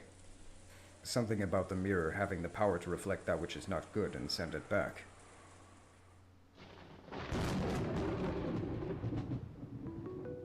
If we had that spirit mirror, could we resist the witch Beatrice? Huh. When George proposed this, the servants looked up. The shrine and the torii where it was enshrined are gone now, but the important thing is that there is still another spirit mirror. I've heard that Aunt Natsuhi's family is descended from Shinto priests. Maybe that isn't just a simple mirror. I believe that I've heard Madame say that she keeps it safe in a treasure box. It might not be very large. I don't think its size is the problem. Even the mirror I broke looked too small and insignificant at a glance. If our opponent is a cult, then we too must resist by using occult measures. If we just sit around here, nothing will be resolved. It's worth trying, if only for some peace of mind. Of course, this didn't mean that George had accepted the witch. However, he thought it would be necessary to have some kind of purification ceremony to heal the wounds in Shannon's heart. So this story about Natsuhi's spirit mirror was just what the doctor ordered. Let's go. I won't suggest going to finish off the witch or something so outrageous.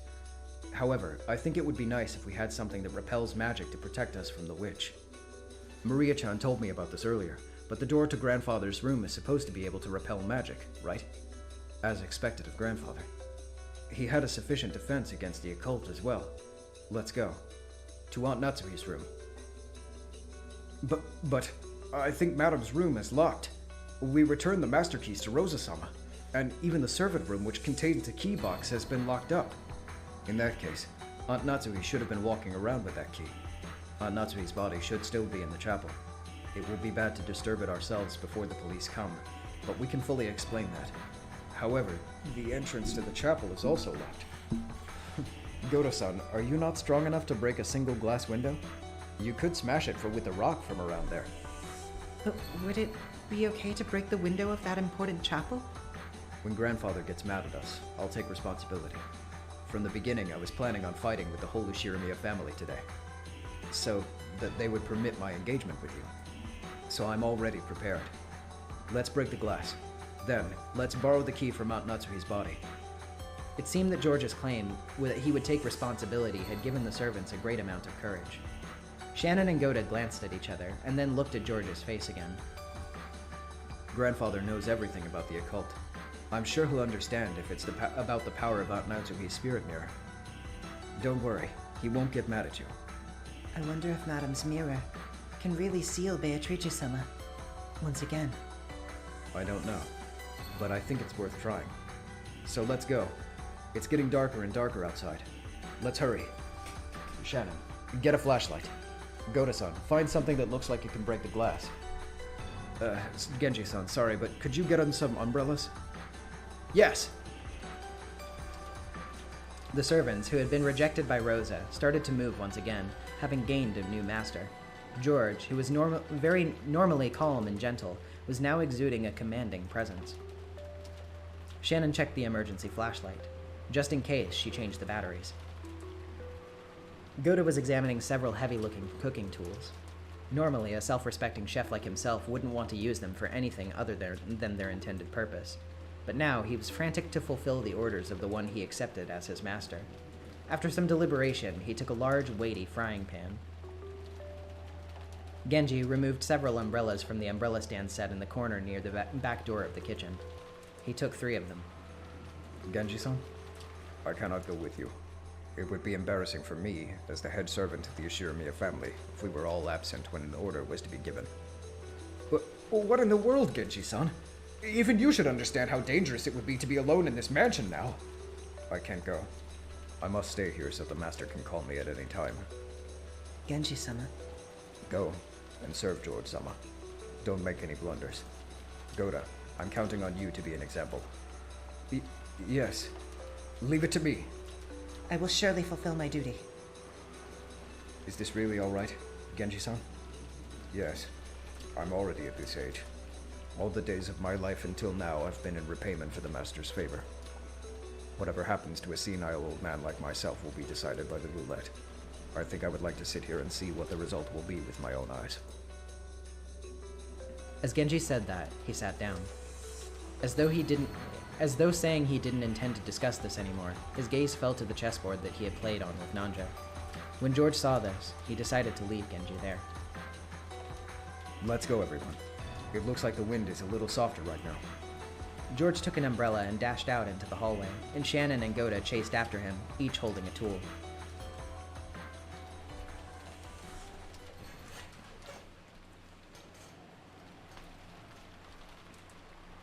After they flew out of the room, Genji quietly extended his hand to the side of the chessboard. He softly pulled something that was there towards himself and hid it by covering it with his palm. Genji killed his breathing even more than before. As he did, something flashed gold. From inside an ice pail set on the counter, a small gold butterfly appeared softly and silently. It was almost as though it had watched George and the rest leave and was trying to secretly follow them. It happened in an instant. The gold butterfly, elegantly flapping its wings, was pinned against the wall by the knife Genji had thrown, just like a butterfly in a bug collection. After the gold butterfly beat its wings several times, looking like it was in pain, it accepted the fact that it couldn't break free, became fine gold powder and smoke, and disappeared as though dissolving into water.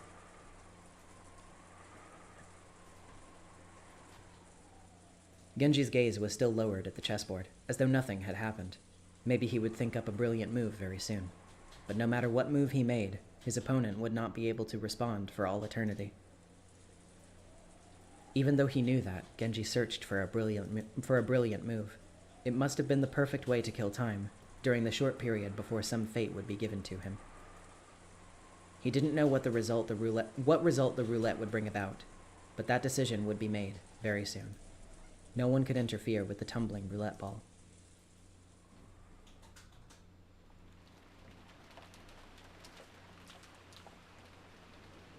The door to the parlor was not only locked, but blocked with a barricade made of sofas and the like. So Auntie Rosa... Oh, okay, this is back to Battler. So Auntie Rosa seemed to suspect that if a suspicious person appeared, it would be by breaking the window.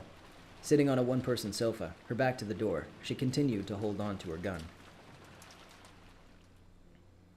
I didn't know what was what anymore, and so my body and mind had worn out. I was just playing with Maria however she wanted. In Maria's words, Beatrice was testing us to see whether we could solve the epitaph of the gold, so we had to challenge this riddle. In the beginning, I had been a little interested and had tried to solve it, but I didn't have a clue what those weird paragraphs even meant in the first place. I didn't doubt that there was some riddle hidden there, but I couldn't imagine that I would solve it by chance. In the middle part of the epitaph, there were lines saying to journey to the Golden Land over the course of the 1st to the 10th twilight. On the 1st twilight, sacrifice the 6 chosen by the key. On the 2nd twilight, those who remain shall tear apart the 2 who were close. It was obvious that this hinted at the first 6 murders that had already occurred in the chapel, and Jessica and Kanunkun's murders. If this was being followed, we would have to prepare for yet 5 more people to be killed. On the 4th twilight, gouge the head and kill. On the 5th twilight, gouge the chest and kill. On the 6th twilight, gouge the stomach and kill. On the 7th twilight, gouge the knee and kill. On the 8th twilight, gouge the leg and kill. The bodies of Dr. Nanjo and Kumasawa Bachan hadn't been found. However, if we reasonably assumed that they were the sacrifices of the 4th and 5th twilights, they would surely be found in a pitiful state, with their head and chest gouged. In which case, could we expect that 3 more would be gouged in the stomach, knee, and leg and be killed? Who would that be? Normal gay bro, I'm saying I feel like Genji is in it. Nezmi said not to look up the roster, so I'm speculating. Sorry if I shouldn't. Yeah, I wouldn't look up the roster just because there are spoiler characters in it, but I can tell you if you want to know. Unfortunately, Genji is not a playable character in the fighting game.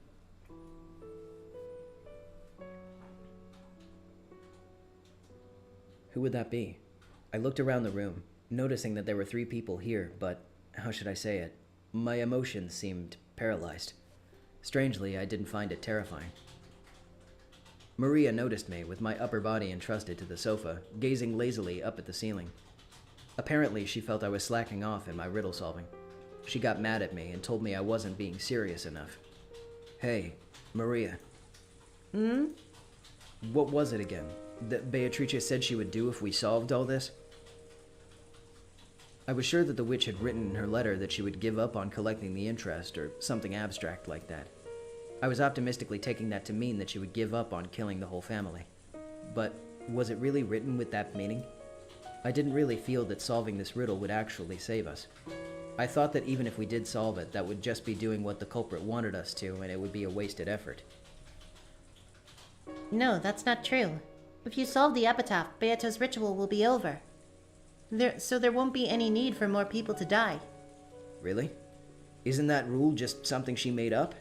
If we solve this riddle, we'll probably know the location of Grandfather's hidden gold. She'll surely go after that and...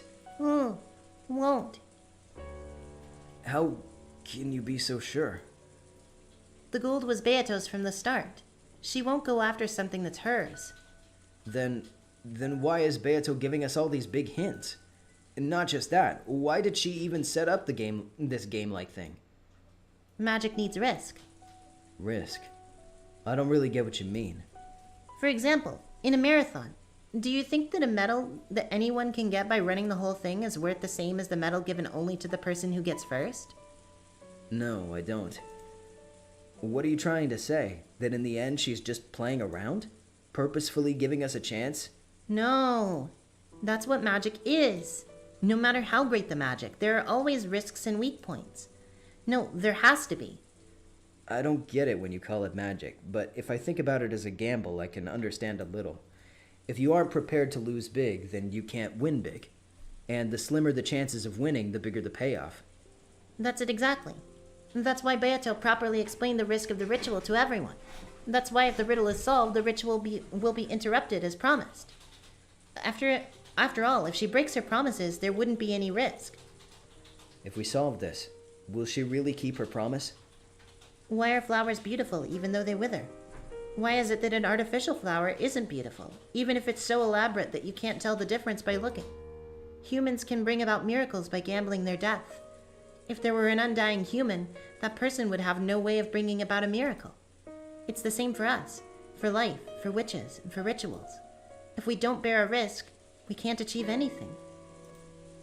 What do we do if we solve the riddle? Also, can I just say, like, for Maria to be like, oh, like, an artificial flower isn't as beautiful no matter how similar it looks.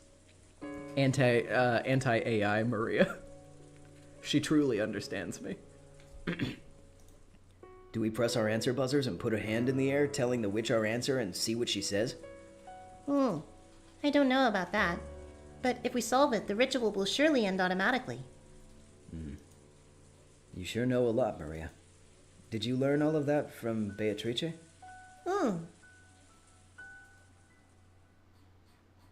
So, if you don't bear a risk, nothing can be gained. That's doubtlessly the way of the world. But it was in conflict with the chessboard theory style of thinking that I liked. A move in chess is always a search for the best play. That minimizes the risk, and promises an advantageous turn of events. You don't trust your players to chance, like in gambling. That's right, there's no room for gambling in an intellectual game. And yet, this person called Beatrice was carrying out such an outrageous crime. Or maybe a ritual. While purposefully imposing conditions for her own loss and then announcing them to us. In chess, you always played the best move. So, by standing in your opponent's position, you can predict their next move. However, you couldn't say for sure that Beatrice's moves were always the best moves. I thought she was probably making us focus on the epitaph as a smokescreen to mislead us about something. But Maria said that that of all things was impossible. She said that this was a genuine risk that the witch had taken, and therefore proof that this was a formal magic ritual. I can't understand this witch called Beatrice. She must be committing this chain of murders with some goal in mind. So why would she deliberately expose the conditions for her own defeat? No matter how I flip over the chessboard and think from my opponent's perspective, I can't understand why she would give up if this riddle was solved. Isn't it almost as though Beatrice doesn't care whether she wins or loses? It's natural that chessboard reasoning wouldn't work if you played chess against an opponent like this. I don't understand. What is Beatrice after that's making her commit this crime? If she just wants to massacre us all, she could do it secretly, without this whole crazy setup. There was no need for the scrupulous advance notice, dramatic suggestions of locked rooms, or anything. It's all over-dramatized. I don't get the point at all. As long as I continue to think of Beatrice as a greedy human culprit, will I be unable to understand anything? If I don't accept her as a witch, will I be unable to even set the pieces on the chessboard at all? If she really is a witch, and everything Maria has said is true, then there's only one thing that we should have been doing. We shouldn't have bothered with any of the reasoning or the discord or the searching for the culprit. We should have gathered in the dining hall and pooled our knowledge to solve the riddle. If we had pooled the knowledge of that many people, maybe we would have been at least able to grasp a thread of the answer. We greedy humans, desiring to gain something more than one another, never pooled our knowledge, and were being offered up as sacrifices one by one. In the end, were we humans getting what we deserved? We thought we were thinking, but we were actually thinking only of our greedy selves. In the end, chessboard theory is a technique of thinking where you project yourself on the opponent. So greedy people look inside their opponents and see their greedy selves. I looked vaguely at Auntie Rosa. She was probably tired from being under all this tension the whole time. She wasn't sleeping, but she was continually staring vaguely at some point off in space. Auntie Rosa had proclaimed that she couldn't trust anyone who had not been killed. Auntie Rosa's chessboard thinking saw herself inside her opponent. In other words, Auntie Rosa might be an isolated woman, unable to trust anyone and unable to let her guard down. Long ago, I think I heard a bit about it from my dad. Auntie Rosa had originally been a very obedient child. But because her age was so far separated from her other siblings, and because her confrontational siblings had often made conflicting demands of her, she had been going through psychological hardship ever since she was young. Pastry, how many episodes are there? Yep, it's 8. Apparently, when she had taken the side of one sibling, often another gave her a hard time for it. Certainly, Auntie Rosa had said many things today that could be taken as abusive language. But those were the words that had been engraved into her vocabulary because they had been showered upon her as well. The many abusive words that she had spoken were also the same abuse that Auntie Rosa had been showered with in the past. Now that I think about it, I have the feeling that her style of speech today had occasional traces of Uncle Kraus and Auntie Ava in it. I just assumed the similarity came from being siblings, but maybe that wasn't the case. For the first time, I was able to sympathize from my heart with Auntie Rosa, who I'd come to think of as being only gentle. Then, what about Maria? Maria had been claiming something for a while. If we could solve the riddle that the witch had presented to us, the ritual would be halted and we would definitely be saved. And I think she also said that Beatrice would never break a promise she made. So that describes Maria herself. She's the one with the most innocent heart, who would never break a promise. So she believed that Beatrice wouldn't break a promise either. She could believe that. But wasn't that just an image of Beatrice that Maria imagined? There's no proof that the real Beatrice definitely keeps her promises, right? I keep my promises. If you solve the riddle of the epitaph, you shall be able to reach the Golden Land. When that happens, the ritual will end. No more people will die. So you're saying a complete monster like you follows the rules? I won't deny that I am brutal and unjust, and a monster. However, I am a witch. I use magic. In order to use magic, there are some rules that must be followed. It is precisely because I am a witch that I cannot neglect those. You should at least believe that much. Even after pulling all this shit, you're still telling me to trust in at least the rules? I do play tricks. Of course, I also deceive people. That's no different from humans. But not once have I disregarded something that I have said as a promise. What about you humans? Do you always keep your promises? Given that we have catchphrases like keep your promises, it's doubtful that we always follow them as we should. From my perspective, humans are much more selfish monsters. There's nothing as doubtful as a human's promise. Even I sometimes make contracts with humans, but I doubt you can even imagine how strict an agreement must be made just to grant a single foolish wish. If there's even a small loophole, they'll immediately say something like increase the number of wishes to 100, or try transforming into a tiny speck. Dad often tells me something. He says that there's nothing as scary as contracts. He said it's only natural that people who agree without reading them thoroughly will be chewed to the bone. He made a killing through vice. Realize this. People do not know a fraud from birth. They suffer it somewhere, and so it is learned. Yes, the sins of the human world which must be forced on one another. Now, who was the witch I heard that from? Oh well, I'm not as heartless as you think, you see. Liar. All these people, and it's not even the first time. And you did it in such a horrible way, too. How could you not be heartless? You say you keep your promises? Don't say stuff like that. I won't accept you. Never. I believe that not giving up is the only way I can resist you. I see. So you're saying that this eternal torment will be the same for me? Maybe so.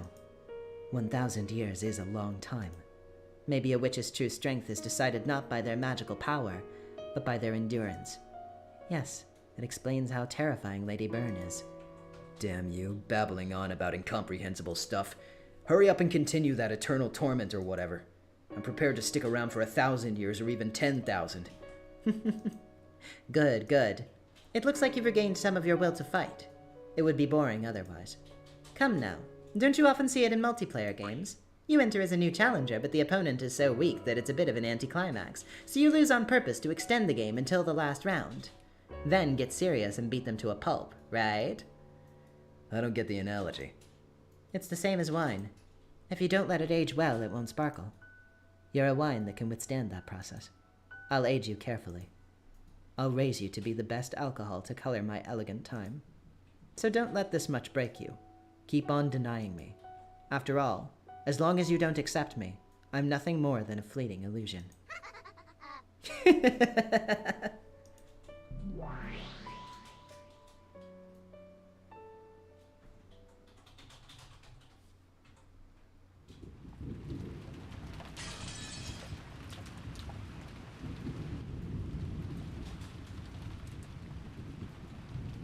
No matter how many times I see it, it's awful. I sympathize with all my heart. Shannon-san, please get the key. Even though she has passed away, Madam is a lady. I cannot touch her. Yes. Shannon nodded sharply, her expression filled with a sense of duty. George, Goda, and Shannon had broken a suitable window and were inside the chapel. Since they really hadn't wanted to break one, they had searched for another way in, just in case. But in the end, that only proved once again that there was nowhere that anyone could slip in through, and emphasized further how inscrutable was the chapel's locked room. Inside the chapel, time had stopped since they had left it earlier. Of course, even George could not approach that horrible Halloween party again. It was only natural, because it made him remember again the sadness of losing both of his parents at once. And Goda, thinking of the possibility that their bodies might have changed in some horrible way, now that half of a day had passed, didn't want to let George approach. Shannon followed Goda's instructions and approached the party table. Normally, Shannon might have resented having another dirty job forced on her, but now she could truly understand Goda's mental state. Despite Goda's prodigious skill, he had gotten into trouble, lost his job, and been left out in the streets, and then Natsuhi had given him a new life. Even though it had just been a casual employment for Natsuhi, Goda must have felt that it was a turning point in his fate. Those around Goda could see that he felt a special kind of loyalty to Natsuhi, so he probably didn't want to lose that feeling, even though she was dead. Now that half a day had passed, the bodies of Natsuhi and the rest had changed completely. Small bugs that sniffed out the smell of death had started to gather. It really wasn't something you could look at directly. Madam, excuse me. Because of her long experience as a servant, Shannon had an idea of which pocket Natsuhi had kept the key to her room in. Probably in this pocket. Her guess didn't fail her. Just by touching the outside of the pocket, she was immediately able to feel it. It's here. The key to Madam's room. Shannon held the key up high, showing the others that it had been found. As George and Goda watched her, their eyes opened wide. That wasn't the expression Shannon was expecting, so it startled her.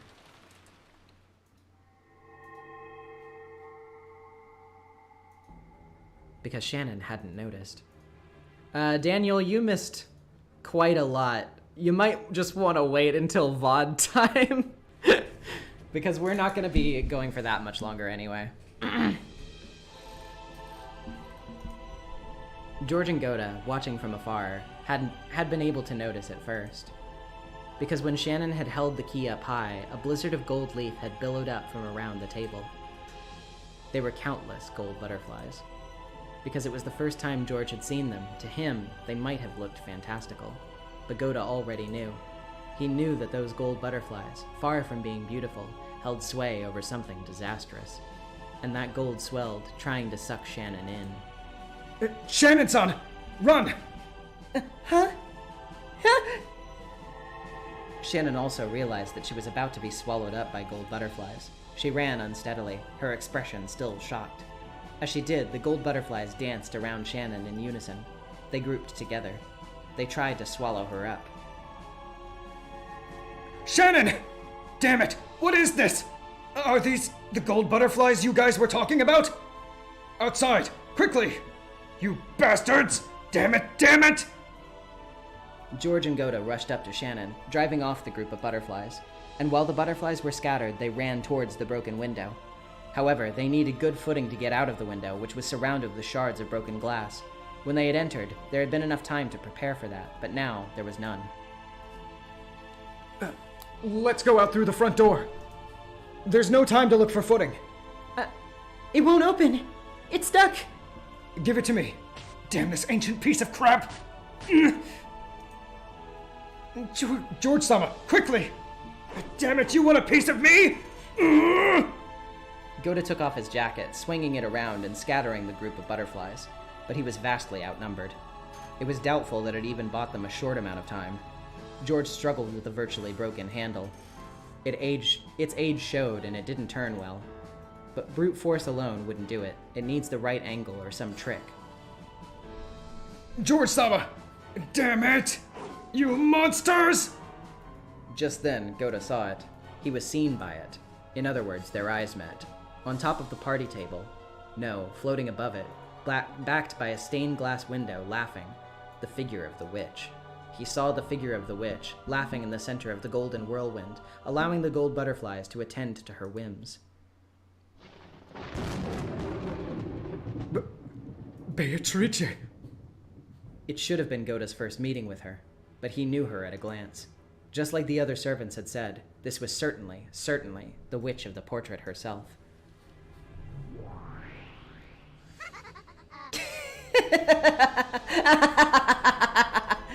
It's almost time for dinner, is it not? I'm already the host of this mansion, so I must give you a warm reception with a wonderful dinner. And how perfectly ideal. There are 3 of you. My, how truly, truly convenient.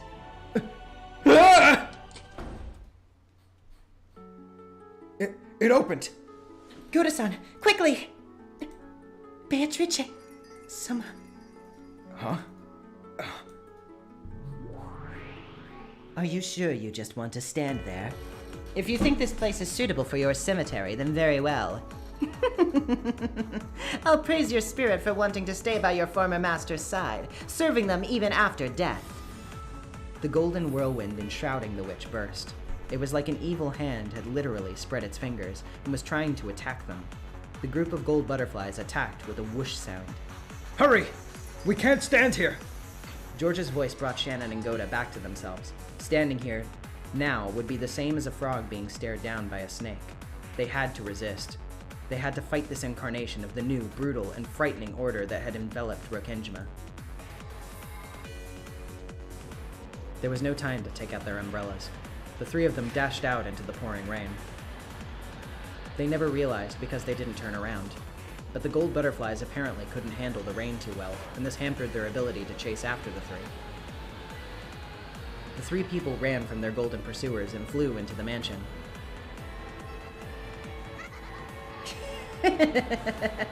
How nice, how nice. If it wasn't like this, it wouldn't be interesting.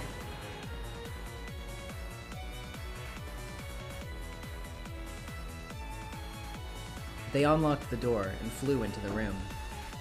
A bit of the scent from Natsuhi's favorite gentle incense remained in the room.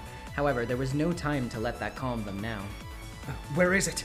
You said it was in the treasure box, right? It's just something I heard. I never knew where it was, actually. I think it's probably in her dresser, or in the corner by the bed. Shannon claimed that because of her woman's sense. But in the corner by the bed, there was only an incense burner, a half-read novel, and a pair of glasses. But the dresser was elegant and had many drawers, and it would be understandable if she had kept some of her valuables there. Auntie Natsuhi, I'm sorry. Arhabaki Gaming with the $5. I love that everyone forgets that World End Dominator plays here. End of the episode's just too memorable, I suppose. Anyways, let's go! Yeah, that's true. I had forgotten, too, that this track played for the first time at this scene, because it plays later in the same episode in a much more iconic scene, so... He began to violently open each one of the drawers. He had to hurry. He couldn't actually hear footsteps, but he had the feeling that the witch was approaching. He had the feeling that her laugh was approaching. He pulled out the drawers one by one and examined their contents. Every small box for makeup looked like a treasure box, and the amount of effort it would take to inspect all of them made him feel a little dizzy. Maybe it's this box. It's locked and I can't open it. At a glance, it looked slightly larger than a music box. When shaken, it rustled, as though various small objects were inside. But it was locked and wouldn't open. Normally, you'd hide the key somewhere nearby. But maybe some people always take it with them. I don't know. There's no choice. Let's break it. But we can't do it recklessly, right? We might break the mirror inside. Isn't there some tool we could pry it open with? Damn it! Goda looked all over the room, trying to see if there was some tool they could use. And he noticed the door, which had been left open ever since they entered. He approached the door to close it, and noticed the abominable shadows of people approaching from beyond the darkness in the hall. No, the phrase shadows of people wasn't right, because that referred to human shadows. You can't call the shadows of beings that aren't human shadows of people. George-sama! Hurry! Goda's voice trailed off. It was the shock from seeing a procession of those not of this world. He was a servant. so he knew all of the servants that worked for the Ushiromiya family, but he didn't know about these. However, they were definitely servants. They weren't servants working for Ushiromiya Kinzo or Ushiromiya Kraus.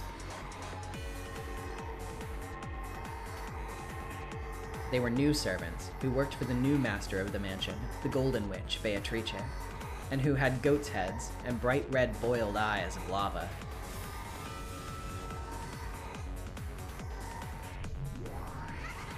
As the new master laughed loudly and trimly directed 6 of the new servants, he saw her pierce the darkness as she came. Of course, she was clad in the gold butterflies that were her symbol. Goda hurriedly closed the door and locked it. However, the instant he locked it, it returned to normal, just as though it had been knocked back by a spring or something. It almost gave the illusion that some prankster on the other side of the door was opening it every time he closed it. Distance-wise, they shouldn't have reached the other side of the door yet. Then who? How? It felt like just playing with a broken toy. Click, boing, click, boing. It won't close! It opens even if I close it! What's going on? Damn it, damn it, damn it! Did you think a lock would stop me? Did you think the door to that room would inhibit the room's new master? It was like the witch could see Goda's frantic effort through the door. Even as he struggled, their footsteps continued to approach. And when not just footsteps, but their breath too could be heard, Goda gave up on the lock and rammed the door with his shoulder, making the lock his own large body. George-sama, quickly, quickly, quickly! George-sama, what about this? A letter opener.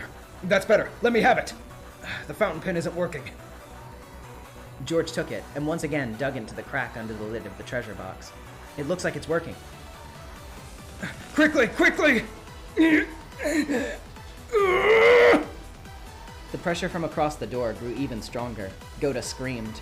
It wasn't a war cry for this test of strength. He was terrified. He was simply terrified that except for a single wooden door, he would be touching something not of this world.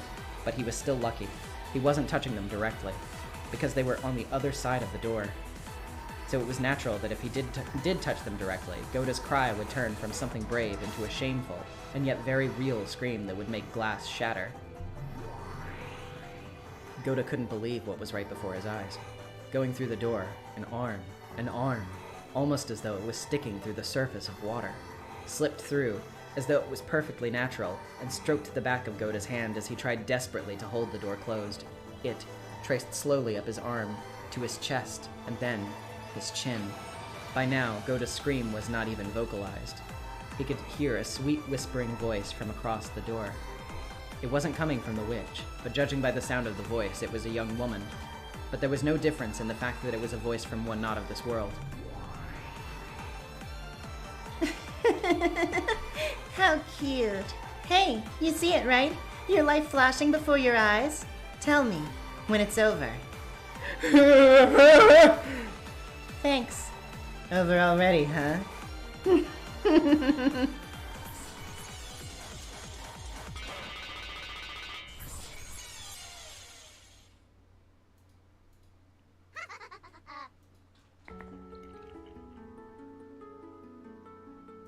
That obscene arm burst apart, and they heard the sound of something jumping around the room at an incredible speed. They didn't know what it was. Incredibly fast, small, like steel or maybe a beetle. When it buried itself right in the center of Goda's chest and stopped, for the first time they realized that its true form was something like a stake with a strange design on it. Goda's large body shook, bent backwards, and fell over. As it did, the door opened softly, even though no one was pushing it, and the new masters of this room were welcomed in. It looked almost as though the door itself had accepted them.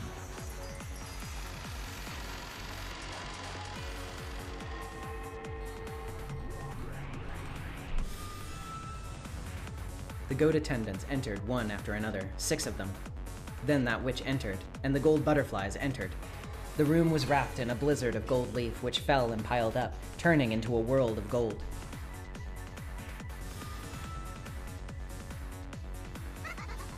Shannon. Menlo Marseilles with the $2. 5th October 1986 Energy Sword Sunday. Yeah? The roulette has chosen you and George. Thank me for your day of release. I assume you have no regrets. None at all, right? Receiving an engagement ring from the man you fell for and then being killed before spending a night together. That isn't a regret at all, right? You wanted him to teach you the happiness of being a woman, didn't you? Oh, no, Shannon, it's hanging. Your regret from your mouth. I can see it dribbling from your mouth, Shannon.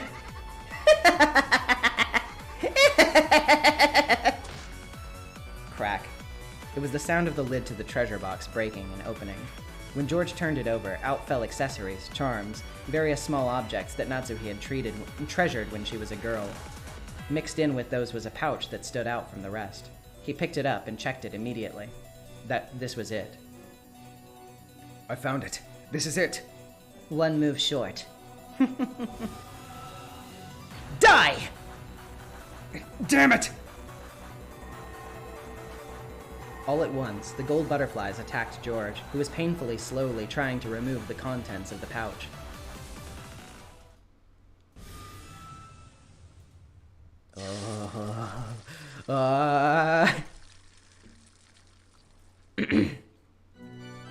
Just then, it seemed like, for just an instant, a bright red flash lit up the room. That red flash seemed to wipe out the gold butterflies that were raging around the room, within a circle drawn, with Shannon at the center. Therefore, it was a very divine scene. Almost as though a single streak of light had cut through the clouds in the ceiling, in this world of gold. George, who was curled in a ball trying to protect himself from the group of butterflies, didn't have a clue what had occurred. Let's fucking go, Shannon! Listen, I'm with you guys. I don't like a George win, but I like a Shannon win. Anytime Shannon wins, that's okay. Then he noticed that Shannon was blocking the way to him, shielding him, with a serious face that she had never shown him before as she glared at the witch and the rest. I'd forgotten. You are also Kinzo's excellent furniture, and you've matured much more than Kanon. How dare you do that to Kanon-kun? Not the fact that you killed him. How dare you erase his remains and even tried to disgrace his honor? Come now, Shannon. Is that what's making you mad? If you were lonely because you can't meet Kanon, just ask me. I'll bring you together any time. June Pop 45 with the $10. Shannon for the win, but also what the Deus Ex Machina. Yeah. Keep your eye out for more of that. Such as, when the witch snapped her fingers, one of the 6 goat attendants glittered gold and changed into Kanon. It was definitely a sight to make one doubt their eyes. It was definitely Kanon's face. However, in those eyes, there was none of that sincere glint of Kanon's. They were only the clouded eyes of furniture that did nothing but obey the orders of the witch. George couldn't understand the scene right before his eyes, and he finally understood why Goda and the rest had been unable to talk about what they had seen in the servant room. Is it fun? Oh yeah, it's fun. It's always fun to reunite two that have been torn apart by death. Because I get to enjoy it thrice. Once tearing apart the two by death, once reuniting them, and once tearing them apart again. I would say, by the way, some of her dialogue here is going to get a little bit raunchy, but pay very close attention to the stuff that Beatrice says in this scene, because it is so extremely revealing about her problems.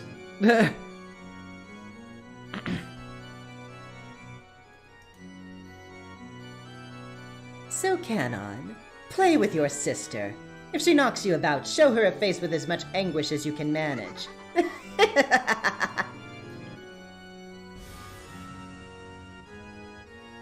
From the imposter Kanon's arm, a strangely shining trail extended.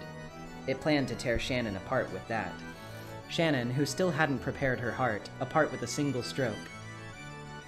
I won't forgive you for dishonoring the dead not once, but twice. I won't forgive you! Stop babbling! Get killed by your brother, Shannon! I'm sure you'll be able to have a good dream!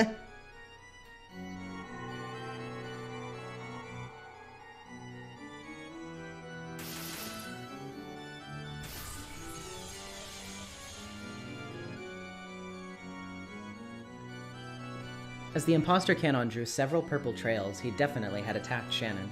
But when he flew at Shannon, it felt like some kind of invisible wall had been set up in front of her. A bright red ripple trail was left on the wall, and it repelled the imposter. No, it didn't repel him, it smashed him. It knocked him back, turning him into golden dust, into pieces, scattering him.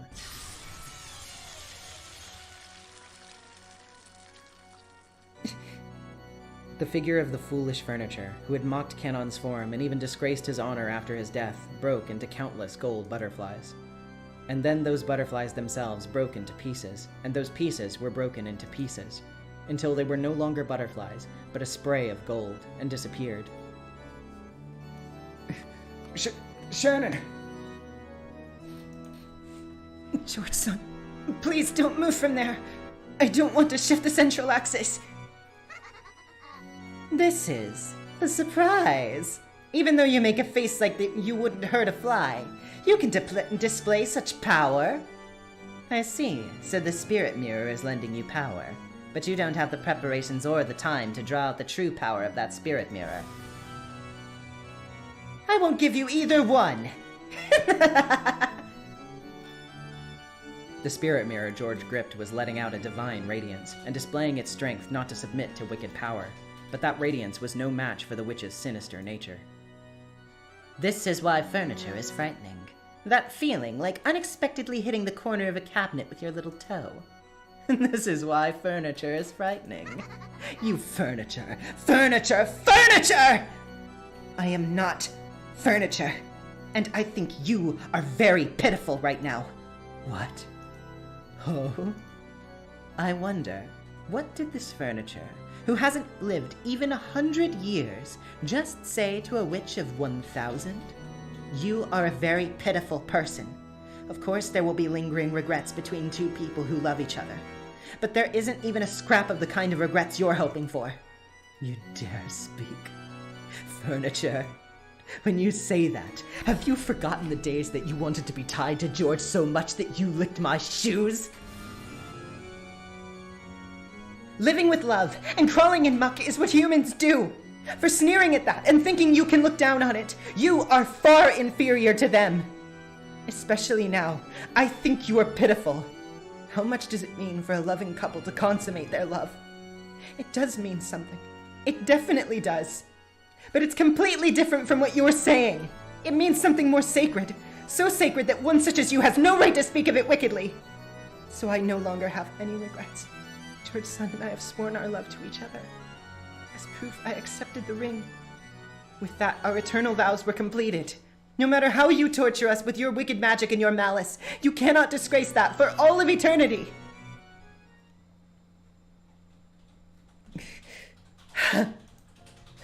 Don't speak as a poet like it's so neat and clean. Love is lust. It can't be talked about with only pretty words like in a shoujo manga. Men are flies and maggots that can cotton your scent and gather around you. Do you still not understand that at your age? You'll despair when you even get one glimpse of the blackest tar lust of that glasses man behind you. You'll be devastated, speechless, no words, no reaction, no expression, no goddamn good at all, Shannon!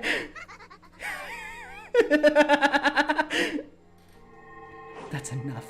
Stop talking, furniture, you furniture, furniture, furniture. Who the hell do you think you are talking like that? Love is just a fraud how to pretty up something that's ultimately filthy as all hell. Don't people become adults when they realize that? Die, you trash furniture, furniture scrap! I'll turn you into a filthy maggot, then we'll see whether that glasses guy still loves you! I'll show you the goddamn filthy reality of his love! Die, you piece of crap! Don't you tell me about love!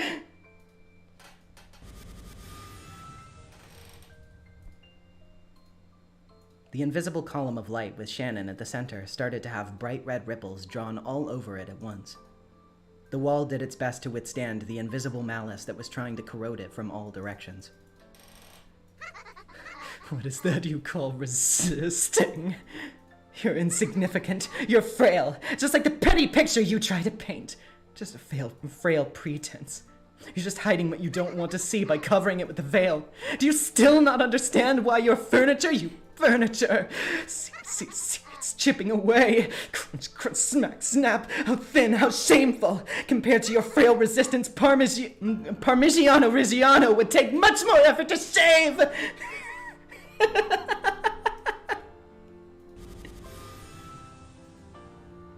The golden windstorm that covered the room gradually shaved away the walls of the column that protected Shannon and George. The bright red ripples frantically drew a pattern of resistance, but the wall was beginning to envelop the two, becoming instead a red wall of despair. George-san, I'm sorry. It was impossible. For me, after all. Yes, thank you. You fought for my sake. That alone makes me happy.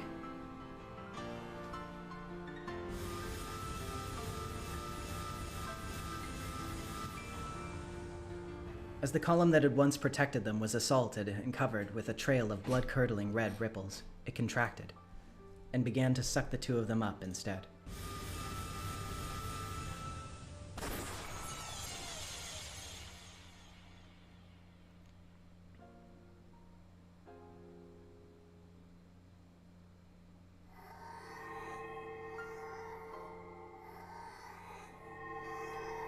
George-san, can I ask a favor? Shannon grasped George's hand behind her, so George hugged her shoulders just as strongly. What is it? Before the end, please let me hear you say that you love me. Sure. Sayo, I will forever.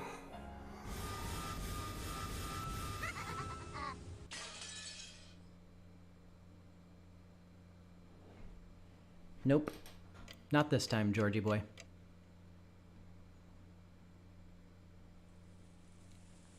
But, as much as I hate to do this, I believe that it's getting about that time.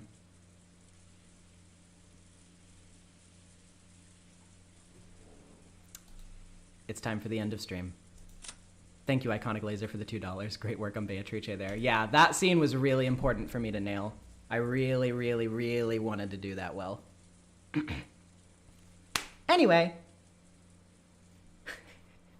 Oh, I'm feeling a bit like Beatrice myself right now, seeing your death throes. I'm so sorry. Hee hee ha ha, hee hee hee hee ha ha ha ha. But anywho, character menu. Let's put up Kyrie MatPat, and for a little bit, why don't you guys tell me what you think is going on?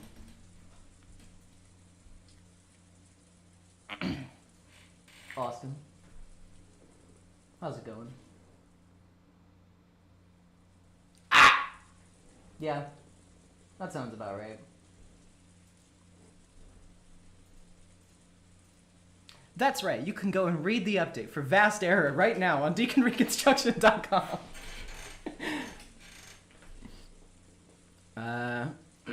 Okay, let's see. What are you guys saying? I've further developed my Maria theory and is way longer than one message. Is that okay? Yeah, sure, go ahead.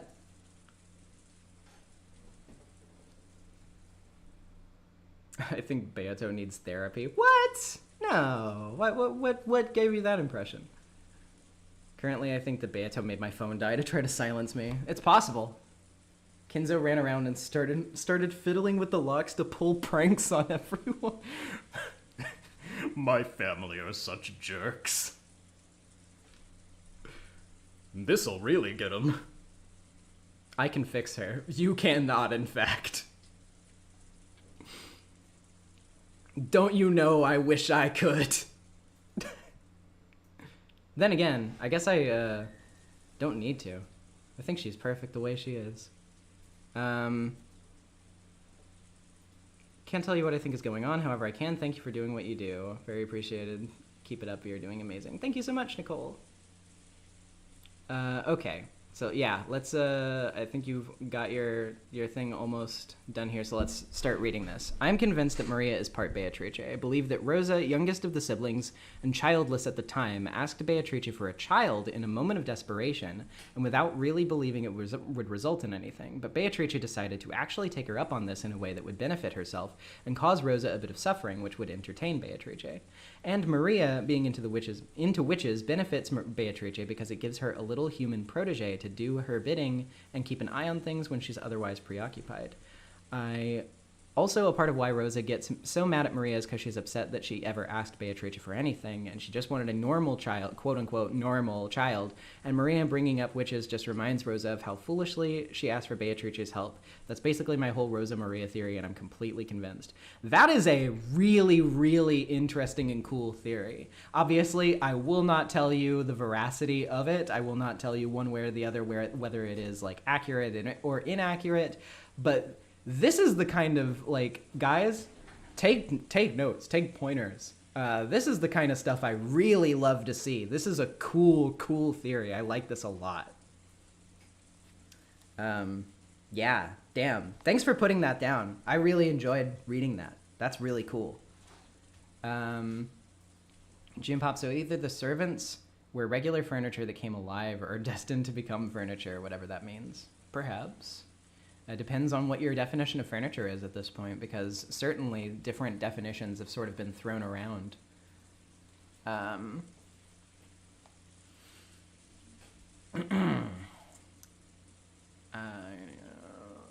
doesn't work very well, unfortunately. It's a little... Anything else that anybody said?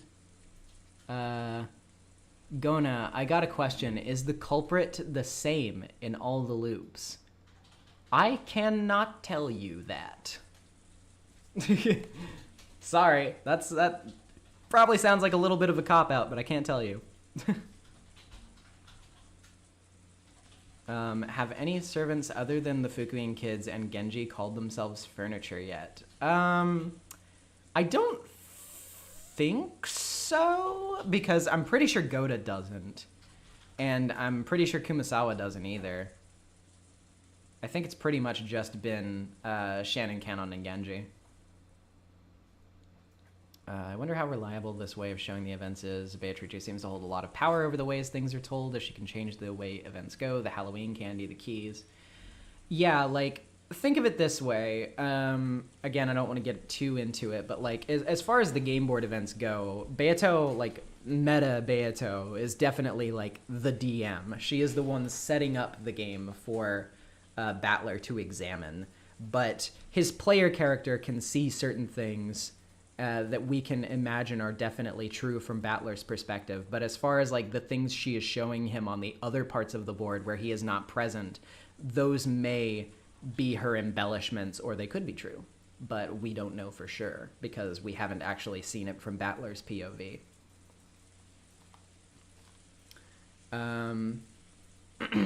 Trying to figure out how Battler's sister will become relevant because she's been mentioned once.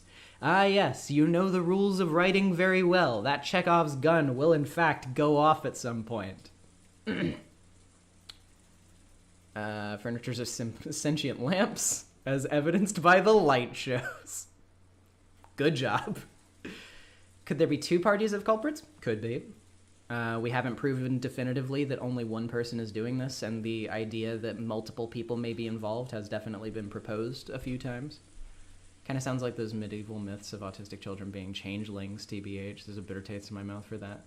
Yeah, I mean, I don't necessarily know that that's what I think the person was, like, getting at, obviously. I don't think that was the intention. I just, like, you know, Maria can have, like, you know, magical properties without that being related to who she is as a person, necessarily. I mean, if you believe that she has magical properties, that, of course.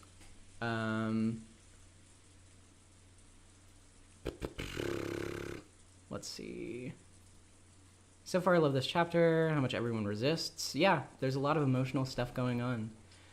Repeated in red, the culprit is the same in all routes. Hold up. Where's the red truth sound effect? Am I gonna have to give you guys my own red truths? Hold up.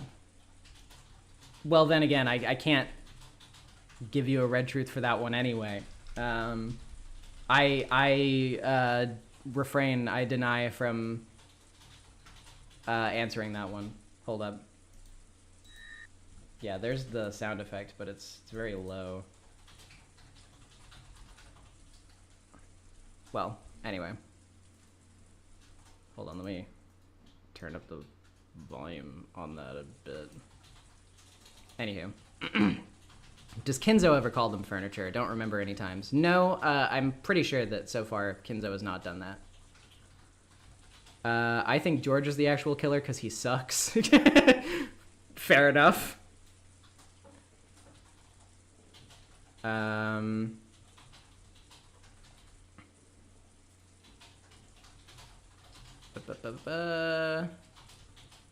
I think we'll get a loop where maybe Anja is included and in the island. Maybe. She's really bitter about the concept of love because of his treatment of her. Wait, okay. Let me go up to your other. Sticking with the theory that Beatrice is Kinzo's hidden Jane wife, and maybe her attitude towards him changed, thus his obsession with bringing back her smile, aka the person she used to be. And she's really bitter about the concept of love because of this treatment, which is why we got that scene that just happened. It is possible.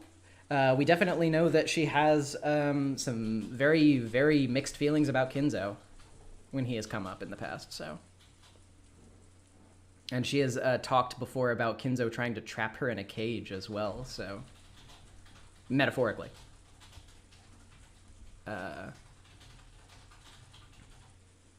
We got some fun thoughts as well. Like 2 parties, an individual, a group of different goals from each other. Maybe. Yeah. Also meant to say the eagle only adorns things that Kinzo owns. The blood relatives, the furniture servants, and the sin girlies. My theory is that the orphanage that Kinzo sponsored and Shannon and Canon is some sort of cult brainwashing station, which is why they are so loyal and convinced that they aren't just human. Could perhaps be. We know that there are a lot of other servants that come from Fukuin, but none of them are on staff on the day of the conference. That, like, Canon and Shannon just happen to be the ones that are on staff that day. Which is they're not known for being treated well, to be fair. Beatrice is Maria's stand. Yes, this is my stand, the Golden Witch. Actually, if Beatrice was a stand, what song title would she be, I wonder? Somebody think of something.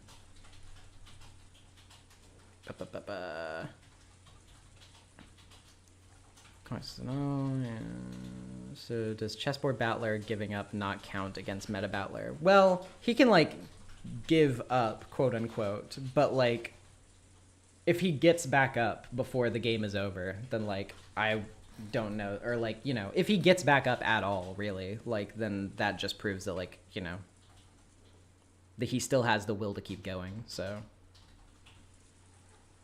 It's just that he loses faith sometimes, you know? I think Kinzo basically trapped Beato out of an obsession, and, you know, I get it, bestie. Oh, if only we could all have Beatrice around in our lives. She would definitely make it better, and she definitely wouldn't do horrible, horrible things. Okay, hear me out. Beatrice has furniture with supernatural powers, and they serve her, and Beatrice says Kinzo makes good furniture, so maybe he conjured Shannon and Canon. I don't know how, though. I mean, if you remember, back in episode 1, I believe, Jessica said something about the fact that, like, she had heard rumors about how, like, people were saying that, they thought Kinzo was using the Fukuin kids for, like, weird black magic rituals and stuff. So, you know, there's a possibility. You know, what do you think? I don't know. From Umineko OST or following JoJo rules? Literally, like, any song is fine. Black Magic Woman might be too literal. Season of the Witch. That's good. Love potion number 9. That's an interesting one. That's an interesting one. Oh wait, hold on. What? I got one. Yeah. I think Beatrice Stan should be trapped in the closet. Okay.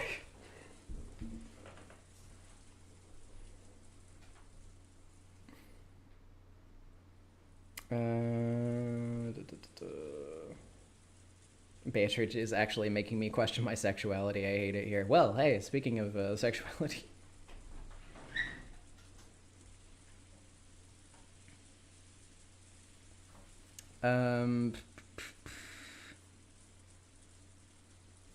Think furniture refers to people who've submitted themselves entirely to someone with magical power and they can grant them fucked up powers. Interesting. Interesting. Because she's a lesbian? Maybe. Who knows?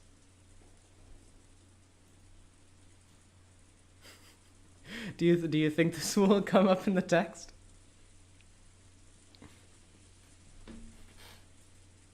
Do you think Beatrice's attraction to women will come up in the text? Perhaps. I'm not denying it. I refuse to deny it.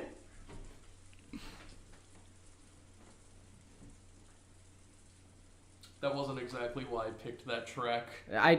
You shut up. Don't say another word. I'm not gonna say any reason as to why. That's for you guys to figure out.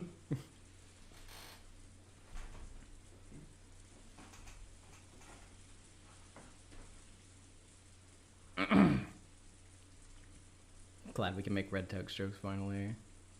Beatrice and Curie had something interesting before she died. Well, like looking at each other on the stairs. Recognition.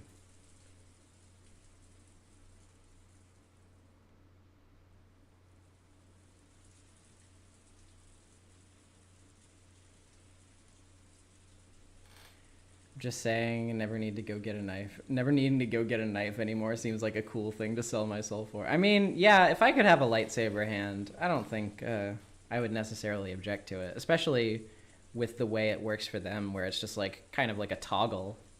Like, it never comes out by accident.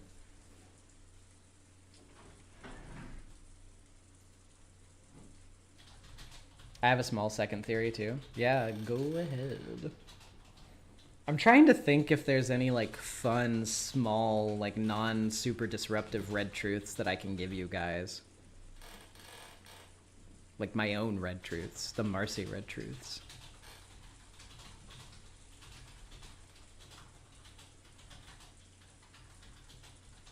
Beatrice is gay or by disaster, and the disaster part of that led to murder somehow. Red truth, Beatrice is hot. True?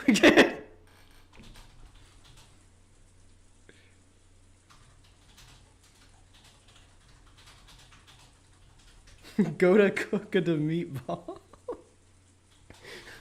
You know what?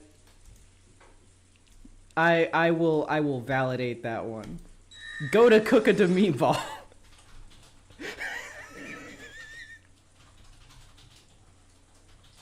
Did you guys hear that? Please tell me that the sound effect worked.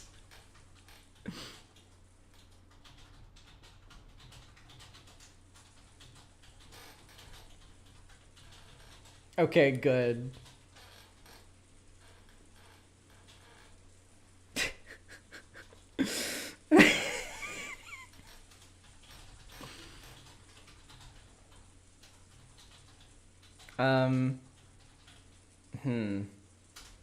Red truth not to be better than Rosa. Perhaps. I think Kyrie is a good witch. Her name is Kyrie, as in Kyrie eleison, meaning Lord have mercy. She has the cross, and so does Battler, and that's why he has the power to oppose it. Wow, that's kind of an interesting pull. Again, you're hitting some interesting ones. I like that. We love symbolism. We do love symbolism.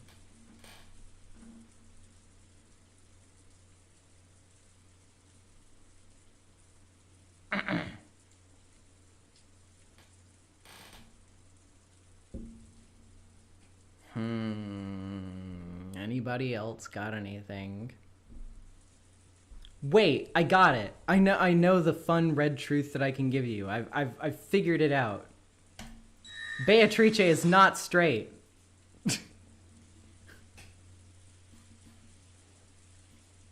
I didn't say she was gay either, but I refuse to comment any more than that.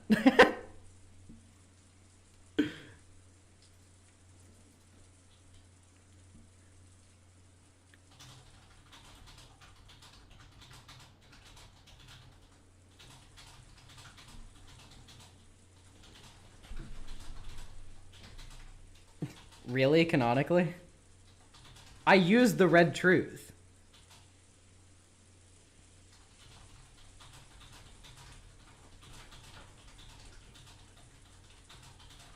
The rules of the game dictate that I can't say something and then lie to you with the red truth.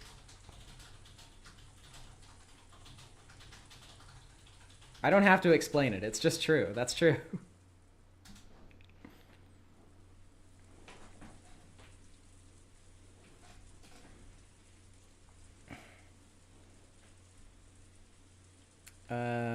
If I make a meme edit, can I tag you on Twitter? Yes, you absolutely can.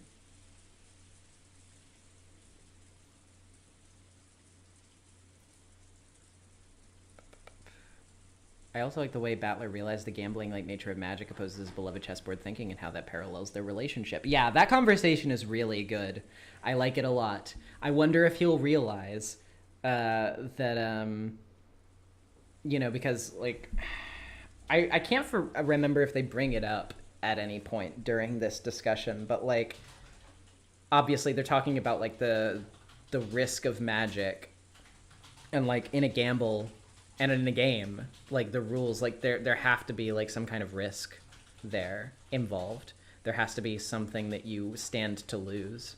The way Battler is playing right now, he doesn't want to lose anything. You know, I mean, he said it himself. He doesn't want to believe that it is a witch. He doesn't want to concede to the idea of magic, but he also doesn't want to believe that any of the human people that he knows did it.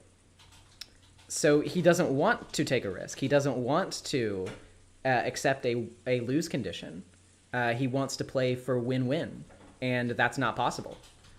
So to play effectively, he's going to have to get to a point where he accepts a measure of loss, where he accepts that there is something that he stands to lose. What he stands to lose is not being able to believe in somebody that he wants to believe in. So I like how Battler then used that realization of the limits of chessboard thinking and then used it to analyze Rosa and Maria projecting themselves on Beato, followed immediately by a scene where Beato projects her feelings on Shannon hard. Yeah, this text. It's mwah. It's so layered. It jumps through so many things, and like it's like poetry. They rhyme. Sitting here like George Lucas in my chair.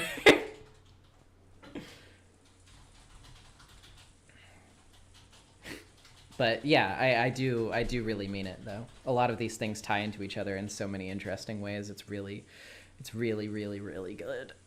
It's really good. Meanwhile, Kinzo is just vibing. Yeah, we haven't seen Kinzo in a while. Wonder what's going on with that.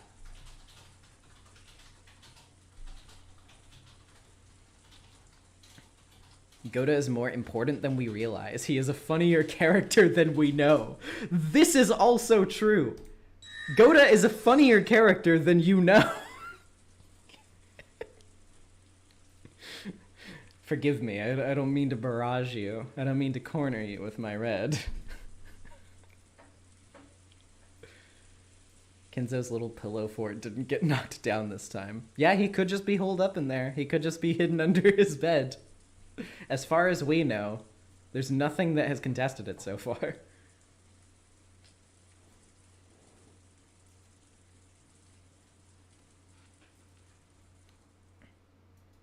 Goda red truths are necessary for the Goda Trice theory to survive. Yeah.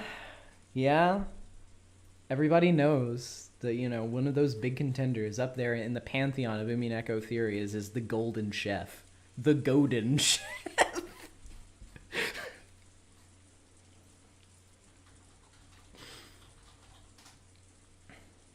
That's another thing with Goda. Everyone else has so many layers piling up, and Goda's here having a nice side, and that being the deepest thing. Like, the thing about Goda is that he is very petty and cowardly, and kind of like a dick. And I do think that like him just having like these moments where he's actually like legitimately nice is such a like nice little microcosm of like it's a small scale example of a thing that Umineko does over and over and over and over and over and over and over again, where they introduce you to these characters and like give you these really nasty sides of them, very human, imperfect sides of them, and tell you like these are just facts about these people. Like they act like this, they do these things. And in one context you may be thinking, Jesus Christ, like what pieces of shit. And in another scene entirely, like your perspective can change because you see another side of them and you think, oh, that's endearing, or that's like sad, or that's sympathetic. Like that's one of the greatest parts of Umineko's character writing to me, is that it just presents you with such three-dimensional people, that like, because real people are like that, you know, at their lowest lows, you could think like one of the people that you love the most is like terrible, but you don't just see that one side of them. You don't just see XYZ thing that they do or say. Like people, we have very complicated relationships with people. And, you know, on any given day, you know, one thing that we might think is like horrible, or like destroys us inside to think about, like, you know, it can change. That's true. Iconic Laser, that's true. Without love, it cannot be seen. That is true. I will champion that as the most important phrase from this entire visual novel over and over again. It's and yeah, everyone has a reason for being the way they are. It's up to you to decide if you're willing to accept it or if it's worth it. That's true. That's absolutely true. It's up to you whether you want to see it with love. And you know, that isn't to say that in every context you should, obviously, but like, you know, that's the game we play. That's the chessboard that we're all on. Very, very poignant.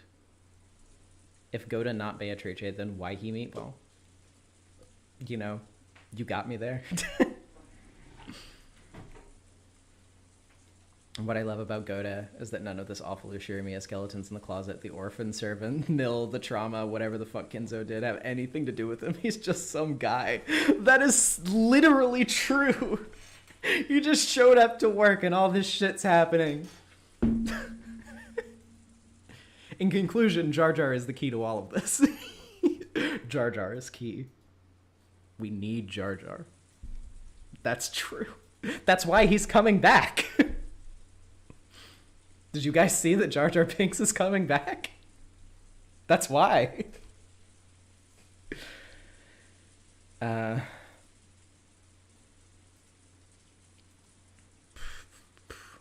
phrase is one of the pillars of my life now. Without love, it cannot be seen. Affects how I look at literally everything. Yes, literally yes. When I first like read this series, and like the many times I've read it since then, it genuinely like opens my third eye about like my perspective on life and people. Like it genuinely changed my life for the better. It's a lot.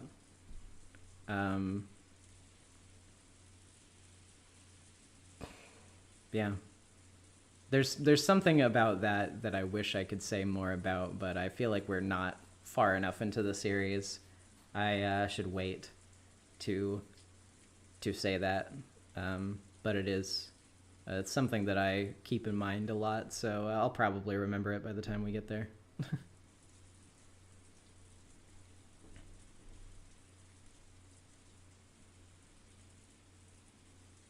Realizing the spoiler warning is in red. I did that on purpose.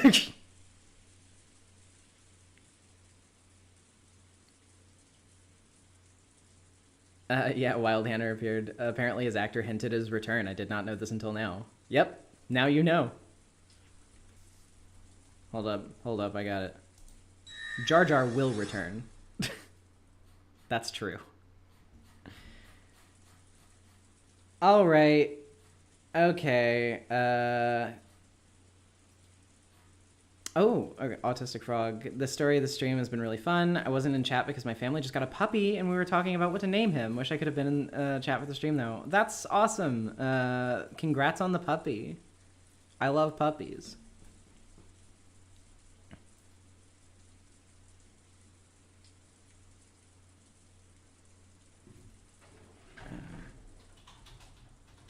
Is Battler learning to balance his love for others with acknowledging their flaws part of how he spars with Beatrice in future chapters? My lips are sealed. I cannot tell you. Somehow Jar Jar returned. Yeah. There's a podcast about Jar Jar that goes into his actor in a really interesting way. That man went through a lot. Oh, I have to imagine he probably did. Yeah. I mean, Jar Jar was one of the most hated characters in all of like media history. So I have to come in. I need to put my hat in the ring on this. I know a little too much about Jar Jar Binks. There's a comic from around the time the Phantom Menace released, and Jar Jar Binks' father, after he was born, literally like puts a laser gun to his head and kills himself to not have to deal with Jar Jar. What? He hates him that much. Okay. See, I'm a Star Wars layman. I don't know anything about Star Wars. I've watched A New Hope, and I've watched, what was the first of the sequel trilogy again? The Force Awakens. Force Awakens. Yeah, I've seen A New Hope and The Force Awakens. That's literally all I've seen. I'll probably watch the others at some point. Yeah, I mean, if you want, like, the rundown of it, the original trilogy, it's classic. It's pretty good. The prequel trilogy, I like it a little more than most people, but it's pretty hit or miss. Revenge of the Sith is really the only one that I would consider, like, good. And even then, it still has a lot of Lucas-isms that I don't care for. The sequel trilogy is pretty damn good up until you get to Rise of Skywalker, and then it might genuinely be like one of the worst movies I've seen in a long time. I too know about somehow Palpatine returned. Yeah. It's just one of the funniest line reads in a film. Like, I think Oscar Isaac is just stupefied by the fact he has to read it. Is there a channel for your roommate? No, Austin doesn't have a YouTube channel. He just piggybacks off of mine. Yeah. All of Marcy's success is simultaneously my success. I mean, yeah, in a manner of speaking, since we live together. Yeah, I do your editing for you. Yeah. Well, I mean, you do script editing. Yeah, not video editing. I'm not that special. Yeah, he's not that masochistic. I do all of that myself. I do help you record, though. Yes, that's true. Sounds like we need you guys to succeed more. True. True. I need money. Oh, this is like completely unrelated, but I'm just gonna ask you it on stream. Uh-huh. A certain name and address withheld is asking us to go to Whataburger. I think we should indulge him on this. Oh yeah, okay. I'm down for that. All right, I need to get out of here then, guys. So I can eat burger. Well, I'm actually probably not gonna get a burger. I think you should get a burger. You deserve one. I mean, yeah, I deserve a burger, but I deserve plenty of things. I can choose what I want. Yeah, maybe you'll get a chicken sandwich. Perhaps. All right, thanks for tuning in, everybody. Next stream, we will be finishing episode 2. Look forward to that. But for now, burger time. See you later. Oh, I thought you were going to say something. No, I'm just throwing something away. Oh, $10 from JunePop45. Doubloons for food. Thank you so much, Thank soldier. You. All right. I will get good use out of that. It should be for me. It should have been me. Okay. Bye.